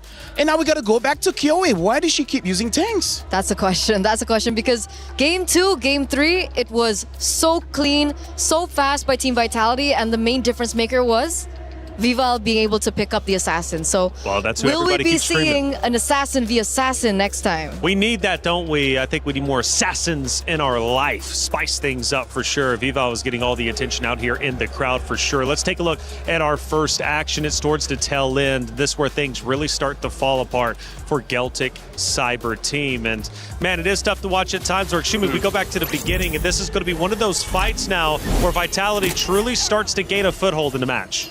Allow me to rant just a little bit, right? Because here's the thing, Kyoe, she is moving away from her character. But here's the thing, what is character? Well, philosophers have said that character is defined by habits. What's habits is the thoughts and the activities that you do daily. And here's the thing, when you start to break character, when you move away from your natural routine, you will start to act without passion as well as perform or behave outside of your rational mind. So going from a damage dealer to a tank, we can definitely see Kyoe is not moving as she is supposed to do. That, and also she wasn't set up for success, right? If she was on maybe a different kind of tank that like a Barrett has anti-CC, maybe it could have been different. But we already did mention in the drafts it would be either the Bellman or the Barats. But the fact that they chose the Bellman is so susceptible to CC, and you could even see her in that particular clip being taken out by a trap. Let's go a little bit deeper into the match and look at around the 10-minute or so mark. And we have one of these incredible fights that ends up unfolding. Yeah, this was the make it or break it moment, and at this stage in time, man, if you don't expect a big play from Fumi Echo, make sure that you expect it from Vivian, because she's sure to get that fail links in, even under turret, and then the collapse after that was insane. This was the moment when the Maniac hit, and then she only had one more left. Leobon had no choice because she really needs to clear the minions, but she then technically gave it to Hirara, gave it to Viva on a silver platter, and that is one of the first savages that we've seen so far here at MWI. Honestly, looking at that play, I really want to make sure, because right now is match point. Geltec Cyber Team, we've seen teams going back to comfort, and honestly, it hasn't worked out. But I feel like for them, they really have to, because here's the thing, Kioe, you're not a meta player, right? You always play things that's outside of the meta, but it's something that you practice non-stop. And I also feel like Cassius have seen that, right? That's why we see an unorthodox ban, banning out the Baxia, banning out the Owls, and then eventually even the Yisun Shin. We were talking about if the Yisun Shin was there, maybe they would do well. So is this one of those cases, you go back to map 2, the Hero Select actually benefited Geltec. Did it benefit them this time around, or was it once again one of those factors of mechanics? No. Game 1, Game 2, it felt like Geltec still had a chance, an opportunity, because it looked like Team Vitality wasn't winning on the drafts per se, but in game number 3, Cassius really set the team up for success, right? Winning lanes, they were able to facilitate that as well. I feel like going up against the very best, it comes back down again to the drafts. Taking a look at Vitality's dugout, they're in there, and you notice not a lot of really talking going on, strategizing, and I think because they're in their flow state, they just feel comfortable. They know they're in control, right? This would be a much different story if they had lost. They'd been down 2-1. I'm sure they would have been huddling up, but right now, nice and relaxed, calm LaFell, they look good. This also shows that they have one thing in mind and they don't want to disrupt it, right? Because right now I feel like Cassius is having checkmate after checkmate when it comes to the bans. So I feel like the entire team, they're on the same page. Make sure Kioe doesn't play. Step number 1. Step number 2, make sure that Fumi Echo gets out of lane. Step number 3, win. Well, the club championship update is well underway. And from what I'm hearing, Trev is traveling. He's over on stage 3. What's going down over there? With the semi-final action well underway in MWI over at the Allianz Vault, I've managed to slip away, meet up with Chris at the Lenovo Legion Gauntlet, and he's going to update us on everything Dota at the moment. Yeah, and you come at the right time, actually. When we're talking Club Championship, this is a big moment for week number 2. Falcons Key being crushed right this second. I literally, Slacks is right behind us getting this done.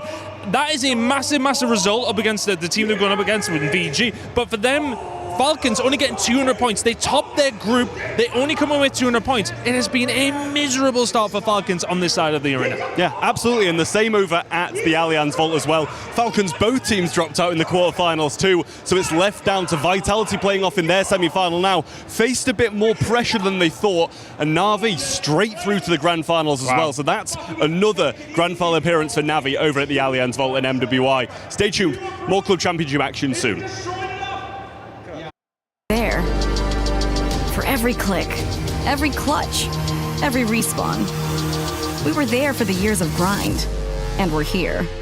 Now, the proud founding partner of EWC, powering the biggest event in gaming, shoulder to shoulder with the world's best, making history. Greatness deserves a stage. Lenovo Legion, reach your impossible.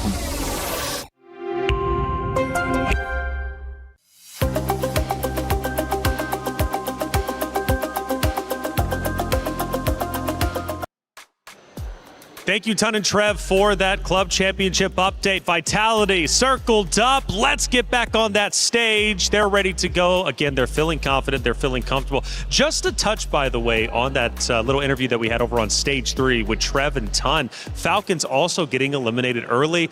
Obviously, making it here for MWI was a big deal to the knockout stage, but they only get, like, I think a collective total of 200, 400 points. So eliminated early on stage 3. They're having a tough run. The club championship race is looking tough for them, at least for the first 2 weeks. But for Na'Vi, it is all guns ablaze. They're already in first place, and on top of that, in the club championship race, and on top of that, they just secured a spot into the grand final. So Na'Vi looking like one of the strongest orgs out there early on in just week 2 for the club championship. Now, back to reality, where we currently are. Team Vitality versus Geltec Cyber Team.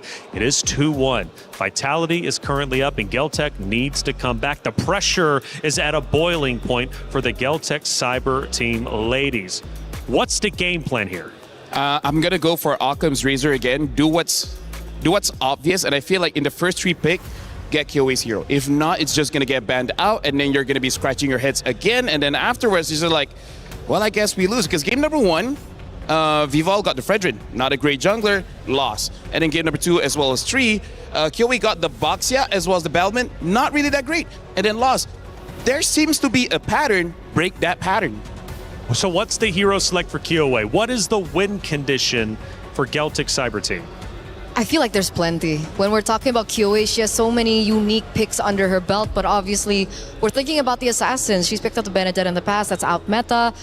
Fanny is something that should still find some success, but we haven't seen either. Lancelot, the Lings of the world.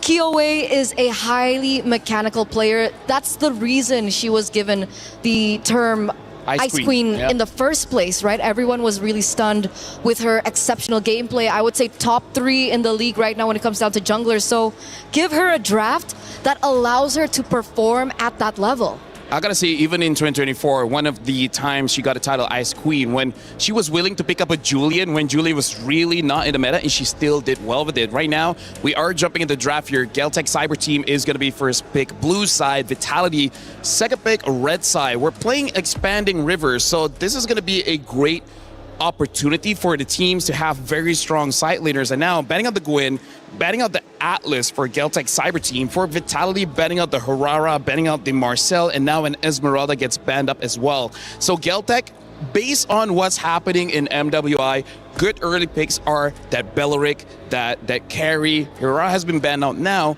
In terms of the junglers, I don't know.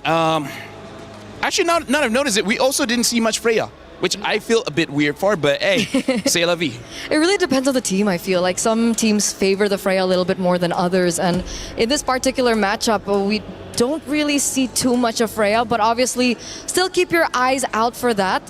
Geltec here, if they do want to set up for a assassin in the jungle, maybe pick up something that usually counters it. Like the Moskov is still open. That's something that they can go for in the early phase of the drafts. With the Paquito also banned out, it's opening up that possibility even more. Yeah, honestly, when you're playing Expanding Rivers, I feel like this is one of those maps, if you want to play double fighters, it's actually quite viable. But that does mean you have to pick up an early, either Kimi, Yusin Shin, or a Freya. Because I feel like Freya also enables quite a few double fighter matchups. You want to go Freya Aulus for Geltec? You know, fall back to the Aulus. I know it's not an assassin, but it is one of her priority heroes. If they want to go for an Aulus, they're going to pick up something like a Carry, because Aulus can deal with the front line-ish, but not really. He's kind of there more of a distraction rather than a true finisher. So I respect the Carry pick and still opening up the possibility of, honestly, any picks on the jungle. Okay. I think they're going to leave the gold lane matchup for later. They can do it on red 3. What is a hero that is left open? Do they want to prioritize their mid lane here first? Do they want to go for something like the Eve that has found them success if they want to control River? I'm with Leo, honestly, where Leo said Eve is probably the strongest mid laner right now, and I do agree. Very tanky, a lot of damage, a lot of range. They pick up the Belleric first, as well as the Claude here. So this is very interesting. Not saying it's bad, but it is a losing matchup against the carry. So why do they pick up the Claude early? What are they hiding? That's why I thought it would be red 3, because when it comes down to matchups, in the, well, I would say, yeah, early game, like 1 to 3, carry definitely dominates the lane, but Claude, in the longer scheme of things, especially when he already has his ult, it can still favor the Claude in moments like that. So are they waiting for the mid matchup first in order for them to choose? Like, are they choosing between the Lilia and the Yve? Or maybe they found success on the Selena earlier on. It turns out the Selena is one of Cini's power picks. Maybe they want to see if there's an opportunity to pick that up again. Well, Geltec has an opportunity to pick up a jungler right now, and they do. They pick up the Aulus as well as the Lapu Lapu.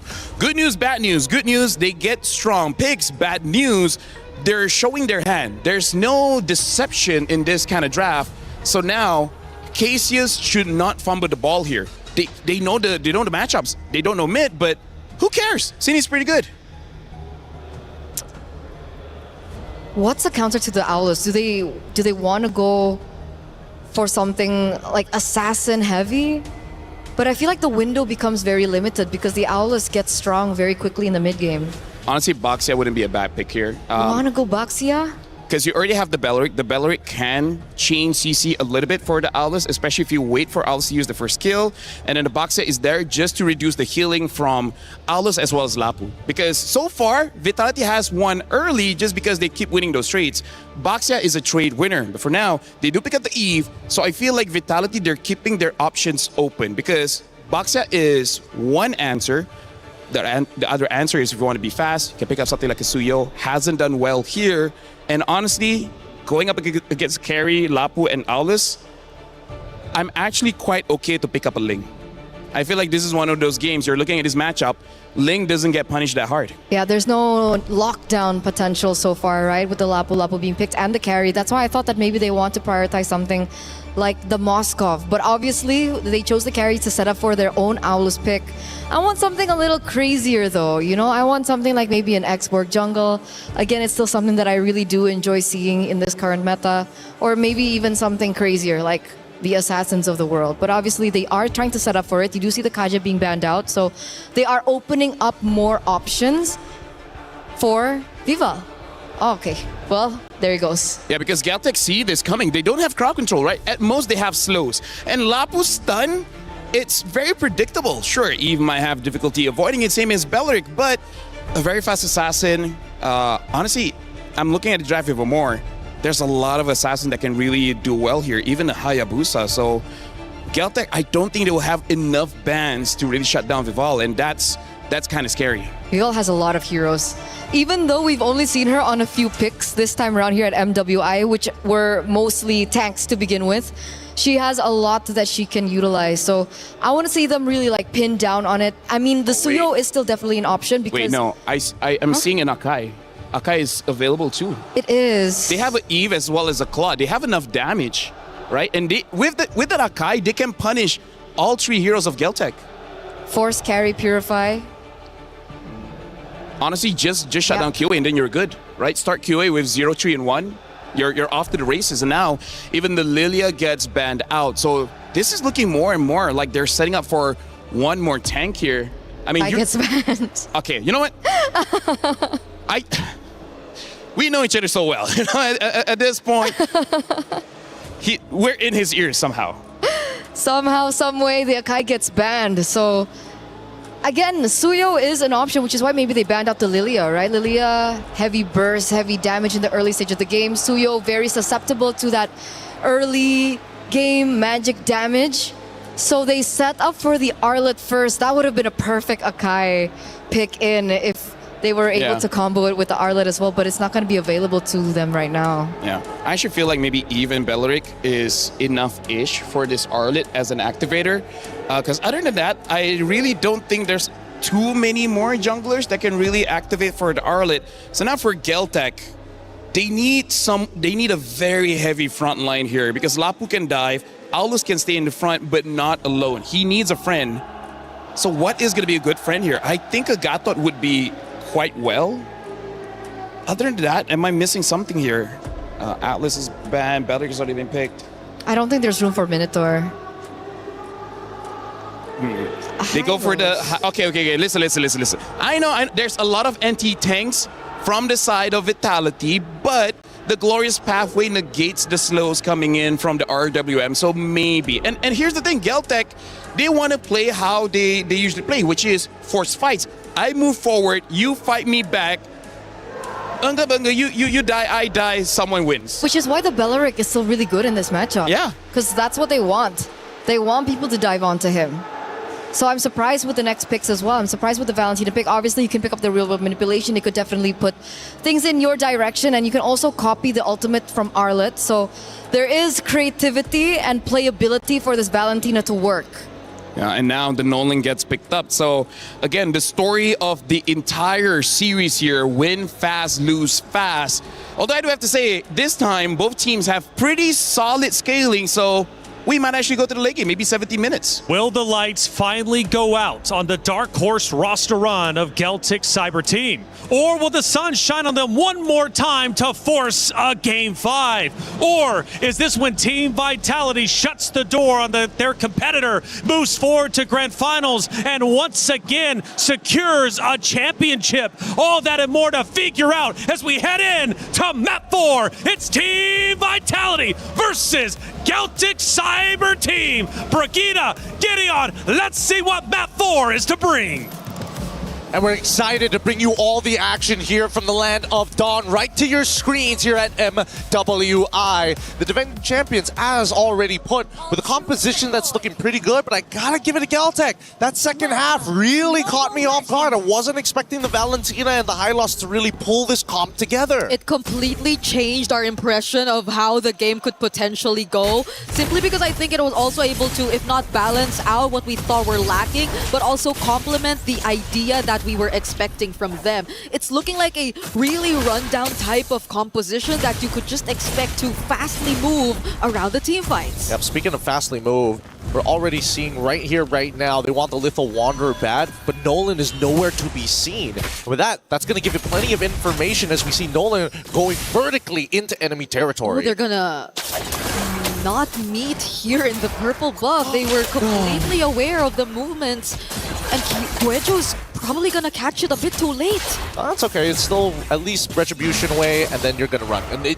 there's nothing you can do. Nolan's particularly hard to catch in the early stages of the game, and now that he has purple buff, even more so. But now we start looking towards Fumiko's lane. A really nice freeze and a good call by Liu Blanc to say, hey, you know what?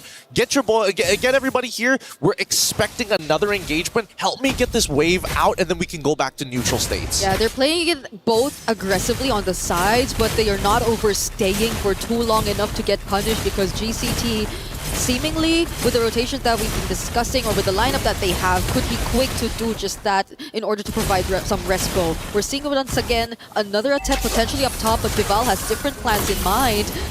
Vivian and Vival are just trying to scout out Kyoe. Yep, I mean, for the longest time, Kyoe was already revealed on the map, and Vival right now has some decent damage, but needs to catch Kyoe without her cooldowns. It's the only way they're going to be able to make this work. That's what I'm thinking.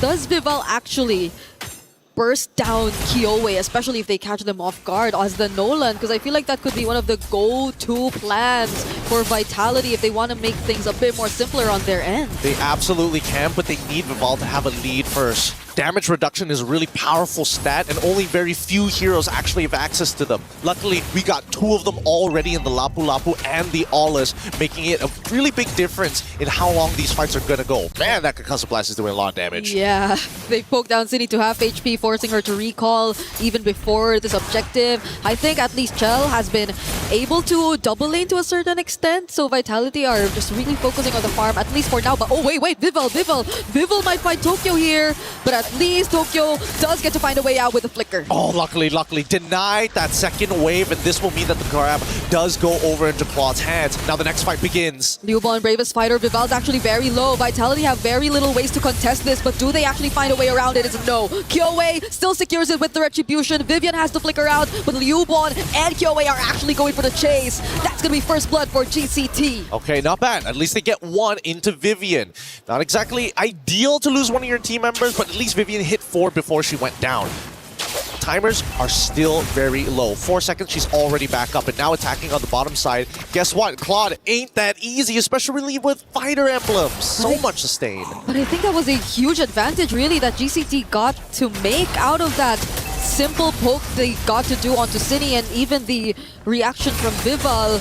So now they've somewhat gotten a bit more control across the map, but Kyoe looking very low. Still not enough to take her down. Yep, the people who want to burst her down can't catch her without the cooldown. Everybody else just doesn't have enough burst to finish her off. And even so, we see that GCT, honestly, this has been a very honest game from both sides. No sly movements, no overly thought out plans. It's very straightforward. We're looking to play it and keep it simple. Vitality, so far we've only seen the biggest play, Vival trying to catch out Tokyo. I don't know if they're going to be able to do that again, but they're readjusting to move a lot of their forces to the top side of the map. Yep, we might see a bit more of that come, especially here towards the purple buff. Vitality are not letting go of this push. Quejo already has to deal with a bit of damage, but now they're going to respond back with the Glorious Pathway. Vival, though, just goes right in. There's a Cleaving Axe as a response from Kyoei, and I think they denied the purple buff, and the real world manipulation too falling into place. The stuns from Liuban are actually going to connect. They find the trade onto Vival, and now City and Vivian just have to escape, but do they have the tools? This is Liuban going for the chase. The stun lands, and that's another kill over to GCT. Beautifully played by both sides, but most impressively, Liuban was able to respond in time to catch all three of the members into the Raging Slash after the Bravest Fighter, and now they look for turrets. Oh, Fumi Echo does use the final slash, will get away safely, but is very low on HP. Might not be able to set up for this turtle, and even Vival doesn't seem to be ready for this just yet. Vivian will be showing up, however, and City is back too. Oh, they're trying to zone them out here, and they successfully do so. They get, oh no, not a full reset. And unfortunately, Vitality will take the turtle off of that. GCT, a little unlucky there, but so far this is why Yves is one of the best mages that we have in the meta. Are they going to be able to catch this? Oh, they give up that tier 1 down bottom in exchange of the turtle, since Chell had to participate in that too. Warak's pickup already there for Fumi Echo. Could Vitality potentially be a bit more aggressive now in terms of the T-fights? Because so far, based on what we've been seeing, it's more of like a back and forth between GCT, but it's always GCT being the first to actually position themselves. Yeah. And better yet, they've been taking the initiative as well, right? They're not just going to take it lying down anymore. They're continuously trying to find opportunities. Vival looking to intercept Tokyo. Oh. Rest of them zoning them out. Vivian has Flicker, so she's going to be fine, but that's a pretty big battle spell to lose. Just top side, they find it. Great patience from Vival. Vivian did burn the Flicker there, but I think her passing through that route eventually allowed Vitality to get away safely too, but that was a much more favorable trade for them. They definitely got a kill and turret up top, which probably could hand back the lead towards Vitality this time, but Wrath of Dryad already forced out of Vivian! Fracture coming in from Vival, and now they just focus on Kyoei!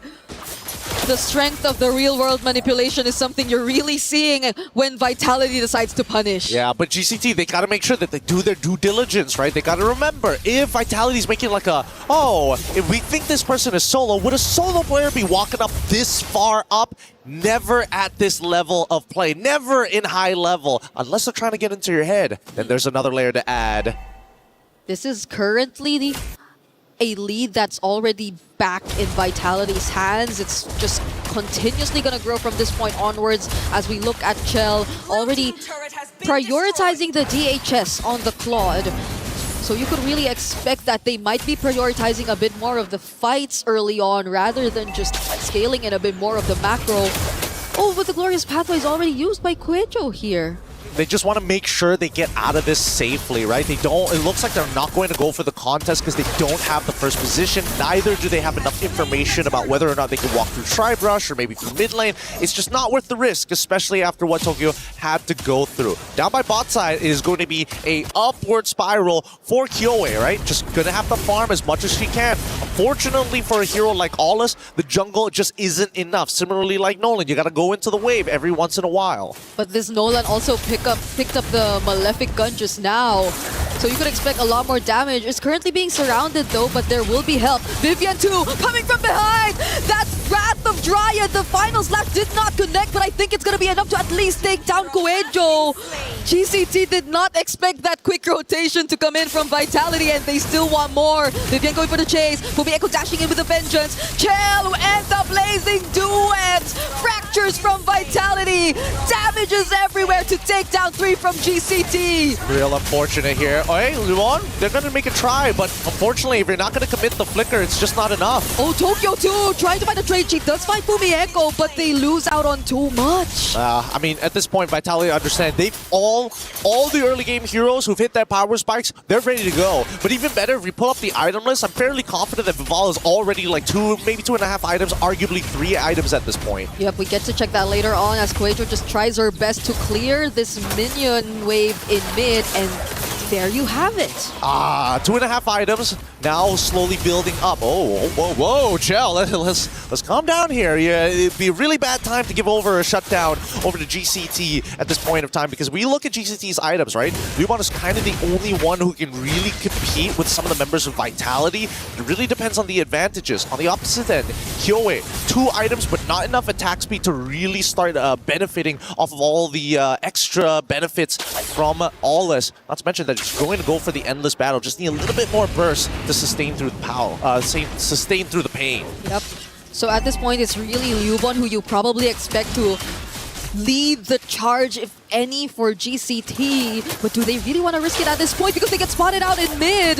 There goes the real final slash, already committed onto Quajo, but that's just space, that's just time that Vitality are able to buy. And they move away. 3.4, 3.6 now as it continues to skyrocket for Vitality. I'm expecting it to end up closer towards 6 to 7k. The 7k depends on whether or not a fight breaks out, but 6k if they get all the outer turrets from this point onwards. Yep. And I think that Vival, very happy with everything that has happened. Nobody can stop him, right? There is only one Kyoe. Nobody else has a point-and-click stun. And even Versailles still needs to apply the Terrify 2 times to trigger it to happen with the Shadow Strike. So, I don't know. Vitality, the way that they're going in and out of these fights, it's just too much to deal with. I guess at most it's if you get the Wrath of Dryad or the Final Slash, but Vivian actually goes in to use it first. They really want to take the space turret. Chell trying to focus down on this objective, but still GCT are heavy on the defense. Kyoe pushing them away. Lubon jumping in with the Bravest Fighter, but the Land Shaker does not connect onto anyone. GCT are forced to disengage. Unfortunate. They really needed that Land Shaker to connect to Cine. But now, underneath the turret, there's still a possibility of that final slash. And I'm waiting for that big play by Fumihiko, but I think that Vitality says, hey, calm down, girl. Not right now. Not right now. Wait till the next Lord. I guarantee you GCT is going to walk out. I think they're trying to constantly remind each other to just not give any openings to GCT, especially now that we're finally seeing that 6 to 7k gold lead that you've previously mentioned as expected. But even the panel too, they also brought up a point about this potentially getting to the 16 to 17-minute mark, but I'm not sure if Vitality want to make it to that point, especially now that you're looking at a lineup which could really heavily scale into the late game. Well, there's only 2 ways that can happen. Either number 1, Kyoe somehow steals the Lord, this next upcoming Lord. It's the second one that's spawning, by the way, so it is kind of difficult to chunk down, especially since Vitality are all over level. Wait, speaking of all over the place, they're actually trying to pick a fight here in the orange buff. Kyoe already bursted down heavily by the damage coming in from Vival, whereas Fumi Echo trying to go in 1v1 versus Tokyo, but the blazing do it from Chell! She barely made it out alive there, but the damage is going to be enough. Vival trying to go for more targets. There goes another kill onto Tokyo, or Kyoe as well. Did GCT really want to fight them there? Honestly, looking at everything, GCT came out on top. Yeah. They were 6.6k down, got an even 50-50 trade against their opponents, used the same amount of battle spells, the same amount of ultimates, and yet came out despite the huge economic lead coming in from Vitality. We'll have to look at the spread of where the gold actually is. I'm guessing most of it is actually on Vival, but a really good attempt because now, by the time the Lord actually spawns, it's a full reset. Come to think of it, it's actually surprising that Vitality seem to have used, if not all, most of their resources just to get those kills against GCT. Even the entries from Chell with the Blazing Duet felt like it took a bit too long before we could actually feel majority of the damage to come through. But at least Vitality still get the advantage in terms of the Allure. The Lord was inevitable. I would have liked to see GCT actually do the exact same move, but just maintaining that distance constantly, playing the footsies against Vitality just to make sure, hey, you may get first position, but at least we know all of your first positions. Okay. I think somehow the damage is a bit more expected to come through. That the Lightning Truncheon already locked in for Sonj. And Tokyo's already completed the trinity as well for this carry. But I think the question remains, what does Sonj actually pick up for the IMU to really make sure that they get at least an advantage against Vitality in terms of the counter engage? Is it really the Wrath of Dryad that they could really make the most out of, or could it be the final slash? I don't know. I'm thinking RWM? I think it has to be the RWM. There's just nothing else like it, especially when you have a glorious pathway on your side. At least you can slow them down, but here comes the next upcoming fight. I don't know if Vitality want to commit to this right now, because they still have that second wave, but now, look at Vival, literally playing with her food. Keep in mind that the majority of that 9K lead is because of Vival. Oh, that's spicy. Liubon trying to take on this 1v1, but there's also a separate team fight happening in mid. Kuejo right under the real world manipulation as Liubon goes down in the hands of Vival. And that's exactly what we were asking. This is such a brave decision to come in from Liubon, but at least they get to defend the base. This is disgusting. Disgusting stuff coming out from Vival right now. And the rest of the team is working like a well-oiled machine, denying space, making sure that nothing feels safe. It feels like GCT, every time they open up a bush, it's a minefield out there. Yeah, who do you actually send to do that? It's mostly supposed to be Kuejo, right? Already having to pick up the immortality as well, but even then the burst damage might be a bit too much to handle. The final slash gets touched somehow here by Kyoei, but even as she just tried to clear, you could see how difficult she had to how the difficulty she had to deal with in terms of surviving the damage from Vitality. Yeah, but now Vitality, they crack their knuckles, they sit back. We got the 9K lead, guys. Guys, the next Lord is where we must end it. First, we need to make sure that GCT doesn't get to the 42K mark comfortably, right? They're going to eventually hit it. There's no going around that, but we can make their life a living hell. No one's aware that Vival's there in that bush too. GCT have seemed to understand that they might need to group together a bit more, and there have been some movements down bottom, but they just can't confidently push further. They have barely little idea of where Vitality are currently positioned at the map. Oh my goodness. After looking at the damage dealt and damage taken, it's kind of difficult to argue that GCT doesn't have enough damage, but the truth is they just don't have enough items. They don't have enough gold. And finally, the Malefic Roar is out for Kyoei. Oh, Fumieko going in, tries to dive, goes for Sonjke. Sonjke steals away the final slash, but they're still yet to go for the counter engage. Just challenge Viva from the back! They make sure that this is gonna be a clean wipeout! Immortality pop for Kuejo. She's the only one left alongside Liubon, but it's a maniac and it's a potential savage once again!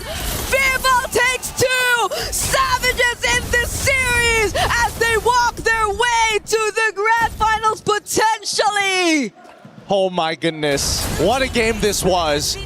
From not only outplays, we finally come to the outclass. The title defenders are here and are wanting to stay. Welcome to the Grand Finals. We missed you here. The MWI champions of 2024 and 2025 will meet at the Grand Finals of this year. It wasn't as clean as their previous run. They've been dropping games, they've been having long games, but eventually Vitality still make it back to the top. And of course, true sportsmen, despite being defending title champs, they're still going to have their fist bumps down.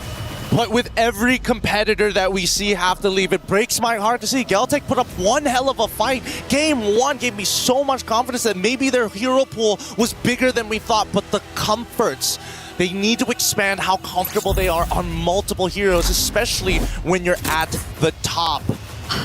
And I cannot get over these 2 savages brought to us by Vival in just a single series, 2 games straight up against GCT.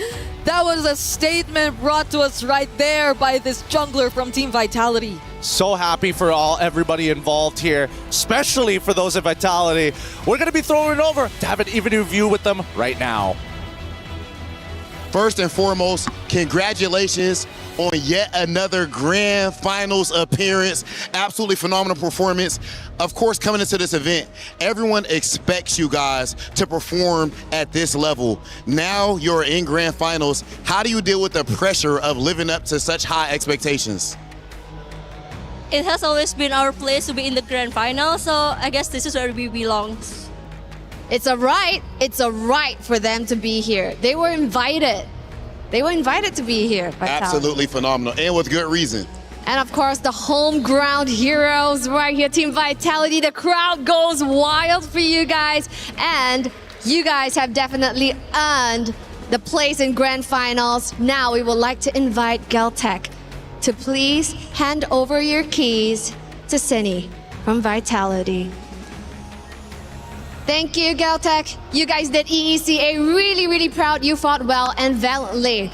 Now, Cindy, how does it feel like holding the key of your opponent? I know you guys have been looking forward to meeting Galtech, but how does it feel really, knowing that you defeated them?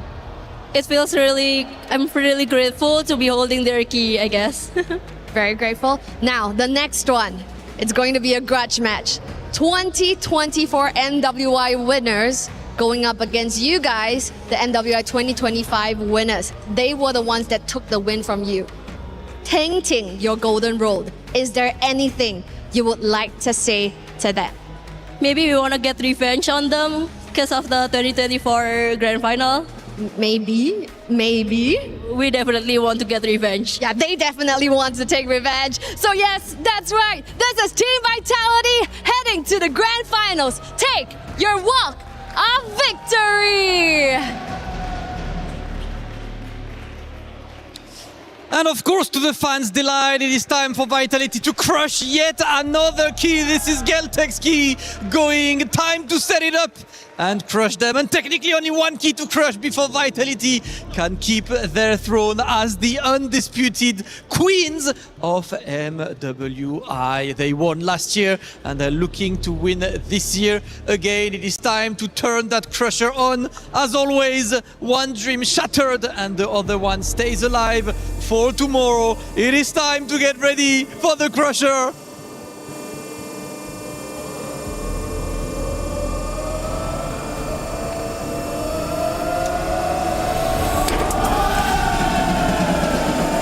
Vitality making it to grand finals. Obviously the fans will be there and back. These guys are ridiculous. The vibes are looking incredible. The vibes are immaculate at the MWI, and you know Vitality will be celebrating because these guys, they will be back tomorrow for grand finals in style. So make sure you're there tuning in for this. That's gonna be ridiculous. Looking forward to the grand finals. Without further ado, let's enjoy the vibe and take a look at the highlights.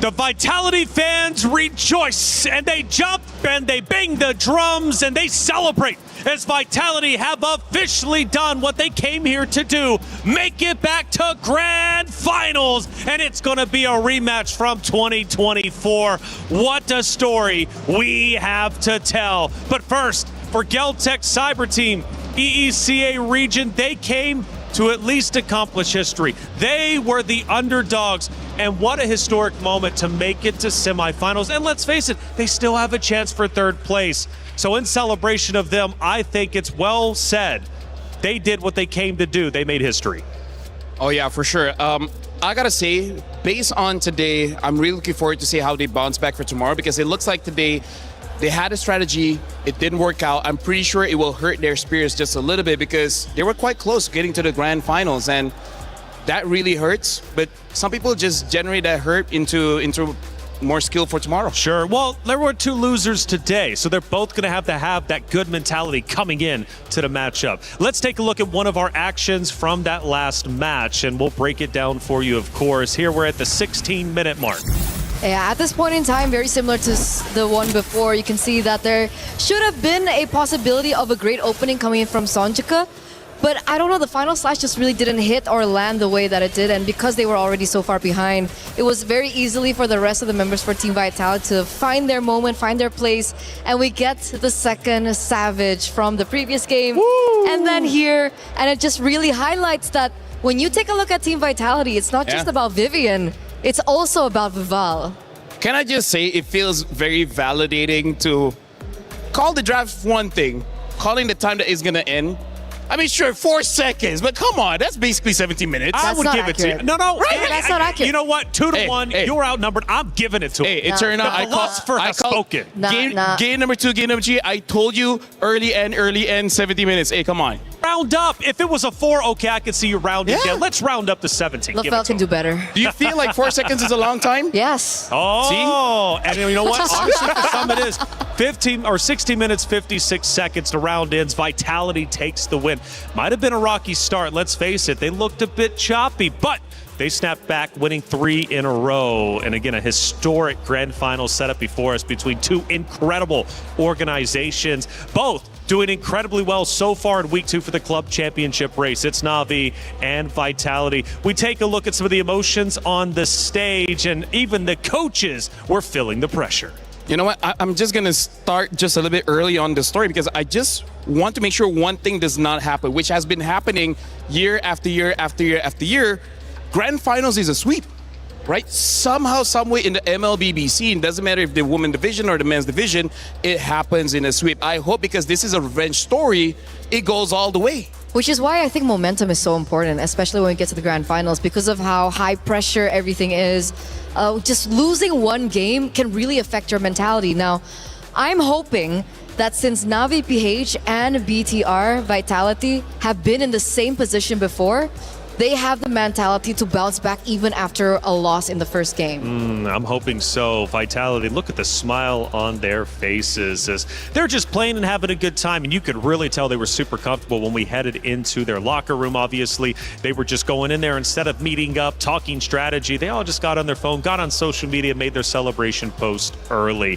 Feeling comfortable, and of course even their CIO going out there, which big news to him. He actually did a championship update earlier with Trev, and he commented on how much Vitality is committing to the club championship race this year. So having these ladies do as well as they are is a big boon for Team Vitality. I mean, honestly, looking at how Vitality performed just now, talk about momentum. Talk about having a statement, having 2 Savages back-to-back in both games. I kind of feel like if Na'Vi was watching that, they're like, oh boy. Not Ayanami can do it. She's my GOAT. She is the GOAT. She is her, as we've been saying. It is, in fact, set up to be an incredible final day of MWI, but we're going to have to wait at least one more day until we get to that point. But even though we're waiting for the grand finals for tomorrow, you can get involved now when it comes to MLBB because it's Rhino Day. Yay! Brand new interactive effect for Rhino Day is available now. Check it out and join the celebration. Plenty of things to get involved in, and look who's excited to turn up. You're feeling good about Rhino Day. I love rhinos. Yes. I love rhinos. I'm just a few games away from becoming a dragon. Ooh, dragon. Which is mythic. Ah, okay. You've hit that once. Rhinos. 50 stars. Congrats. Well, Congrats. Thank you. Unfortunately, it's not Dragon Day. It is Rhino Day. Rhino Day. Rhino Day. Hey, check it out. Trev, he's got the club championship updates, and we need one because we're nearing the final day of the MWI. We've just wrapped up day number 4 of MWI here at the Esports World Cup in 2026, where Team Vitality have just taken down Geltec Cyber Team to get themselves into the Grand Finals. They're looking to try and earn the first 1,000 points for Team Vitality in the Club Championship. Over the other side of the bracket, though, Na'Vi clean sweep their opponents to earn their spot in the final. And with Dark Angel earning them 1,000 points last week, they're looking to go back-to-back in the Allianz Vault to top off the Club Championship table at the end of week 2. Stay tuned, because there's still so much more to come in the Club Championship.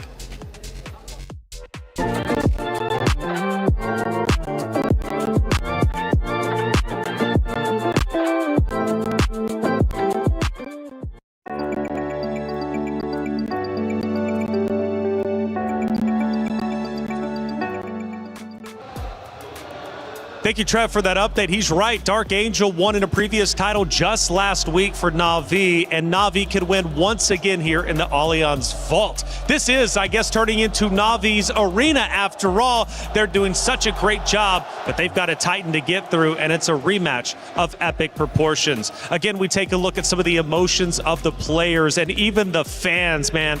Vitality superfans show up and show out, and Vitality were feeling so comfortable and feeling good throughout that final matchup to the point where, honestly, they could have been in their own bedrooms, chilling out on the couch, playing against the team they were going against. Not because Celtic is a bad team by any means, but just because Vitality is so comfortable being under the bright lights. For sure, for sure. They've been in this position time and time again. I think that's something what we have highlighted. But of course, even through their amazing performance today, there are still some loopholes that I think they need to prepare for. Sure. Because obviously Na'Vi have been watching, they've been reading out the games, they saw the drafts, and they're going to be expecting and also bringing out their own flavor tomorrow in the Grand Finals. That's it. Grand Finals will be coming up very quickly, but not only is it Rhino Day, we also have a chance for My Champions Pick. 2 champions, 1 game. My Champions Pick event is now live. From July 27th, submit your predictions for the MSC and MWI champions for a chance to win 50,000 in-game diamonds and MSC 2021 through 2025 tournament skins. Don't forget to leave your picks under at MLBB Esports Post for even more chances to win. Lock in your champions now and cheer for your favorite teams. My Champions Pick now live. A lot of things to earn, and you know what? I want you all to earn. Let's take a look at a couple of our highlights that ended up happening throughout the day, because we had several of them. Again, the coaches feeling the pressure, feeling the pain of each and every moment. For the players themselves, though, they had to go through the gauntlet. Unfortunately, for 2 teams, their keys were crushed. However, we will still see them again tomorrow as they play for 3rd place. I gotta say, I feel like in terms of emotions today for the winners, I think this is also showing their veterancy as being champions from before. They don't get overly excited. It's like, yes, we win, but the job's not over just yet. If we just, go through the adrenaline, we might go through a mistake. But for the team that lost today, this is a new learning experience where they have to accept the defeat, but also know that it's not over just yet. They still have to do more tomorrow. And we don't get to see them emote like the ones that lose, because we're hearing a lot of them backstage from Rose that, it really just reflects how much they put up with and how much they've been through. How much they sacrifice.